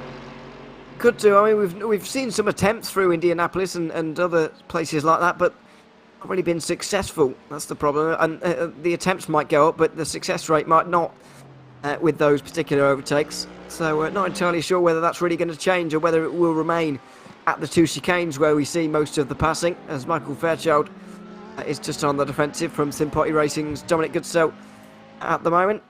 Goodsoe doing this race all on his own. So he's made his one and only tyre change for the day at the last stop, and he's on his way now inside the top 10. Fairchild having only just gotten into that car after Robert Gilbert saved up a little bit of fuel on the previous stint, but it looks like he's been forced to slow down on the run towards Indianapolis, and he's lost that place pretty easily. Yeah, lost that place pretty handily there, as you said, and, you know, really and truly, just seeing this field start to really get into the meat of the strategy calls. Now, this is an interesting battle as well. Liebert Esports Red up ahead right now. Twisted Racing Team behind them. We've seen these two leapfrog each other plenty of times over the course of this race. They have really and truly kind of been playing with each other, getting a little bit, oh, but that's not going to be good there for Stuart Reynolds, who got very, very squirrely coming out of the first chicane, and that's going to throw him off a little bit and lose him some time. I was going to say that we've seen these two just swapping fuel numbers the entire time, but doesn't really look like he's going to be able to keep doing that if he makes another mistake like that. It does seem like he's been making one or two mistakes, because I was expecting him to get away from Hockman particularly. That just hasn't happened for Stuart Reynolds, as side by side and bit of crowding off the road almost being done here on Brent Gunning who is pretty much off the road there towards the Porsche Kurz. Really jammed down the inside of Jarmo Sastamainen, who defends, but unsuccessfully. Oh, dear me. May try and re-overtake there, but that got very close, too close for comfort, really, and the two of them nearly ended up off the wall, off in the wall there. But thankfully, and there they nearly do again. Sastamainen jamming it down the inside from Gunning, who was a bit slow through the Porsche curves, and contact was made between the two, but luckily they're still both going. Very lucky indeed, and jamming it down the inside, I think, is the right way to phrase that. Just absolutely chucking it down to the inside. There was that Sim Party racing machine, and you can see all of the heavy damage there on the right-hand side of that number 35. That car does not look exactly well done there after that contact, so definitely some hard rubbing there, as we would be want to say. But it looks like that gap separating itself out a little bit there. Geezer Racing Team Green starting to be able to pull ahead. Sastamainen able to be ahead of Gunning and pulling away here as they go. Let's check a look at a replay here. This is James Howard in the 959 for the Twisted Racing Team Ferrari AM. Oh, just a little bit too much speed there coming down out of the S's, and that's going to send that 959 right around. To get back going there as well, because it's so narrow. And there's an uphill as well if you're trying to just negotiate through there. Couple of laps down though at this point, not really a lot to lose for the Twisted Racing Team Ferrari. James Howard just looking to complete this race really, but without any more damage than they've already got, as Michael Fairchild is on the defensive again from Goodso, who just seems to be too fast in a straight line towards the second chicane. And he's made a pretty easy move there really. Not a lot Fairchild could have done. Not sure if he got a poor run out of the first chicane or whether he was just very, very slow in a straight line, but that almost seemed too slow.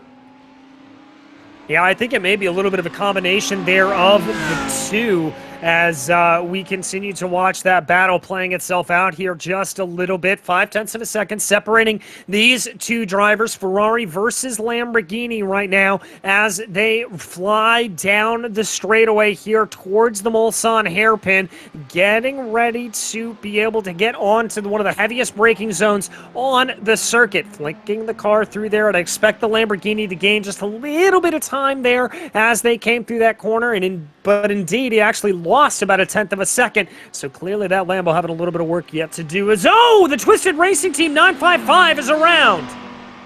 It seems like it again. We're about to see a replay of it. Stuart Reynolds it is this time, another Twisted Racing Team car, this time the Mercedes, getting on that curb. Oh, he's grabbed the wall as well. That's not going to be insignificant damage, I don't think, either. Trying to turn these cars around with traction control as well is not easy, as he's just demonstrating.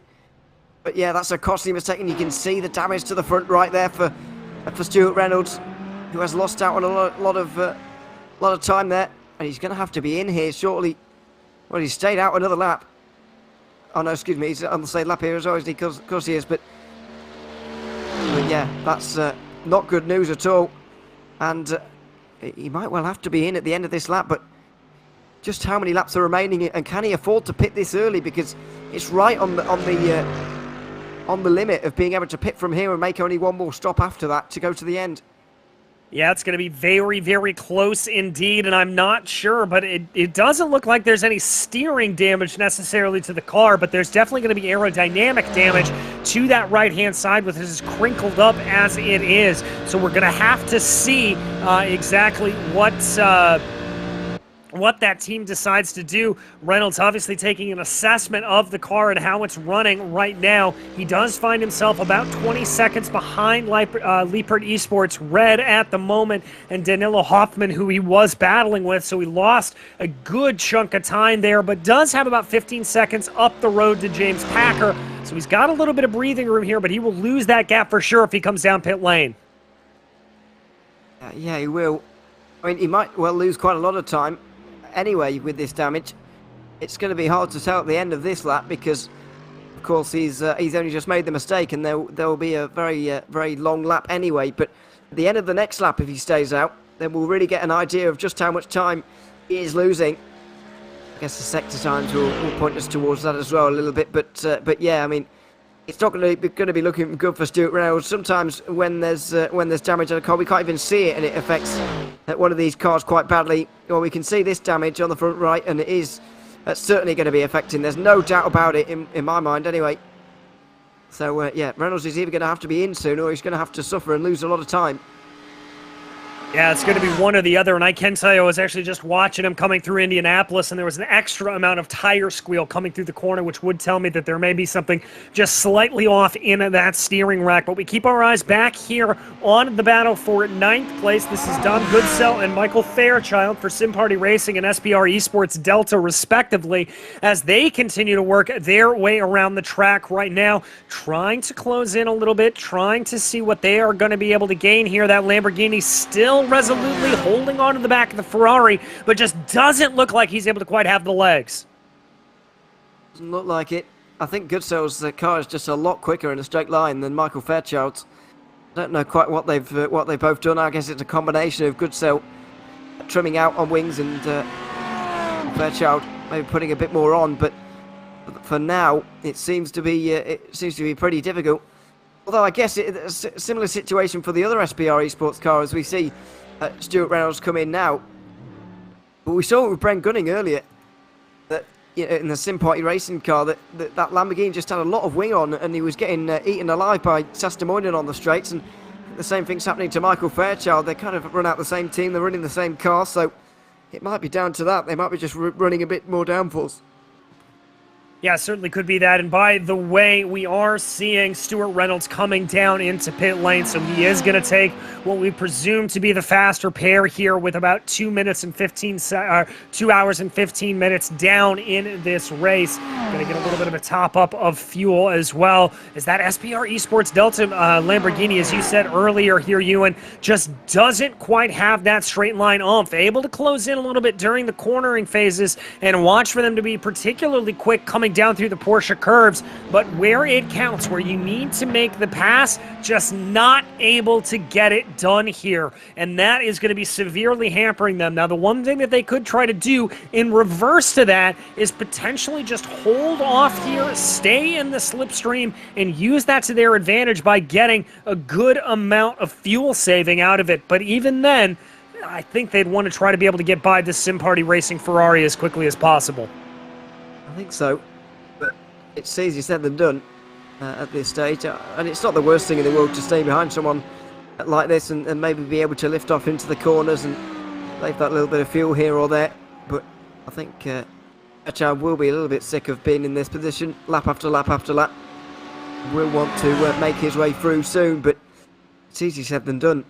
And when you're getting absolutely nowhere on these long straights, it does make you think, am I ever going to get this done? Because there's just without a mistake, I just cannot get anywhere near this Ferrari, and that seems to be the case in this fight right now. We'll get a better idea as they run down towards the first Mulsanne chicane again, but it seems to me that that Lamborghini just can't get anywhere right now. No, it certainly can't. Very much stuck behind Stuart Reynolds, by the way, able to come in and out of pit lane into 7th place right now. So that's actually going to be not too far ahead from this battle on screen. I can also tell you the Geezer Racing Team yellow there, Tony DeGron, he has come down pit lane here. That's a little bit of an early stop there for that number 9 machine, but they will be pitting in here at this moment. We watch the battle right now. This Twisted Racing Team tries to hold off Herman Motorsports, Reynolds, and Kevin Ott behind the wheel of that number 887 Herman Motorsports BMW. Yeah, I think, well, obviously we saw Reynolds come into the pit lane. He must have taken his fast repair there and gotten straight back out there. So I think he'll be able to go to the end on one more stop, but it is going to be close. And Kevin Ott is going to want to go through here, but it might not be the best idea. I mean, the two of them are on very similarly worn tyres. And Kevin Ott will obviously have a lot less fuel on board because his stint's been a lot longer, and Stuart Reynolds is fresh out the pit lane. So he ought to be a bit quicker right now, but whether he actually does go through or not is another story, really. And Stuart Reynolds would obviously be really eager for that not to happen. He wants to recover as best he can from that spin and kind of almost make up for it. You feel like when you make a mistake like that as a driver, you almost feel like you want to drive better and go a bit faster to make up for it. Yeah, you certainly do. You drive a little bit as if you've got something to prove. That's always how I feel whenever I do it, is that I've got to prove that I'm not that driver that made that sort of costly mistake out on the track and cost my team or cost myself some valuable iRating or some valuable points in a championship. And so that can work one of two ways. One, it can actually help you. You can drive faster and be a little bit more consistent and really be able to eke out those lap times. The other fear of running like that, though, is that you get what we call the red mist starting to descend, where you drive aggressively and you push the car outside of its bounds and you push it over the line a little bit. And if that starts to happen, that's when you start to run into real trouble, because that's when accidents start to breed themselves up once again. Yeah, the kind of snowball effect where you're trying to make up for a mistake like that and you just drive even further outside your limits and then make more. My goodness, Stuart Reynolds had to hang on to it through Corvette there. It was very, very sideways in the Mercedes. And in the end, the Herman Motorsport BMW of Kevin Ott just had to really duck around him, and he nearly lost the car as well. Stuart Reynolds clearly pushing on the exit of Corvette there, but pushed it ever so slightly over the line and very nearly ended up in the wall once again. That was very, very close. Very close indeed, and Reynolds is a very lucky boy to be able to hold on to that car quite in the way that he did, as they now come their way up under the bridge, trying to see if anything can play itself out here for these drivers. Reynolds, a little bit of a wiggle there again, coming up out of the Dunlop chicane and now down through the S's, trying to see if he's going to be able to get anything here to go. The question is if that Mercedes is going to have some grunt over the BMW in front of it as they close down here into Tete Rouge, trying to see, wide run there from the Mercedes. I don't think that's what Reynolds needed. No, it's certainly not. I mean, yeah, mistakes are starting to creep in now for Reynolds, and clearly that previous one playing on his mind a little bit. I don't think it's the worst idea for him to just stay behind right now, not get engaged in this fight. Just get yourself back on planet Earth here and start to drive within yourself again and then build it up again. But it looks like Reynolds wants to immediately get back into 7th place here. Down the inside he goes. Difficult and a slightly ropey braking zone, it's got to be said, but he's made his way through anyway. And he's back in front into 7th place, so we'll see if he can hang on to it better this time, because it does seem like that mistake is breeding other mistakes right now, and just needs to settle himself down, which he might well have done by now. Yeah, he certainly could have. I mean, making that pass here on Kevin Ott could certainly just kind of put yourself back into the mentality of, you know what, I got this, I can calm myself down again. But we'll have to see here, because Ott continues to challenge up from behind right now, and you never know how this is going to shake itself out. Ott getting a little bit squirrely now on the exit of the corner. He's going to have to keep everything contained up and underneath him, as now they run towards the Mulsanne hairpin here and continues to go. It does look like Reynolds is starting to build a little bit of a gap. Looks like it. And that might just be enough here. Certainly got nice straight line speed here to hang on, although that was very late on the brakes from Kevin Ott, and he can pull it up in time. The BMW very much strong, or very strong on the brakes, I should say. And not able to use them really into the Mulsanne corner. But Stuart Reynolds will hold on to 7th place for now. And it's kind of a question of what now for him, really. Where can he get to in this race? Where's he going to shake out? It's very, very difficult to know here at this stage, but I presume we're going to get some more answers pretty soon. We're about to get on to the next pit stop phase. Panda 1 are going to be in at the end of this lap, and then 2 laps later, we're going to see 2nd and 3rd in. And Albin Kjellberg's stint here has been so impressive. He's been closing in on Dennis Veerman throughout the stint so far, and he's nearly there now. The stint is unfortunately for him going to end before he gets there, I think. But it's been a very, very impressive stint from the man in 3rd. Yeah, very, very impressive stint indeed there from Kjellberg. We've been talking about him the entirety of the race here, as now we continue to follow the Twisted Racing Team and Herman Motorsports coming down into the Porsche curves. We thought for sure this Herman Motorsport BMW was moving down and going to be off the pace here a little bit once the 955 got on past him, but indeed, it certainly looks like that Kevin Ott is able to keep up behind. As we said, plenty of good running here as they go, and a little bit of a mistake there from the 955. Just a little bit, just a bit wide, and it sets you, it gets you all wrong for the next corner as well. when you're going through the Porsche curves like that. So, could have ended up costing Stuart Reynolds a place, but in the end, he's held on to it. And that Mercedes really going over those curves very nicely. It is strong on the curbs and stronger than the BMW through on that section, so was able to stay in front as Matthew Green a bit further down. Driver we haven't really looked at so far in this race. Example of getting things wrong through the Porsche curves here. Oh, nearly held onto that slide, and that's well, that is weird, but he's crashed anyway. That's going to be a long repair. It's going to be a very, very long repair indeed there for him, and that is not what you want to see here. But, as there goes around Stuart Reynolds once again. Heavy damage to the front of that Mercedes, and I dare say that may be race done and dusted for the 955 Twisted Racing team.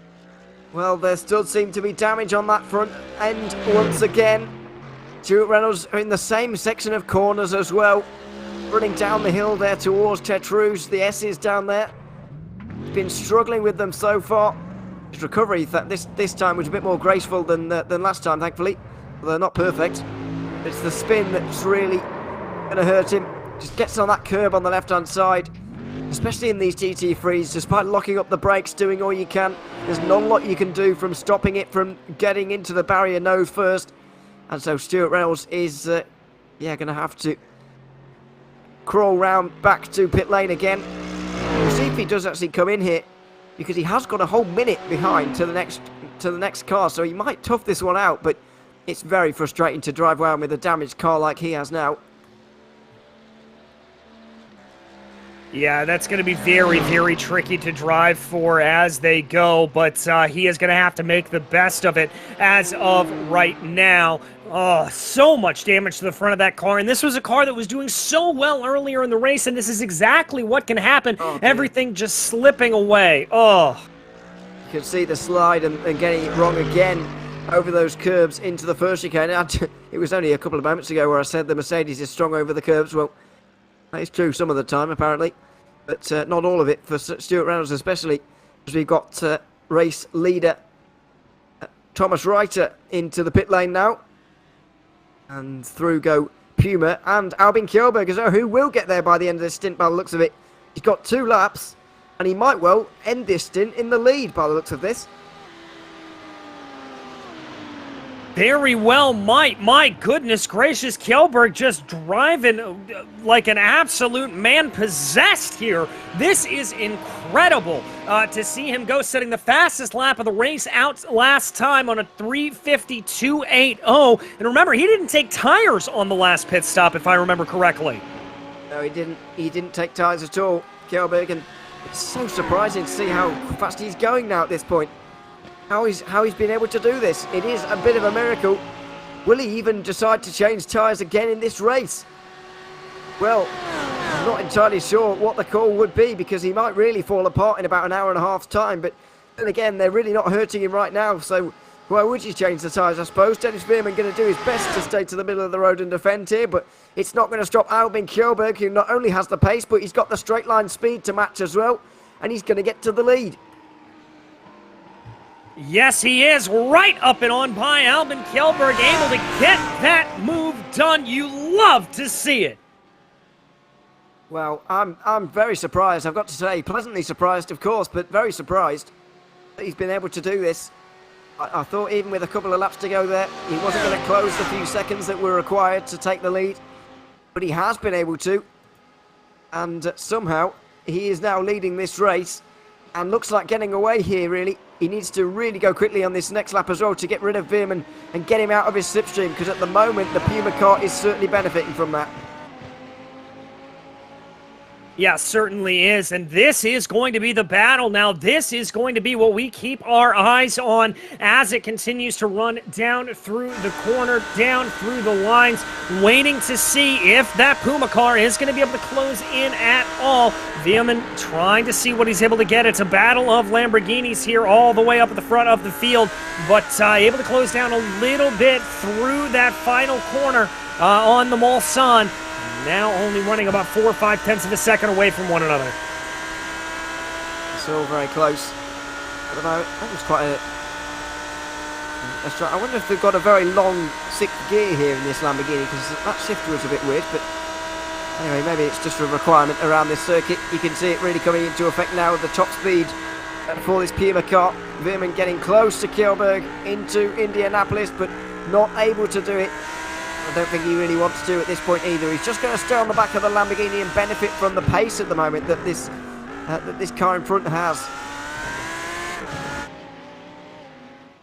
Yeah, I think he will as well. We're just trying to see here if he is going to be able to close down a little bit, what that gap is going to look like, and maybe here if MSC Puma can try to maybe just save a little bit of fuel as they go, trying to be able to get everything going here in the final stages.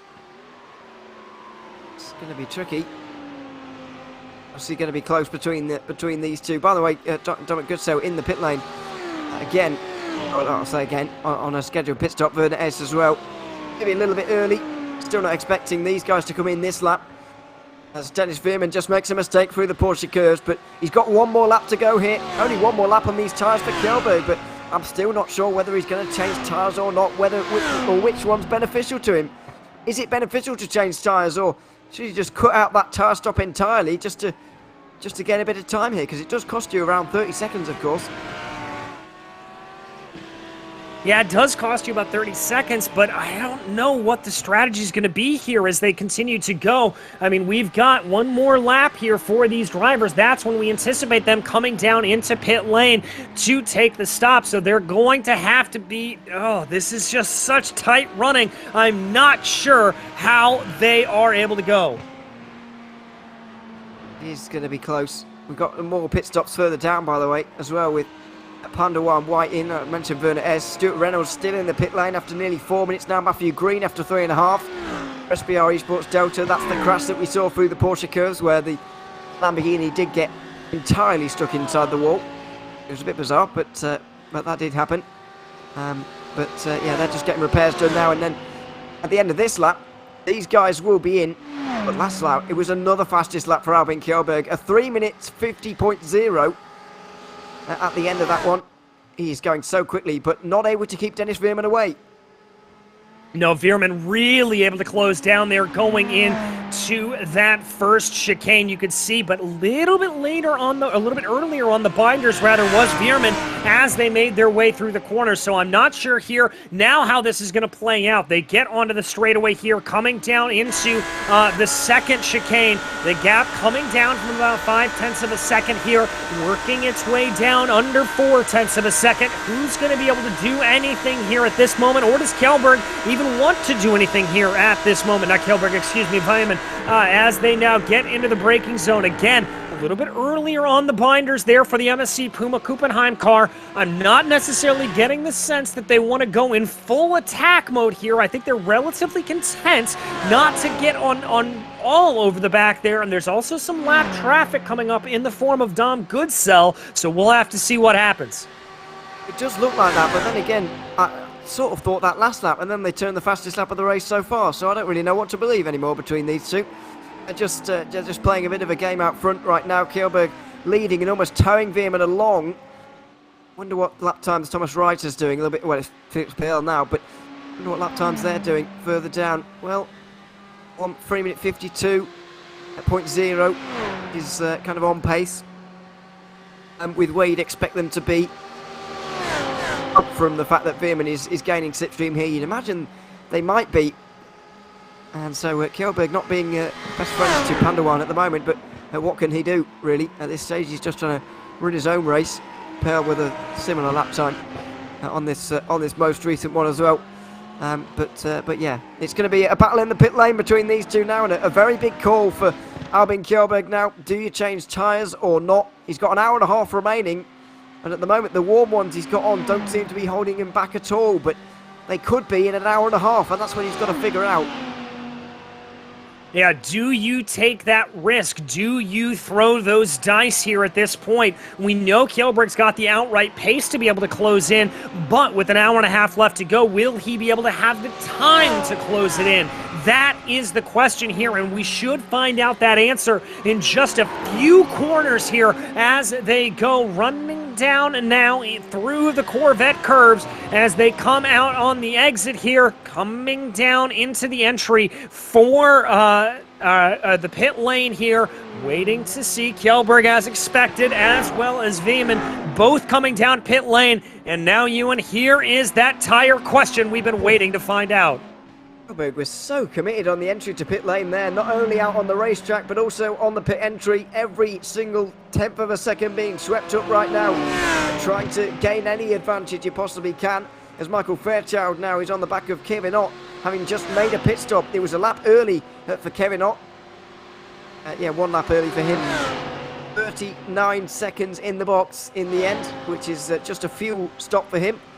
And I think he'll be going to the end on these tyres. So these two are out of sequence. They're not on the same strategy right now. But they are fighting it out. As Kjellberg and Veerman come to a stop, it looks like they're both going to be staying in their cars, and they probably will be doing so until the end of the race.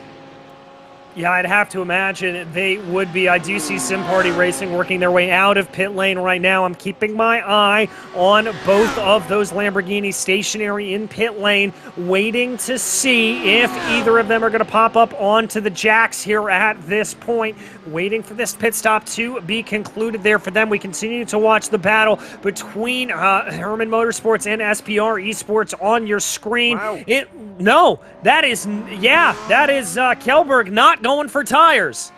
Wow, Kjellberg, no tyres again. And if I'm not mistaken, that has been the same since we made our first pit stop of the day. I'm pretty sure Kjellberg took tyres at the very first stop of the day, and then with over 3 hours to go said, well, I can take it from here. I'll be absolutely fine.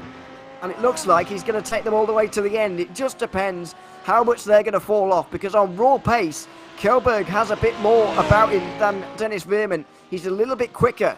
And the strategy that these two are employing now is put Pandawan almost out of the equation entirely.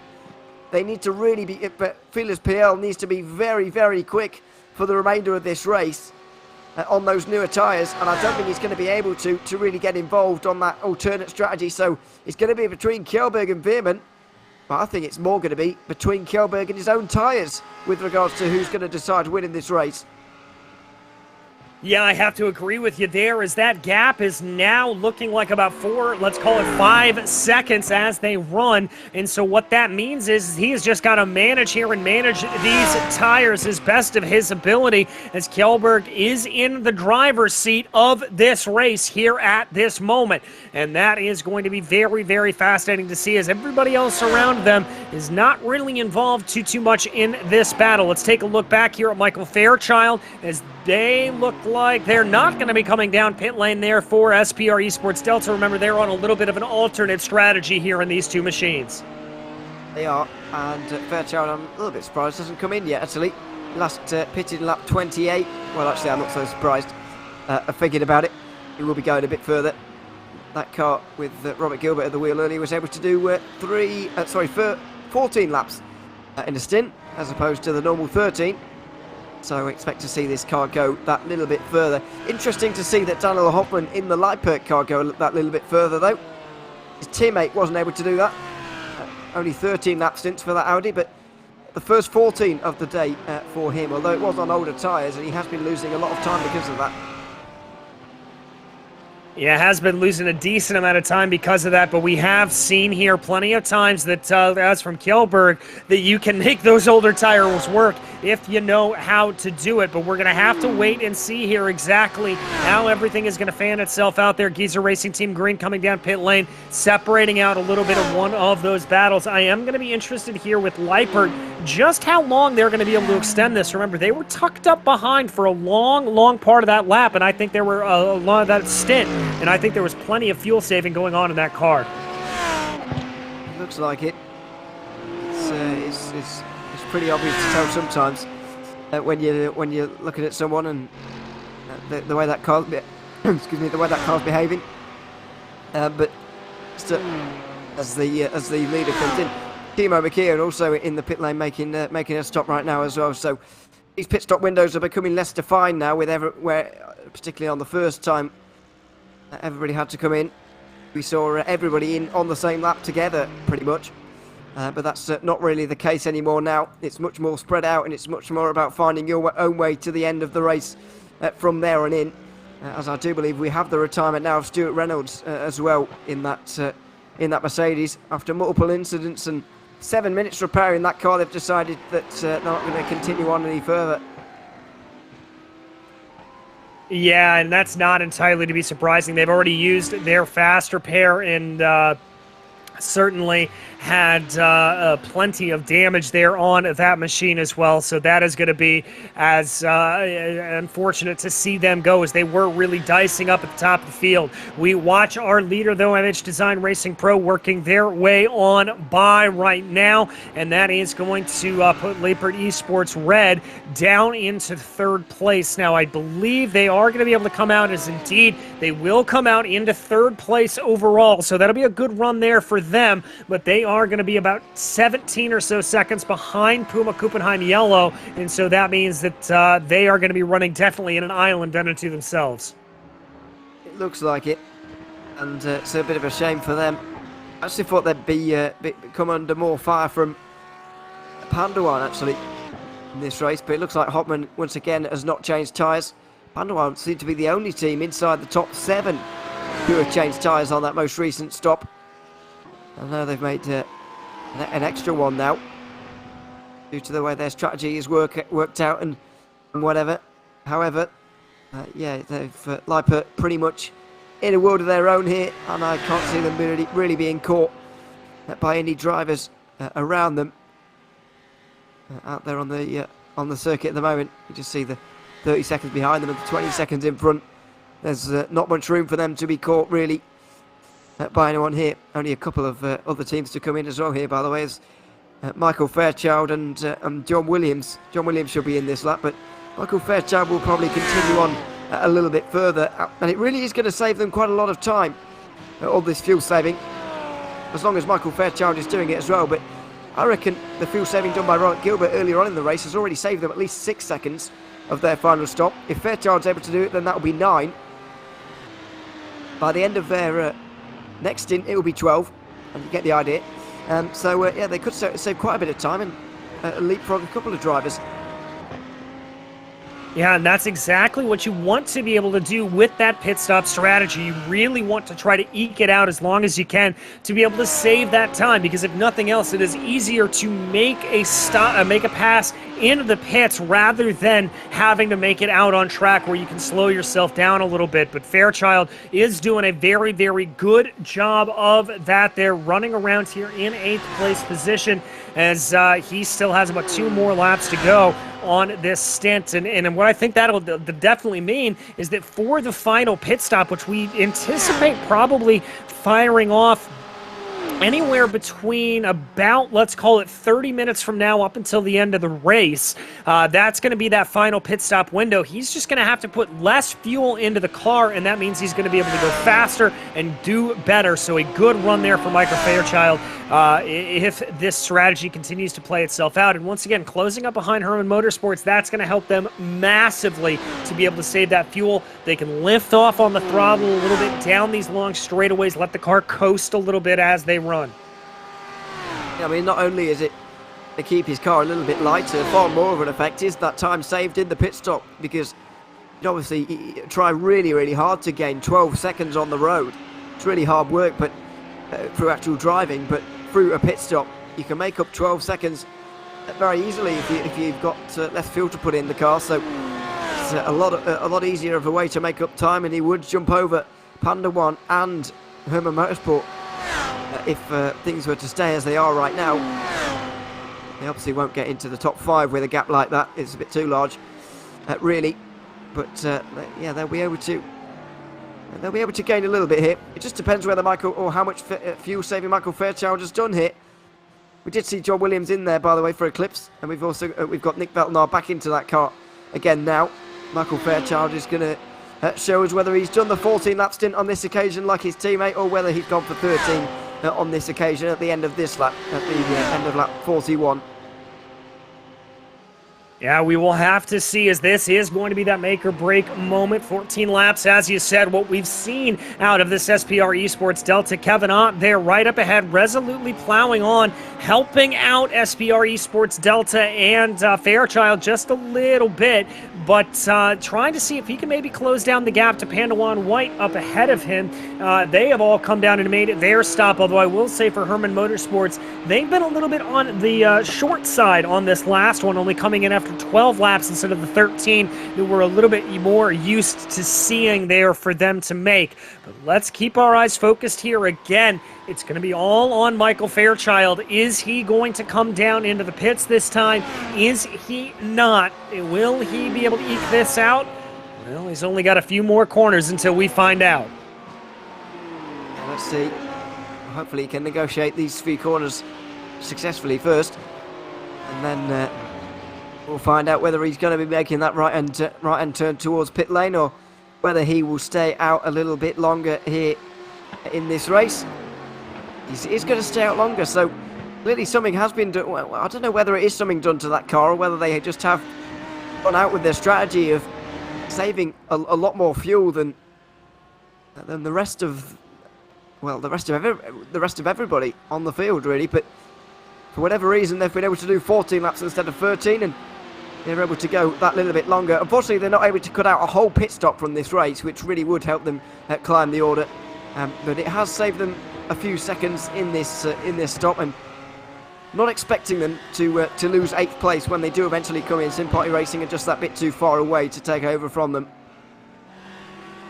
Yes, they are. Ooh, big amount of smoke there coming through the S's. I wonder who that was. Was that potentially, I think that may have been, it's the 959 getting things all wrong there. Twisted Racing Team Ferrari AM, and that was the spin off there that led that through. Now, the other part that's getting interesting in this battle here is Herman Motorsports is closing down on Pandawan. That gap, Pandawan, between them is 1.4 seconds as here comes the move for SPR Esports Delta as they go, trying to see what it can happen. Not going to be able to get it done there.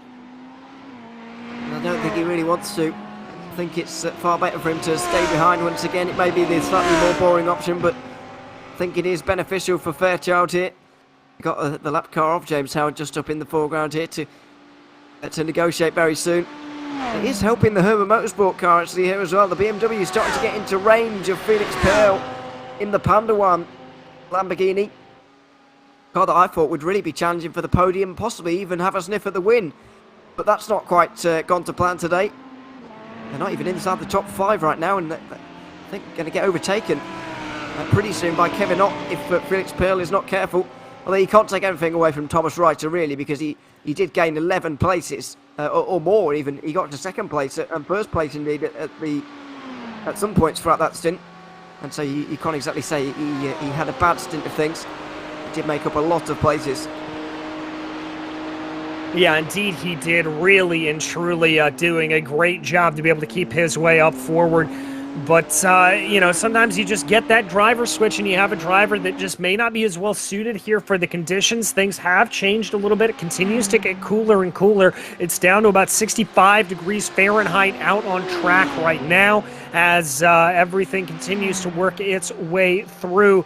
Pandawan White trying to keep ahead here of this pair behind them. We do anticipate SPR Esports Delta. They will be coming down pit lane this time around, but that's really the last driver here to take their penultimate stop, as we will see. But it looks like there the Pandawan White able to grow the gap a little bit more, just a little bit more eked out there. It's up to about a second. That's going to be good news as they make the run towards the Porsche curves. That doesn't mean they're going to be under as much pressure there from behind, and the draft isn't going to be quite as effective.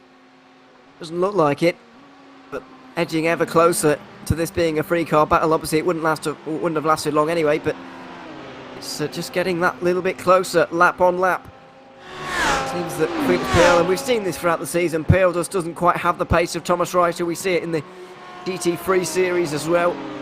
Not quite on pace with his teammate. However, still a very competent driver in his own right. He's just going to get overtaken pretty soon here, I'd imagine, Felix Pearl. But Michael Fairchild is finally going to come in now, and he'll make his stop.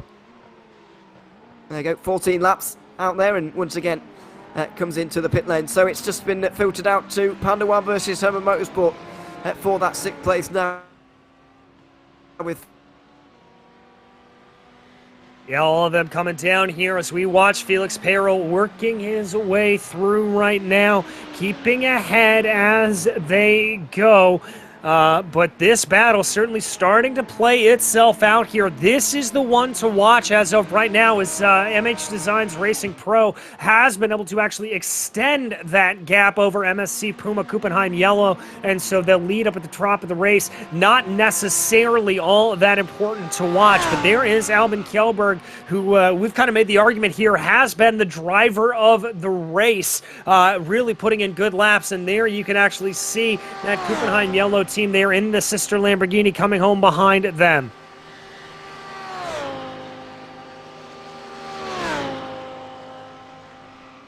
And that's going to continue this battle around. Looking back here at Kevin Ott for Herman Motorsport as he runs, trying to close in on Panda One White. Remember, this car doing a very, very good job. Panda One being very, very strong up at the front of the field earlier on in the race. Pit stop strategy not exactly helping them out. SPR Esports Delta, by the way, looks like they're going to come back pretty much in the exact same position that they were. They're going to find themselves in 8th place right now, as that means they are going to have about, let's call it 1 minute and 10 seconds there on the rest of the field as they try to be able to gain. The question here, though, is if Herman Motorsport wants to be able to make this pass, wants to be able to get this move done going down to the final corner, kicking up a cone friend as they go and coming back now out and around. Only about 0.2 of a second separating these two. That's some lap traffic up the road from them right now. That's going to be James Howard in that damaged Ferrari right up from them. Howard, of course, of the Twisted Racing Team Ferrari. Now here comes the move for Herman Motorsport, going down to the inside of Mulsanne. Later on the binders, Panda One not really looking to fight it, tries to look for a little bit of an over-under, but that's not going to play itself out, and they're going to continue on, and that is a good move done there for Herman Motorsport 2. So that is them up and ahead into that good position. They will be very, very pleased with that as they run. Now, though, that is going to scupper a little bit of the battle here that we were keeping our eyes on, but it looks like there's another one starting to play itself out a little bit more further back in the field as SPR Esports Delta losing out there to Sim Party Racing Gold as that move was done coming down into the same area on the circuit as they run. But kicking up a little bit of the cones there, we continue to watch Herman Motorsports now able to get their way back by Panda One White and able to keep on ahead here as they're going to look to power away. 5/6 of a second is the gap in between those two cars right now. Again, that's James Howard in the 959 directly up ahead of them. Some lap cars that they're going to have to worry about. And there we look. This is Michael Fairchild. This is that 8th place battle that I mentioned not too long ago. Fairchild just getting passed by Sim Party Racing and Dom Goodsell directly up ahead of them, as now they try to be able to see what they can do with a little bit of dirty air in front of them. Is this an opportunity here for SPR Esports Delta to maybe save some more fuel? Remember, these guys have been able to make this strategy work on being later and later and later on the pit stops. They're the only team thus far that has made 3 14-lap stints work here at this point. Everybody else has pretty much been coming in on lap 12 or 13. Nobody else has been able to make this work quite to the level that SPR Esports Delta has done as they go. But trying to be able to see exactly what will happen here. 0.6 of a second now separating, so not all that much time really in the grand scheme of things, but they're certainly going to be trying to get themselves a little bit forward here. We talked a little bit earlier about the balanced performance in these cars and how we anticipate some of that coming up in the new iRacing patch. Obviously, those iRacing patches released quarterly here on the iRacing service, all of them coming out at about 4 months, separating them out 13 weeks. Very excited about the new ones, some new updates coming in. The first electric car coming in for iRacing, the Porsche Type R, which is going to be very, very cool to see, as well as some new additional tracks coming in as well. Going to be very excited to see all those, and some new releases for the AI, which I know for someone like myself that doesn't get out into racing officials all that often, those are quite wonderful to see a little bit more and more of. Got to give some credit here to SPR Esport Delta. They are keeping this relatively close, and I'm getting the sense here that the 33 is certainly going to be doing a little bit of fuel saving here, as they have done. Probably not wanting to get themselves ahead, but instead just trying to be able to keep themselves within draft range here of Dom Goodsell, not lose that car at all.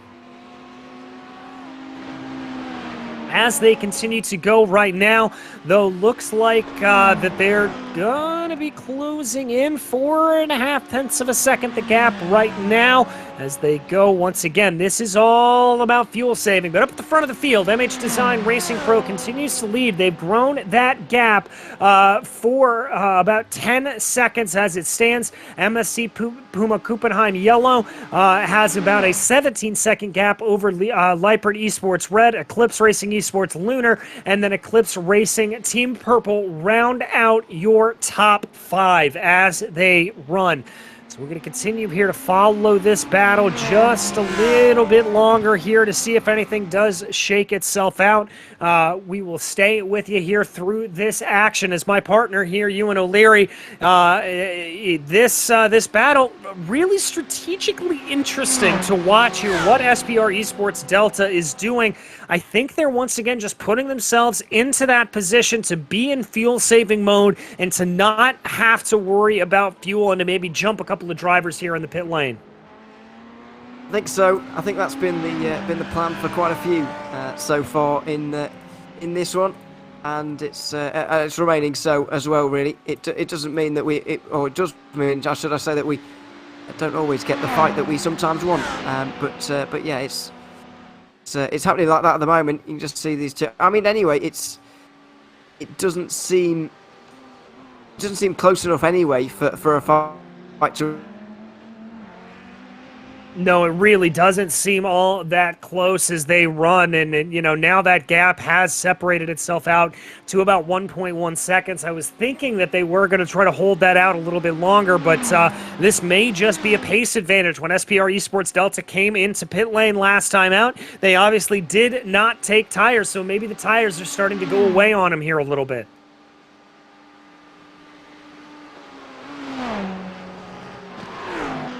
As we continue to watch here, this is our closest battle out on track at the moment. Everybody else running very, very close to one another, or very, very far away from one another, I should say, as they go.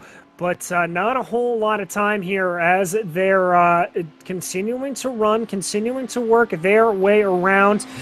Just waiting for the time to be able to filter its way down. We tick closer and closer with only an hour left to go in this 4-hour race.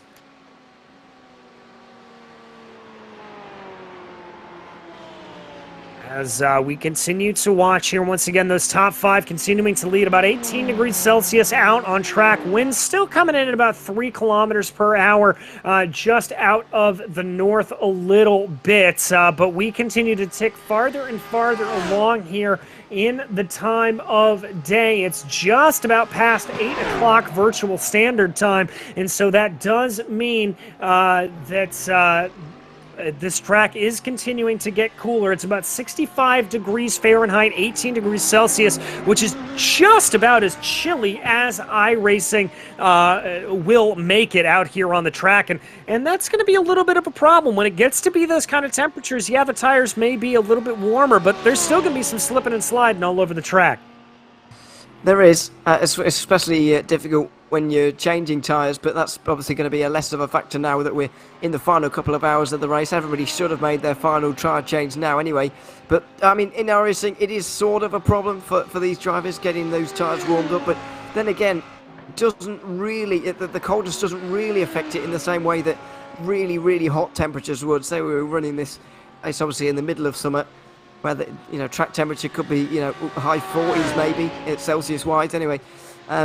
We could really we really see the guys chew through their tyres, and we might see people changing tyres after every stint because it's necessary. But the coldness doesn't really have that same extreme effect the other way that the heat does. So while it is a bit of a consideration, it's not too much. And I think these guys are going to get away with it for the rest of the race. I think Kjellberg in particular is actually enjoying it because it's making his tyres last a bit longer. Yeah, it certainly is. And here is Danilo Hoffman, the Leipert Esports Red driver, leader in the championship here. And based off of my very rough calculations, which you should never trust a commentator's map, they should maintain the points lead here of the race as they run. But Leipert doing a very good job. Remember, they started all the way down in 6th place at the beginning of the race. They're up 3 positions. The biggest mover on the day is actually Herman Motorsports now. They have been able to rise up 12 positions, so a very, very good run there for them. And so that is a pretty fantastic run. And it does look like we have a little bit of an interview here. Stephen Kernick from Team Heap Together is going to be joining us here in the interview booth. And Stephen, good to talk to you. Obviously, a little bit of a lowly race out there for you, but how's it going for you and the team? It's been absolutely fantastic, and yeah, at the start it was a bit crazy, to be honest. Didn't quite expect to get into a bit of a tussle, and red mist came down, but stewards with the black flag saying, listen, you exceeded track limits for too long. That put us a little bit further down where we wanted to be. But so far it's been absolutely fantastic. Got into some good races with guys as soon as we started to catch, but it isn't over yet. From 22nd place, we so far in 15th, looking at 14th, and well, we want to go have a party with the Sim Party racing team, that's for certain. Well, talk to me a little bit about, we've kind of been doing some speculation, and we've seen some different fuel strategy playing itself out over the course of the run. How's your fuel strategy been? Or have you been running those 13-lap stints, and how's all that going? We've been able to get the 13-lap stints, but our setup is not the kind of the setup that we wanted, unfortunately. We came into this a little bit too excited and got a road Atlantis setup, so we've got a lot of a rear wing that's pushing us to the ground. So through the Porsche curves, we're loving it, but down the straights, just so the huge amount of drag that lands up on it. So 13 laps is about the max we can go before we start feeling the pain. And well, I believe if we did move the rear wing a bit, we would be able to get about 14 laps. It seems like most of the teams are able to get to 14 at a push. But as the track starts to cool down, our main thing is just to monitor the tires, make sure that we can try and eliminate a pit stop wherever necessary, or try and eliminate time that is getting swallowed up by, well, Tim the Jackman not able to put the jack in the right place. Yeah, I understand that completely. I wanted to ask you very quickly, though, your team name is one of my favorites out on the grid. Talk to me about the origin of it. Team Heaped Together. Team Heaped Together started out as a bunch of us were chucked into a team for a 24-hour race on a set of course for a local race here in South Africa.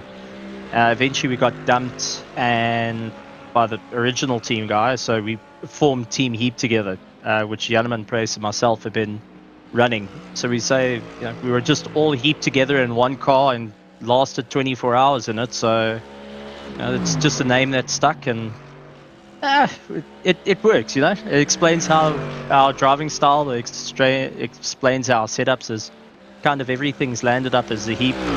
Janneman's the quicker driver, I'm the slower driver, but we got the world's slowest alien on the circuit, the world's fastest backmarker that's sitting in the pits.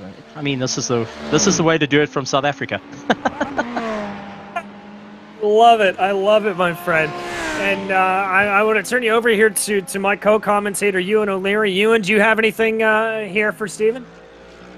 Well, not particularly too. I guess the only thing left to ask you is for the 1 hour to go. What are you aspiring to achieve for the final hour or so, if anything, unless it's just to get to the end, I suppose? Well, we went into the race wanting to go for a top 10. There's 1 hour left. Anything can happen, and we haven't ruled out that top 10. We're going to go for it till that checkered flag comes out and we park the car on the trailer. It isn't over until the fat lady sings, and it's just been a huge amount of fun. It's sad that this is the last race, but we are looking forward to joining full-time next season to give it a go, and hopefully we can get a little bit more South Africans to come join the party. But our goal, top 10. So to Sim Party Racing, Panda, we're on white, Giza Racing team, we're coming for you guys. Don't count us out just yet. Yeah, we'll all land in a heap at the end. It's great to hear, and yeah, hopefully we'll be seeing you around again very soon as well. After this race, but good luck with the final hour or so, Stephen. It's been great to chat to you, and yeah, thanks very much for coming to have a chat. No, thank you very much, and thanks to all the spectators supporting the drivers. It's been phenomenal just to see the huge amount of support, and all I can say is if anyone's doubting to come race, guys, this is worth a series to come and race. Lots of close racing, lots of fun, awesome commentators that can tell jokes and you don't feel like it's a dad joke, so I like it. I don't know if that's true, but cheers guys, have a good one. Thank you so much, Steven. That was Stephen Kurdick there from the Team Heap Together team, and I appreciate the compliment there on the non-dad jokes there, Ewan, but I'm afraid I'm probably more guilty of that than most people, so we'll just move on from that talking point. As we've got about 55 minutes left to go. Checking out a replay here. Pandawan White getting into it. All kinds of cross-eyed there. Going down into the second Mulsanne chicane. My goodness. That is a technical failure. There's no doubt in my mind that's a technical failure. The car, and they've left the race. I think they're out the race. The car just jammed to the left-hand side, just violently there. And just couldn't recover from that at all. I'm very certain that was a I'm very certain that was a technical failure, although they are back in the race now. It looks like Thomas Reiter has gotten back into that car now and will continue on with that until the end of the race. But yeah, I'm very certain that was a technical failure for Felix Pearl, who I'm not sure whether his equipment is actually broken after that, but he certainly doesn't want it to malfunction again.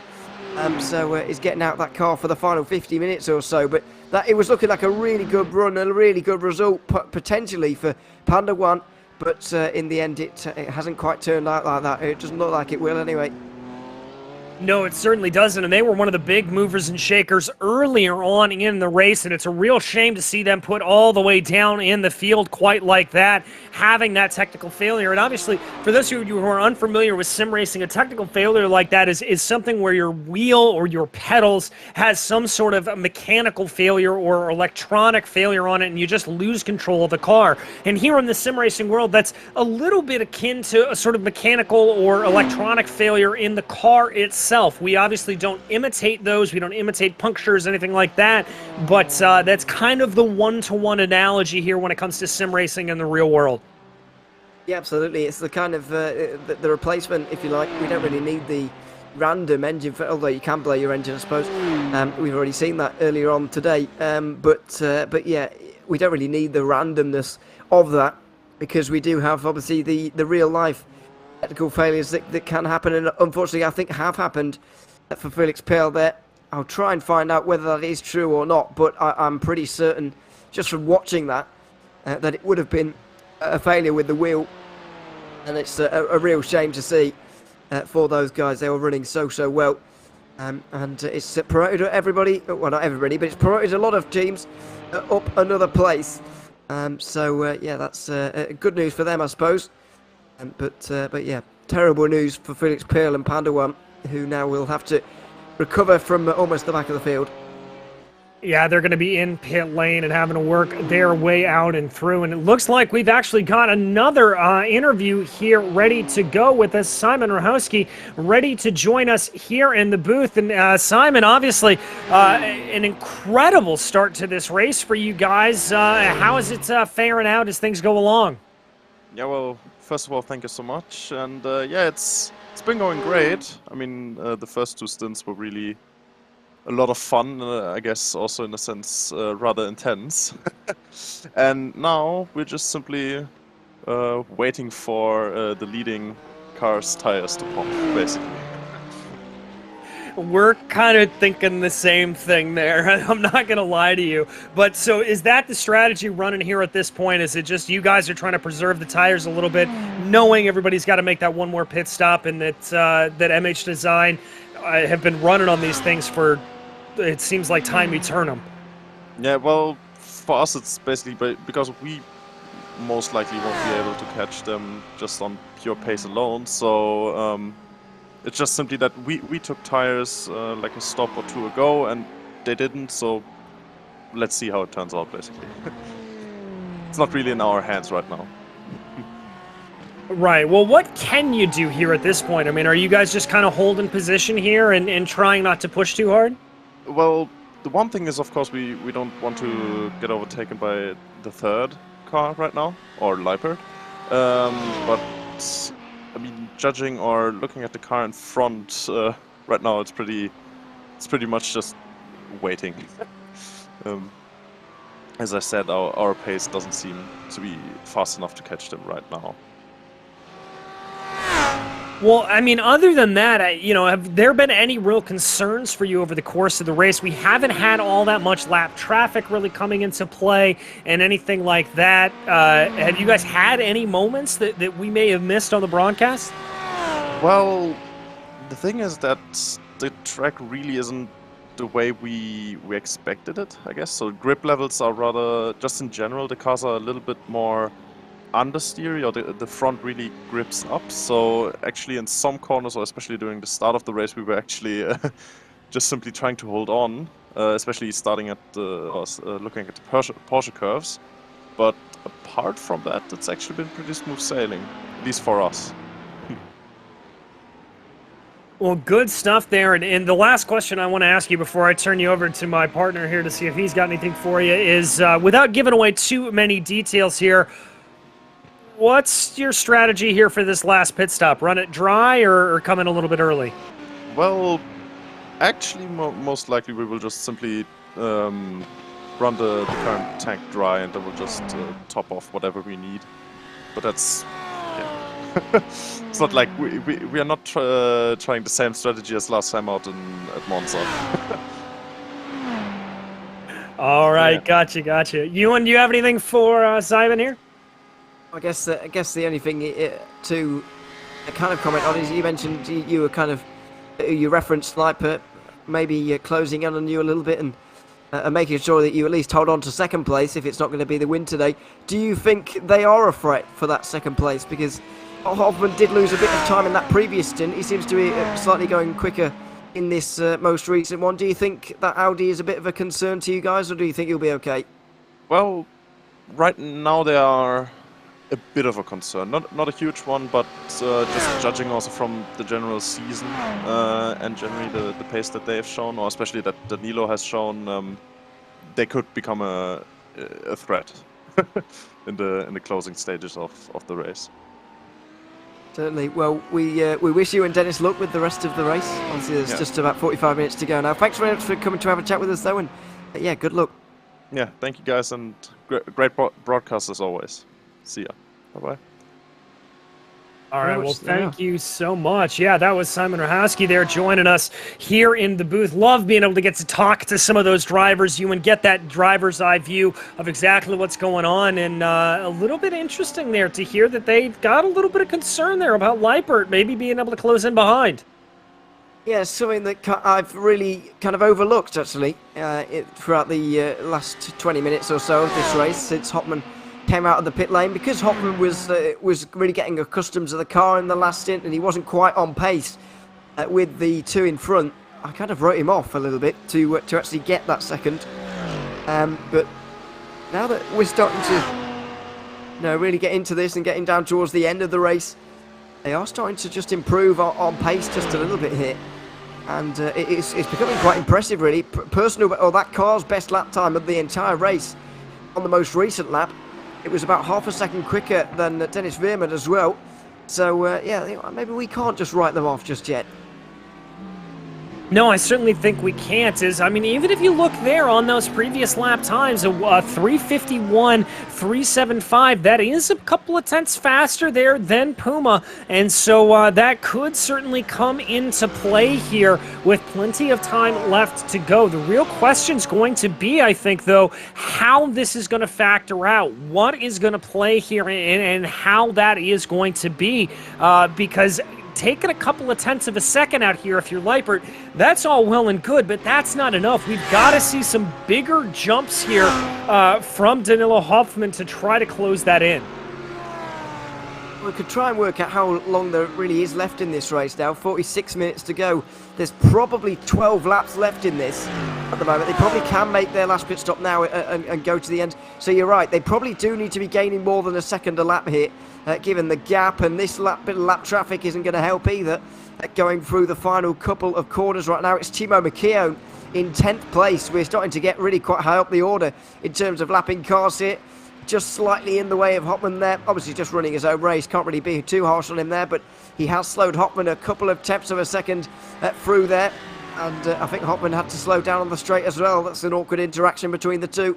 And so Hopman loses a few tenths on that lap. So, yeah, you're right, that he does need to gain a bit more than what he was previously on these next few laps, really. As I'm afraid this Twisted Racing Team Ferrari has not had a good day. And Jeremy Littleton, I'm afraid, is a spin-off for a spin at the first chicane. Ooh, just catching a little bit too much of the curb, maybe bringing a little bit too much speed into the corner there, and that is going to be enough to be able to throw him off and around there a little bit more. But we continue to focus here on Leipert Esports Red as they run right now. I can tell you on that last lap, they were slower, so they did lose about 0.3 of a second to them as they go, and that is not what you want to see here if you are Danilo Hoffman, but there's plenty of time to be able to regain that up on the next run around here, although tantalizingly they can kind of see that MSC Puma Kuppenheim yellow car, they are on the same bit of straight here now as they're diving into the second chicane just as Leipert is diving out of the first chicane. I think Simon was obviously giving them a lot of respect because of what they've achieved so far this season with the GT3 Pro Championship, and but they obviously can't be too harsh on themselves. They have sealed the GT3 AM Championship themselves as well, so they're not exactly slow drivers. And you know, I think Simon kind of basing those thoughts on the previous races compared to what we're seeing actually on the road right now, because I think Veerman does have enough with the laps that are remaining to at least. I think he will lose a bit more time. I don't think he's going to lose enough time to really come under fire for that second place. And as I said, just waiting for Kjellberg's tyres to go if ever they're going to here in this race. And while we were speaking, by the way, to both Simon and Stephen actually earlier on for Heap Together, I saw some chatter in the YouTube chat from John Williams, who's being quite harsh on himself, in all honesty, with his own personal driving display. But Nick Veltmar back into the car again for Eclipse Racing Team, currently down in 9th place. But John very confidently adding in the YouTube chat that he will catch SBR Esports Delta and Sim Party Racing for 8th and 7th places respectively. He's very confident that his teammate will be able to get up to that 7th place and maybe make a move for that one as well. Looking at the previous lap time, it's pretty easy to see why. He was quicker than the both of them. It's just a case of however or if there are enough laps remaining. Yeah, exactly. I mean, he was about a second quicker than both of them as he was able to make his way around as we've got the first firing off here of our last round of pit stops as it looks like Sim Party Racing Gold is coming down pit lane, the number 5 there with Dom Goodsell behind the wheel of the car. So that is really going to be the first driver to make that pit stop here for the last one. When we talked to Simon a little bit earlier, we heard there from the MSC Puma Kuppenheim Hockenheim team that their strategy was really to take that car as long as possible to the end. Some other drivers opting to look at it the other way here, coming in for just a little bit of a splash and dash here to fill back up the tank and get themselves back out. We'll have to see what is the most effective strategy, and that'll really start to prove itself out here in the next 40 minutes. Somewhat surprised SIM3D Racing have spent so long in the pit lane here, although I guess Dominic Goodsoe does need a pretty big tank of fuel to go to the end here, really. 42 minutes to go, what's 11 laps probably. Well, he's taken on a full tank anyway, just to be on the safe side. So he could have saved maybe 5 or 6 seconds there, but he's decided to stay on the safe side and make sure he can go to the end here. And it is always difficult to work out how many laps your race is going to be when you're not the leader. But yeah, Goodsoe has taken on that little bit more fuel just to be on the safe side. And Michael Fairchild is still saving fuel here by the looks of it, because he's still losing quite a lot of time. He did a 3-minute 56 2 laps ago. He's done another one on the previous lap, and that is a lot slower than Nick Veltner. And I think by this time next lap, the two of them are going to be fighting. Yeah, I think you're right about that, and the real question will be is if Fairchild decides to put up a fight at all here. I've got to think that they should be able to relatively easily make it out and make it back around here and not have to worry about fuel saving. This would be the time I would think that it would be go for these drivers. But obviously Fairchild on a little bit of a different strategy here as he flicks his way up through the gears right now, working his way down past the second Mulsanne chicane, going down into the Mulsanne hairpin. This is where this strategy gets very interesting for me. Yeah, this is where the endurance racing all kind of comes to a head, and it all kind of makes sense all at the end. Almost like a confusing film, but yeah, it's Nick Veltner at the moment on the march, trying to go forwards, but I don't think Fairchild is going to put up much resistance, to be honest. I don't think there's any need to at this stage for him. They're all kind of running in different races, because if you think about it like this, even if Veltner does get through on Fairchild here, I still think Fairchild after the pit stops will come out in front, because they've saved so much fuel this race. They have to take on so little compared to Nick Veltner. I think they'll be back out in front anyway, and then later on you can start your fight. But if they both fight it out wildly now, then SIM3D Racing are going to beat both of them.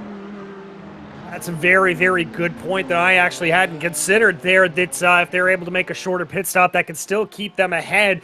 But we'll have to see here. I don't like, if I'm SPR Esports Delta, seeing Eclipse Racing team closing up quite this much. By the way, another team coming down pit lane here, Kevin Ott in that Herman Motorsports #2 machine. They are bringing the 887 down into the pits, and they are getting their last little bit of fuel to make them for the final 40 minutes of this race as they be able to work their way through. We now watch Eclipse Racing team, though, as they work their way down through the Porsche curves, trying to see if they're going to be able to close up behind, only 2 seconds separating themselves from SPR Esports Delta.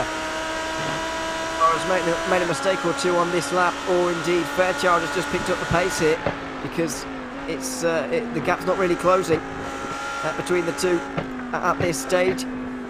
It's well, not as much as it was before anyway. We'll see what the lap times are when they come over the line here in just a second.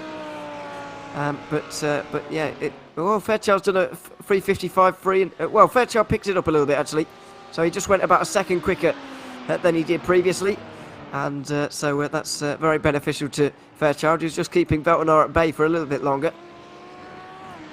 Yeah, just keeping them at bay here for the moment and trying to be able to keep them behind them as we continue to watch here. Not a lot of time remaining. As we said, only about 40 or so minutes left to go. This is one of the closest battles we have, and it does look like Eclipse has picked up the pace there a little bit as Fairchild runs a little bit wide there. Veltner starting to close in behind. Looks like that gap has come down about 0.3 of a second here through about the first sector of the lap right now. So that's a good run there for them as we wait to see just how close Eclipse is going to be able to get behind this Lamborghini.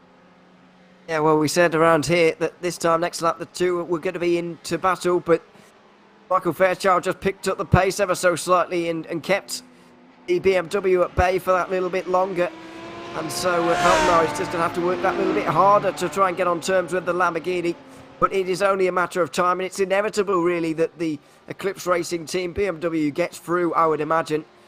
Surely there's nothing that Fairchild can do to hold him back. And as we said earlier, is there any need to do anything about this at the moment? I'm not entirely sure that there is. Just over half an hour to go. They really aren't going to have to take on much fuel by the time they get around to making their final pit stop of the day.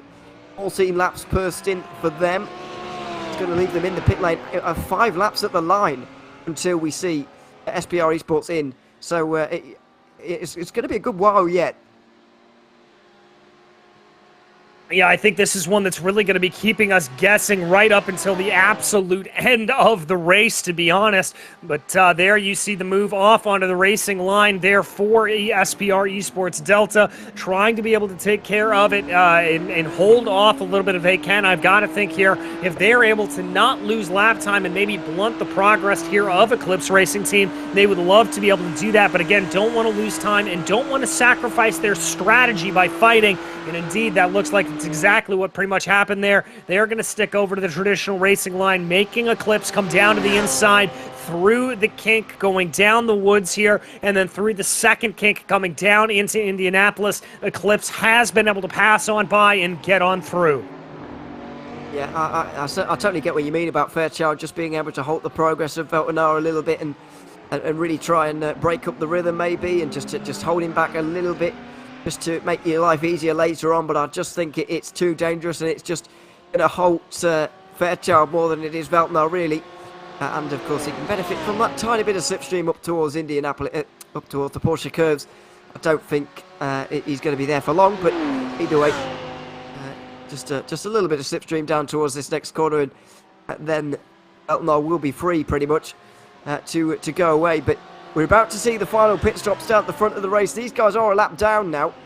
But just behind these guys, Albin Kjellberg is coming into the Porsche curves for the final time in this fourth stint of the race. Veerman has started to close in, or he closed in by 8 tenths on that previous lap. Are Kjellberg's tyres just beginning to tie up in this last half an hour? Are they going to be able to hang on for nearly 3.5 hours by the end of this race? If they can pull that off, that is going to be an absolutely monstrous feat here for the MH Design Racing Pro team. We watch them as they come down pit lane. Perfectly called there, Ewan, that they are going to be coming into the pits. It is now all just going to be a question of, can they make those tires last? Here comes MSC Puma coming down. We anticipate them having to make the same pit stop, as indeed they'll be working their way into the pits as well. They will. Veerman not quite as committed as Kjellberg, who's been throwing caution to the wind throughout this entire race, really. But he hasn't put a foot wrong just yet. He's driven this perfectly. Lippert go a bit further. They've managed to save a little bit of fuel in these last couple of stints, and so they'll be able to stay out a bit longer. If Hopman can do 14 laps here, it'll be 2 more laps out there. If it's only a 13-lap stint, then it'll probably be 1. I think he'll be at the end of this lap, really, because he has been pushing and gaining a bit of time on Puma, which I can't imagine they will have done while fuel saving. But let's wait and see. We'll see the pit stop times as well for Kjellberg and Veerman here. I think they're going to be pretty similar, really. Yeah, I think they will be, as well as I can confirm there that that is going to be Kjellberg out of the pits. No tires taken, so they are going to nurse those tires to the absolute end, waiting for Puma to come back out of the pits here right now. Looks like a little bit potentially of a longer stop. They're still waiting. They're still waiting right now. That gap is expanding upwards between them and MH Design Racing Pro. Oh my goodness, it's getting larger and larger. This could be race done for them. It totally could. I reckon they've put a good couple of laps too much fuel in there. 9 laps to go in this race, I do believe. With 34 minutes to go, I think that's 9 laps to go in the race. And they just put at least 11 in there. I think they put about 11 of laps of fuel in there. For Heyman Kjellberg, I should say, in the second place. I'm not sure he's taken on enough there. But he well, yeah, it's going to be pretty close whether he's putting enough there.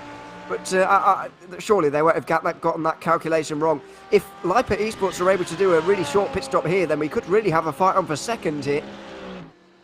Yeah, we could indeed. The intrigue continues to thicken here as we've got more and more drivers coming down into pit lane. Eclipse Racing Esports Lunar and Eclipse Racing Team Purple both coming down in and out of the pits as we speak. But all eyes on Danilo Hoffman here for Leipert Esports Red. This is the car to keep an eye on right now as they work their way through trying to see if they are going to be able to maybe pull that advantage now with that long pit stop for MSC Puma Kuppenheim. Will they be able to pull this out? Will they be able to make this work? And again, looking down at those times, I've got to kind of agree with you here. I'm starting to get a little bit worried about MH Design Racing Pro here.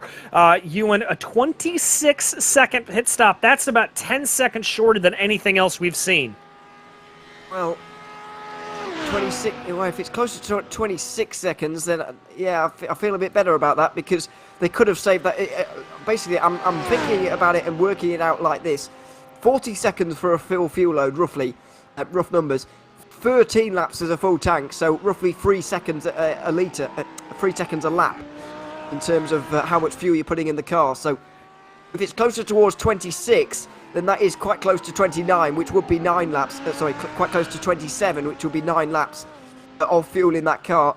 I reckon Kjellberg, let's not forget, they're on such a long circuit that you can still have, even if you filled the tank up, you've been pushing hard or whatever, you might have saved that little bit of fuel, so you've still got that little bit left in the bottom of the tank, but there's no way you could go around and do another lap because the lap is so long. So Kjellberg might have just had that. He might have had a little bit more remaining fuel than what we saw for Puma.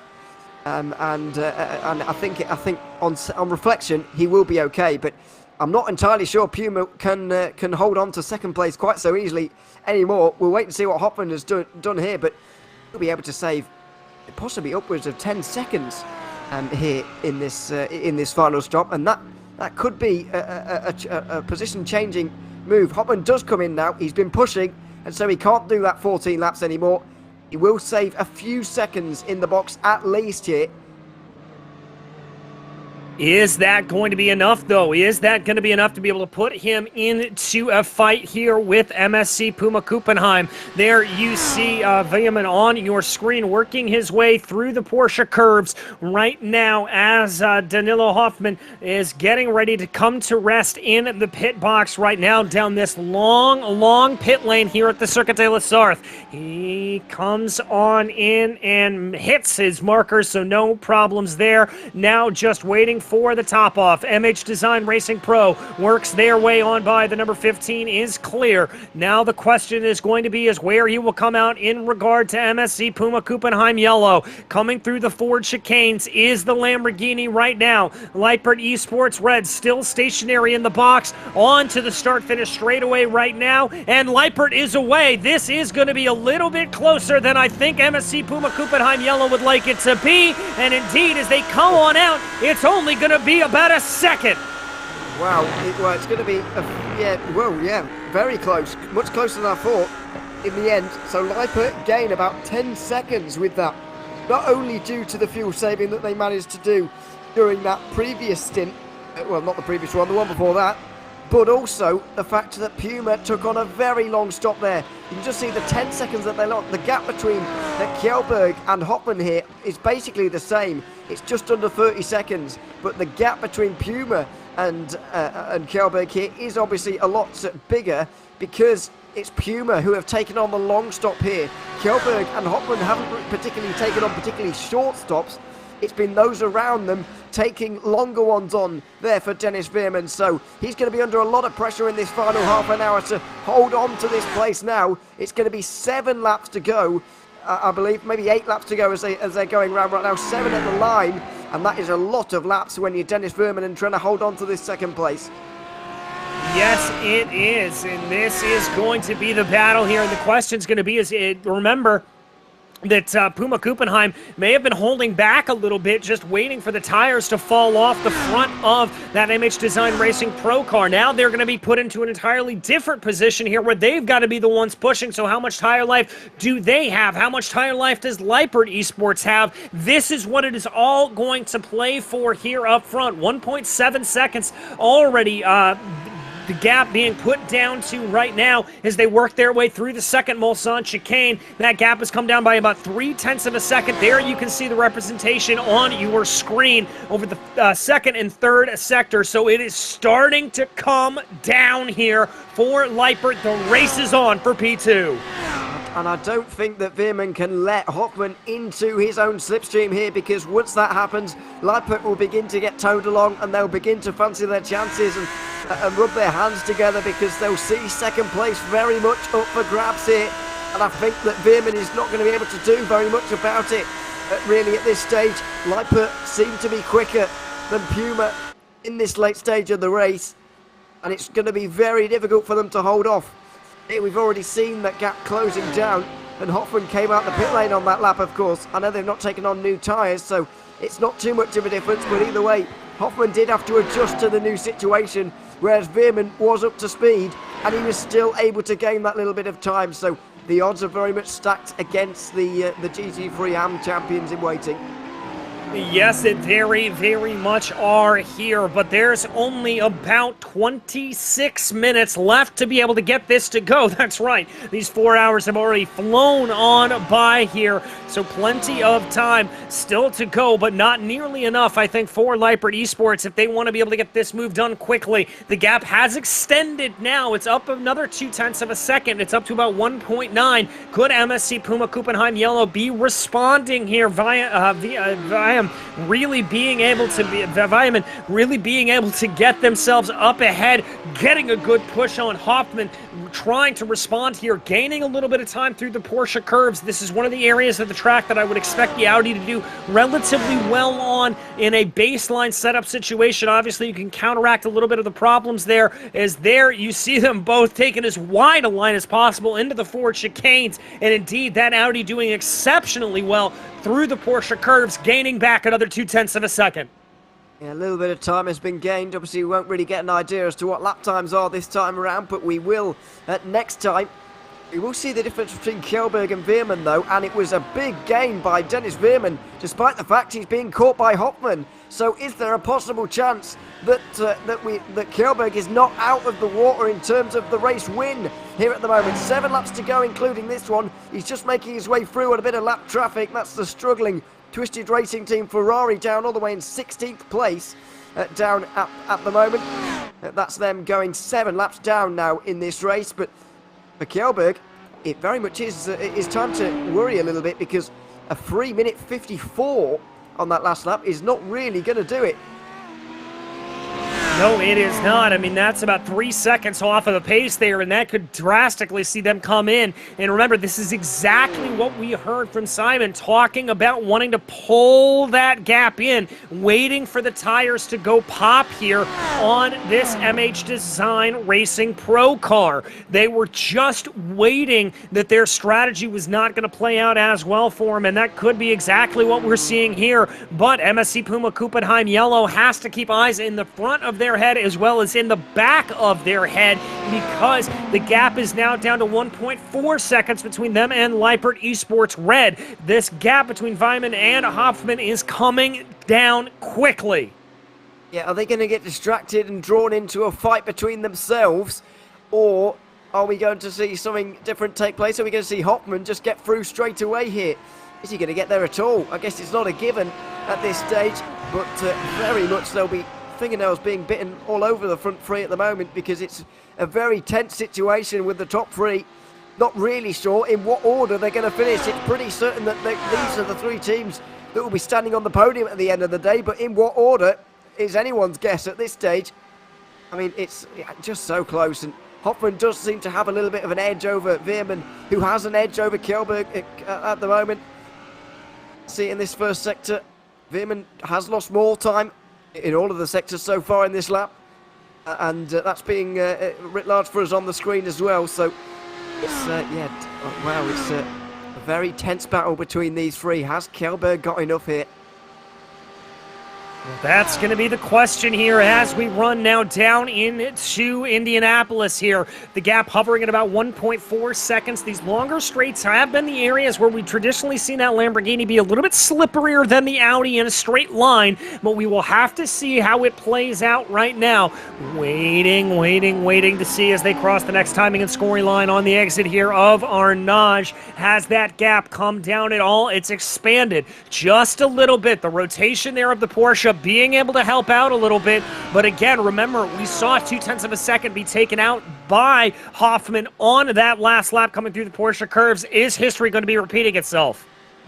Well, yeah, this is where you can gain up most time at this circuit, really, in this final section. The Porsche curves, the Ford chicanes, very technical, very difficult, and so you can lose a lot of time, you can gain a lot of time as well if you are really at one with the car. But at the moment, it doesn't seem like anybody is really. They're just all wounded by the end of a 3.5 or a 4-hour race. They're coming up towards the end of it anyway.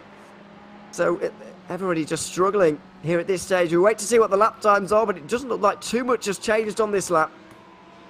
No, it doesn't look like too much has changed. I can tell you that Kjellberg was able to get that time a little bit better last time around, putting in a 3:52.16, so that's going to be a little bit more on pace there for what he needs to do. And indeed, as they cross over the timing and scoring line, it looks like Hoffman was able to gain back 0.2 over the course of the lap, but it was down to about 1.4 earlier on, and now it's up to about 1.6, so there's clearly some more time to gain.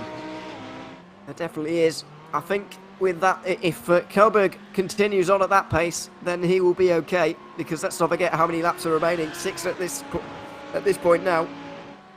He needs to be losing about 4 seconds a lap. And so, you know, nobody's going to be in the 3:48. So, at the pace he's currently going, he will be okay. But Veerman will certainly be looking over his shoulder. He is standing up to this attack a lot more than I thought he would, actually. On the initial outlap there from Hoffman, where he really came out all guns blazing, I thought that we were going to see this pass completed by now, really, with 20 minutes to go. But Veerman has got himself together. He's got his pace together. And he's keeping Hoffman at bay. Although, obviously, it's going to be a very, very different story if Hoffman can get into the slipstream, because that is when it gets very difficult as the leading car.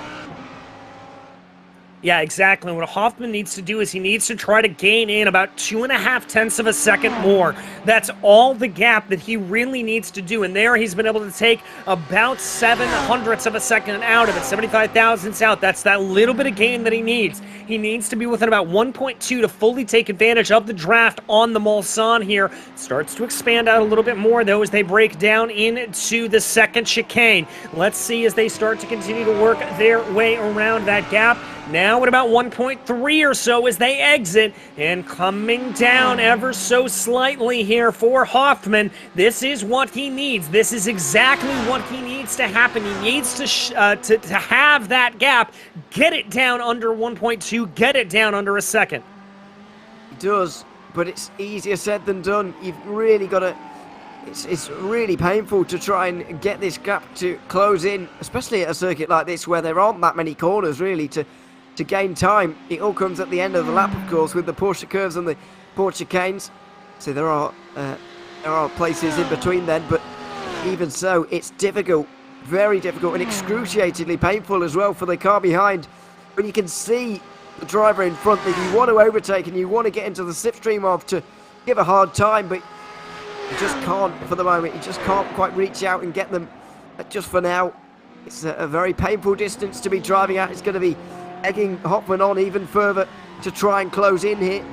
He has gained a bit more on this lap, but he's still not quite close enough.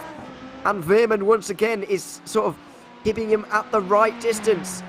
Surely he can't continue this on for the next 20 minutes. I'd be astonished if he does, but also very impressed, I suppose. Yeah, I'd be in the exact same boat there, Ewan. And the other thing to consider here for these drivers is where that time is being gained. It continues to be at the exit of Indianapolis and Arnage. It does look like that Veerman is able to get that gap a little bit larger. But now as they come down through the Porsche curves, Liepert here losing a little bit of time. The gap growing up to 1.6. That's not what you want to see there for them. No, it isn't. This is where he really needs to be gaining time, and to be losing it Bad news indeed. Maybe lap traffic can play a role in this one.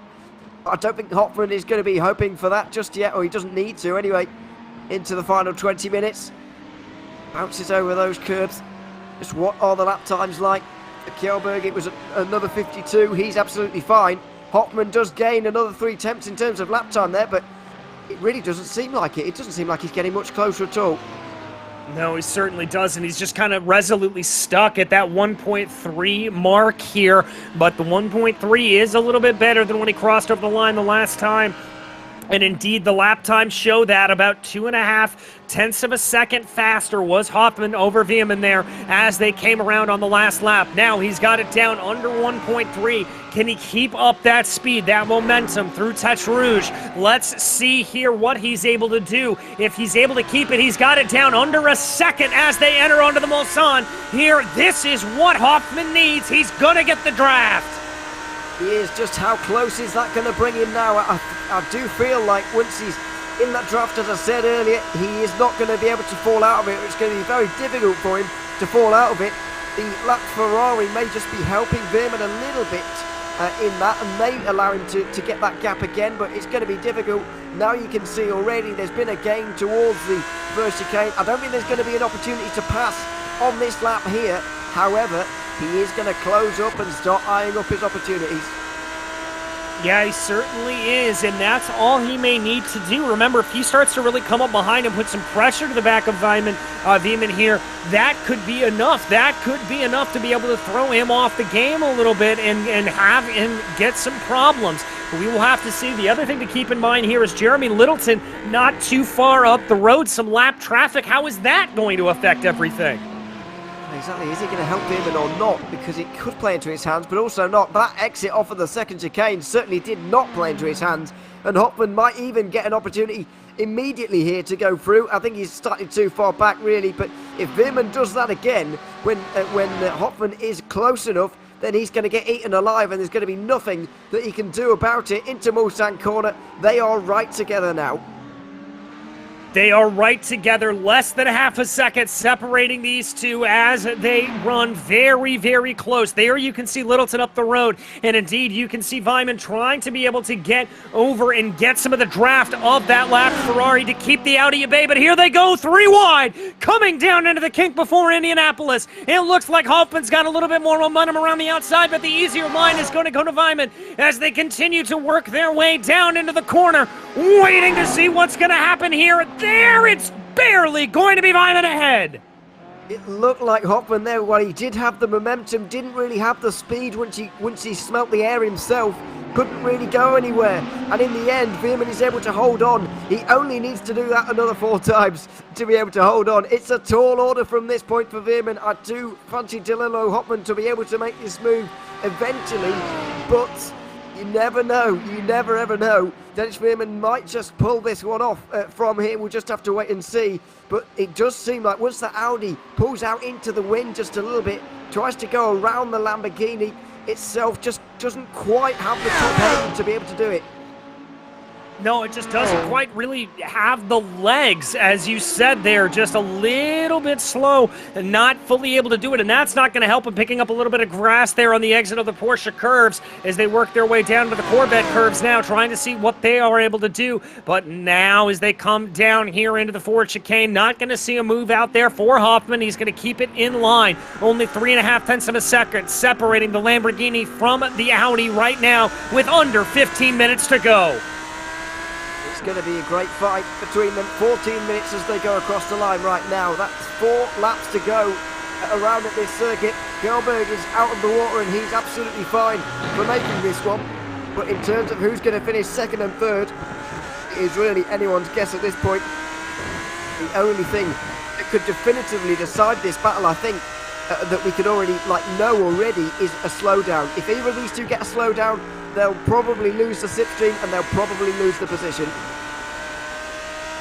Yeah, they probably will indeed, and that is going to be the loss of it all there. But as they now continue to work their way, getting through Tete Rouge and onto the Mulsanne straight, here comes the Audi like a train with a full head of steam, working his way up behind the gap. Under 2 tenths of a second, under 1/10 of a second. Here comes the move. He's going to have to go the long way around, does Danilo Hoffman, but he's going to try to do it nonetheless, carrying that overspeed. He's going to have to be later on the binders. The move is not done quite yet. Down into the first chicane on the Mulsanne straight with 13 minutes left to go, and almost contact there between the two, but Hoffman has it. But did either of them get a slowdown? That was a very wide run from both of them.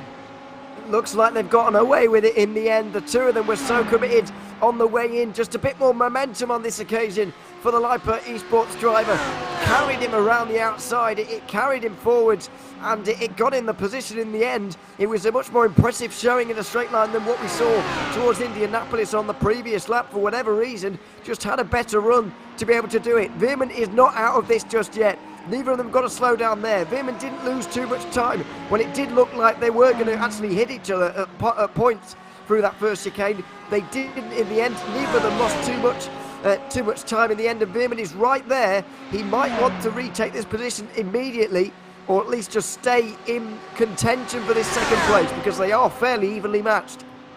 Yeah, they are fairly evenly matched, and indeed you saw a little bit of a look there going down to the inside for Veerman, thinking about trying to do it. Oh, but he runs wide a little bit on the exit of Mulsanne there, and that's not going to help him out at all as we continue to go here, chasing to the line with 3 laps to go for your leader. Veerman looking like he is losing some time, though. The gap extending up to about 0.6 of a second.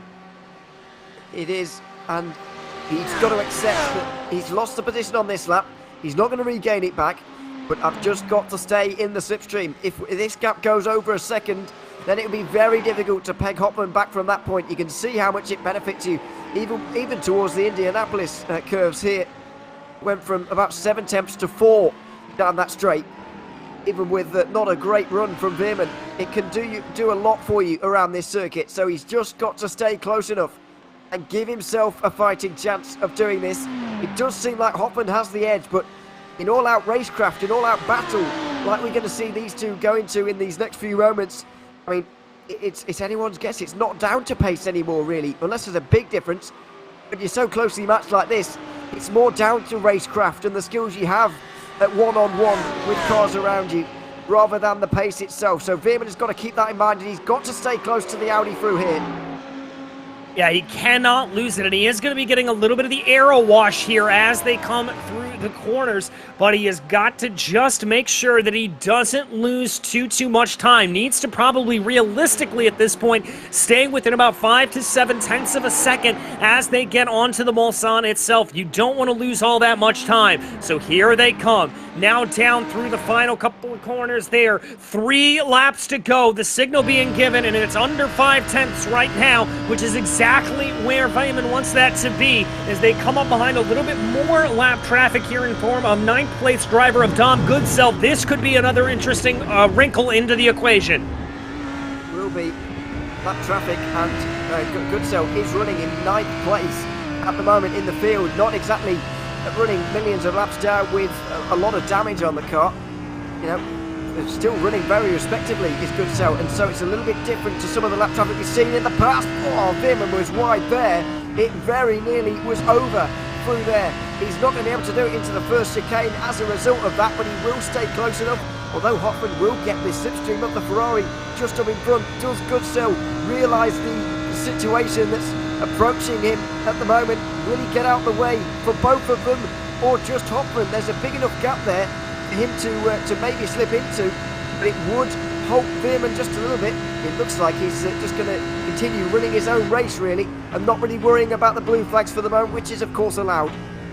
Yes, it is, but here as they come on the exit of the corner, you saw Danilo Hoffman giving him a flash of the lights going down to the first chicane, and there you see he is just going to keep on running there, and that's going to be a little bit of a boon, it has to be said, for Danilo Hoffman. Now the question's going to be is if he can maybe make a dive here going down to the second chicane, he's going to get that overspeed, be able to pull out into the advantage. Can he trap Dennis Veerman behind him? There the Ferrari gets out of the way, so that is a no on that front. But the gap at about 8 tenths of a second now as they work their way through the second chicane. Again, flirting with disaster, flirting with those outside lanes as much as possible. Only about 2.5 laps to go, though. Hoffman is pretty close to breaking the slipstream here. It's gotten up to 7 tenths as much as 8 tenths towards the second chicane there, but you can just see he wasn't able to. And now there's 2 long straights for Veerman to close in with. Here it is down towards Mulsanne's corner.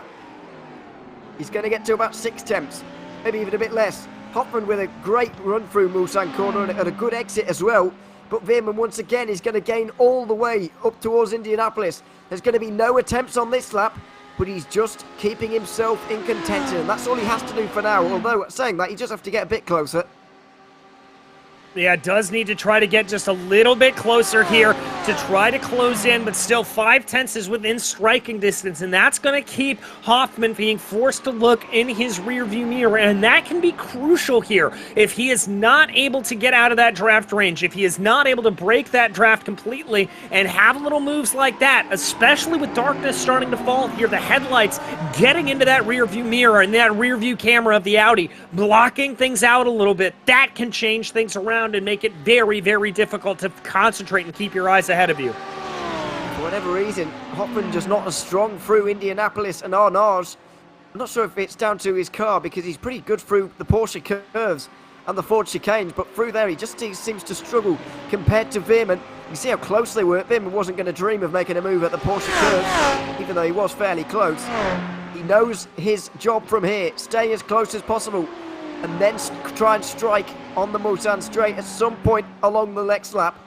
Hoffman made a bit of a mistake through this corner last lap, by the way, through Corvette. He was about at this distance, but that mistake just allowed him to get a lot closer on the previous lap, although 8 tenths of a second, that gap is extending. It's not going to break the slipstream, but it is going to do enough to keep that Lamborghini at bay.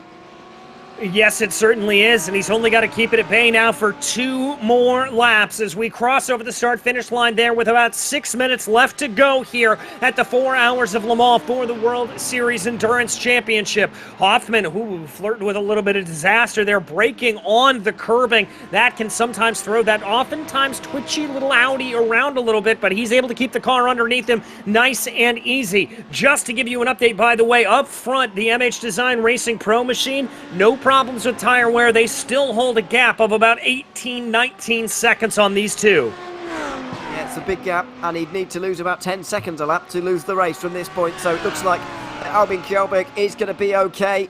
The both of them through Tete Rouge here in this battle for second, pushing as hard as possible. Did Veerman go over the limit there? It looks like he's gotten away with it, and he's able to stay very, very close. Hoffman already feels the need to defend towards the first chicane. Veerman too far back here, but into the second chicane there may well be a move. And that's exactly what I was talking about here for Veerman, just wanting to keep behind as much as possible, keep up that pressure. Falls back a little bit in the braking zone for the first part of the chicane. Now he's going to try to lead himself forward, get a good pull here as they exit out. The gap is about 5 tenths of a second, but he's going to be able to get on the loud pedal and start bringing that in more and more and more. I think he may have mistimed this one ever so slightly, but he will be able to get a good run here, potentially going down into Mulsanne. It was a very nice first chicane actually from Hoffman. It's allowed him to stay ahead for now. But how long is this going to last for? Will it be into Mulsanne corner, Indianapolis? Is he waiting for the final lap? It will be very brave of Veerman to do that, but stranger things have happened. He's just not getting the good enough exit off of these corners. His exits off of the corners are obviously very important with such long straights, and either Hoffman is absolutely nailing it, which is probably not far from the truth, or Veerman just not quite doing enough on some of these exits, and it is hurting him down the straights. It's hurting his overtaking opportunities. He's not got long to sort it out. No, he doesn't, and it looks like a better run there through the Mulsanne hairpin for Hoffman, as he's going to be able to hold on to about a 5.5 tenths of a second advantage. It does start to trim its way down here just a little bit as we tick past closer and closer to the end of this race. Remember, they will be racing to the white flag here at this point. A little bit of a move there for Weimann as they went down into the corner. You could see him trying to get onto the curbing there a little bit. Through the right-hander now, going down into the left-hander around the curbs, trying to figure out what they're able to do. The gap coming down to about 0.3 tenths of a second. But through Arnage, is that gap going to come down even more as both drivers get onto the loud pedal and head towards the Porsche curves? It is about 3.5 tenths of a second here. Well, it's going to have to be last lap, surely, for Veerman. I don't think he's going to be brave enough to make a move at the Porsche curves. I don't think he's going to be close enough anyway. If it was the last lap, maybe he would think about it, but even then, I don't think he would risk the whole car for this position. So let's see what happens on the final lap. It's going to have to be a last lap move at this point. But where is it going to come? I've got to say, on that previous lap, I was looking for signs, any sign that Veerman could have enough to maybe make a move. It may be a possible one into the first chicane, but into all the other braking zones, he was just not getting a good enough exit off of the previous corner and not good enough on the brakes either to really even think about a move. So I'm not entirely sure where this move's really going to come from Veerman, unless there is a mistake. Yeah, I'm not sure either, as white flag is in the air for the drivers. White flag being waved out on track right now. 1 lap to go, 1 chance to be able to get this move done for these drivers, and Veerman trying to see what he can do here. This is really the closest we've seen him do, up through the Dunlop chicane for the first time and down under the bridge. Here they go. We ride on board right now with the number 70 as he tries to close in behind as they go, working their way through. He just needs a good exit here through Tete Rouge. Does, but that is difficult to get, and he needs to make sure he doesn't overstep the mark as well. Hoffman gives it everything.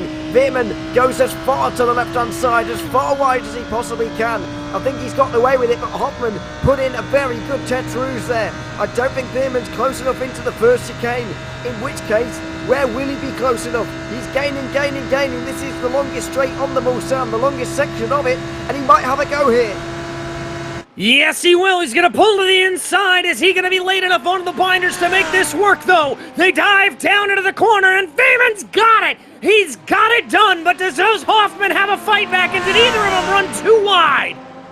It looks like they've all gotten away with it. Veerman with a nice move there. That was his best chance. That was his only chance, really, to be able to make his way through. Now, Hoffman hasn't got many more himself, but he has looked stronger. He's looked like he's got the slight edge over the Lamborghini there. And so will he be able to go for some reason, just not showing the slipstream there, getting in the mirrors instead, waiting for a different chance. I wonder where that last chance is going to be.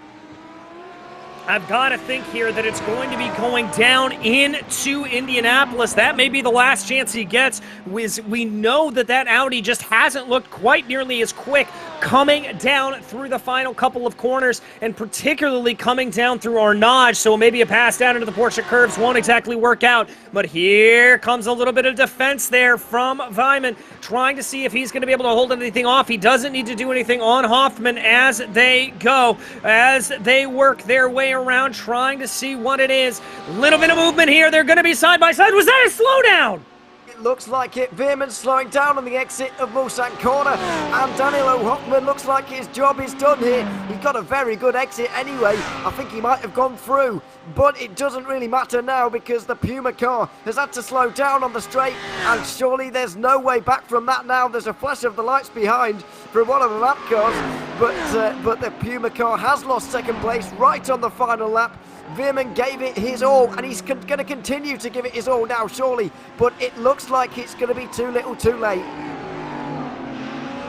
Yeah, too little too late here, although he is able to get a little bit of a good run coming out of Arnage, but still not exactly going to be close enough here to do it. Meanwhile, our leader, Kjellberg, is making his way through the Porsche curves right now for the final time, coming to the checkered flag as the 4-hour mark has been hit, and he will bring his way through the Corvette curves here, down into the last couple of corners. A little bit of lap traffic there in front of him, breaking down for the Ford chicanes for the last time. The checkered flag is in the air from Barney the Flagman, and it waves here for Albin Kjellberg and MH Design Racing Pro.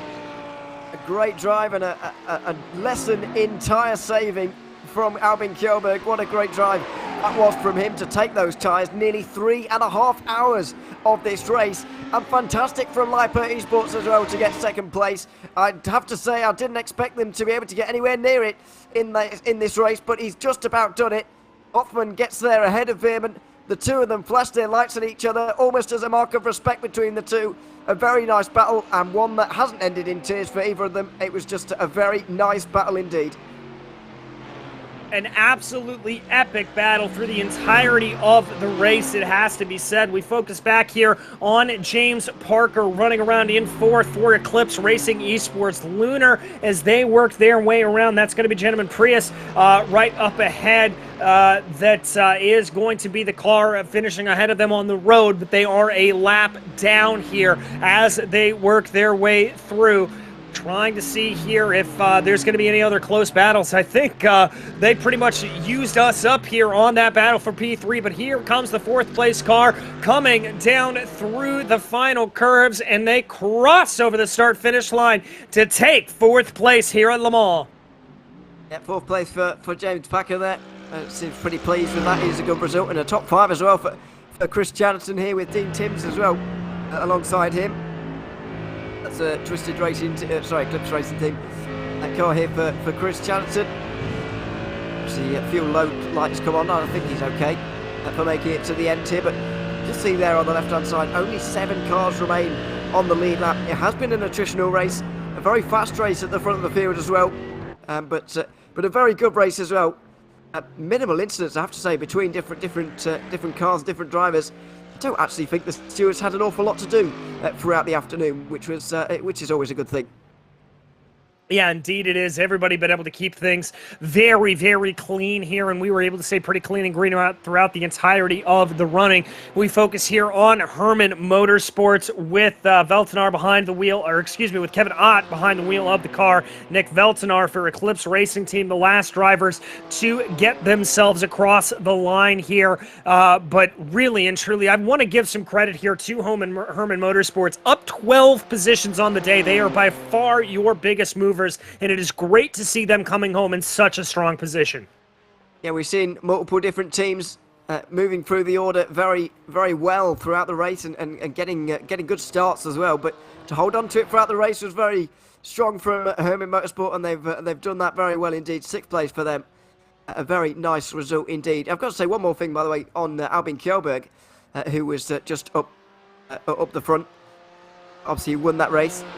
His fastest lap of the race came on the last lap. It was a 3:49. The first 49 of the race came on the very final lap, and it was from a driver who had been spending almost the entire race on those set of tyres. So I don't know how he did that at all, but he's pulled off a miracle somehow.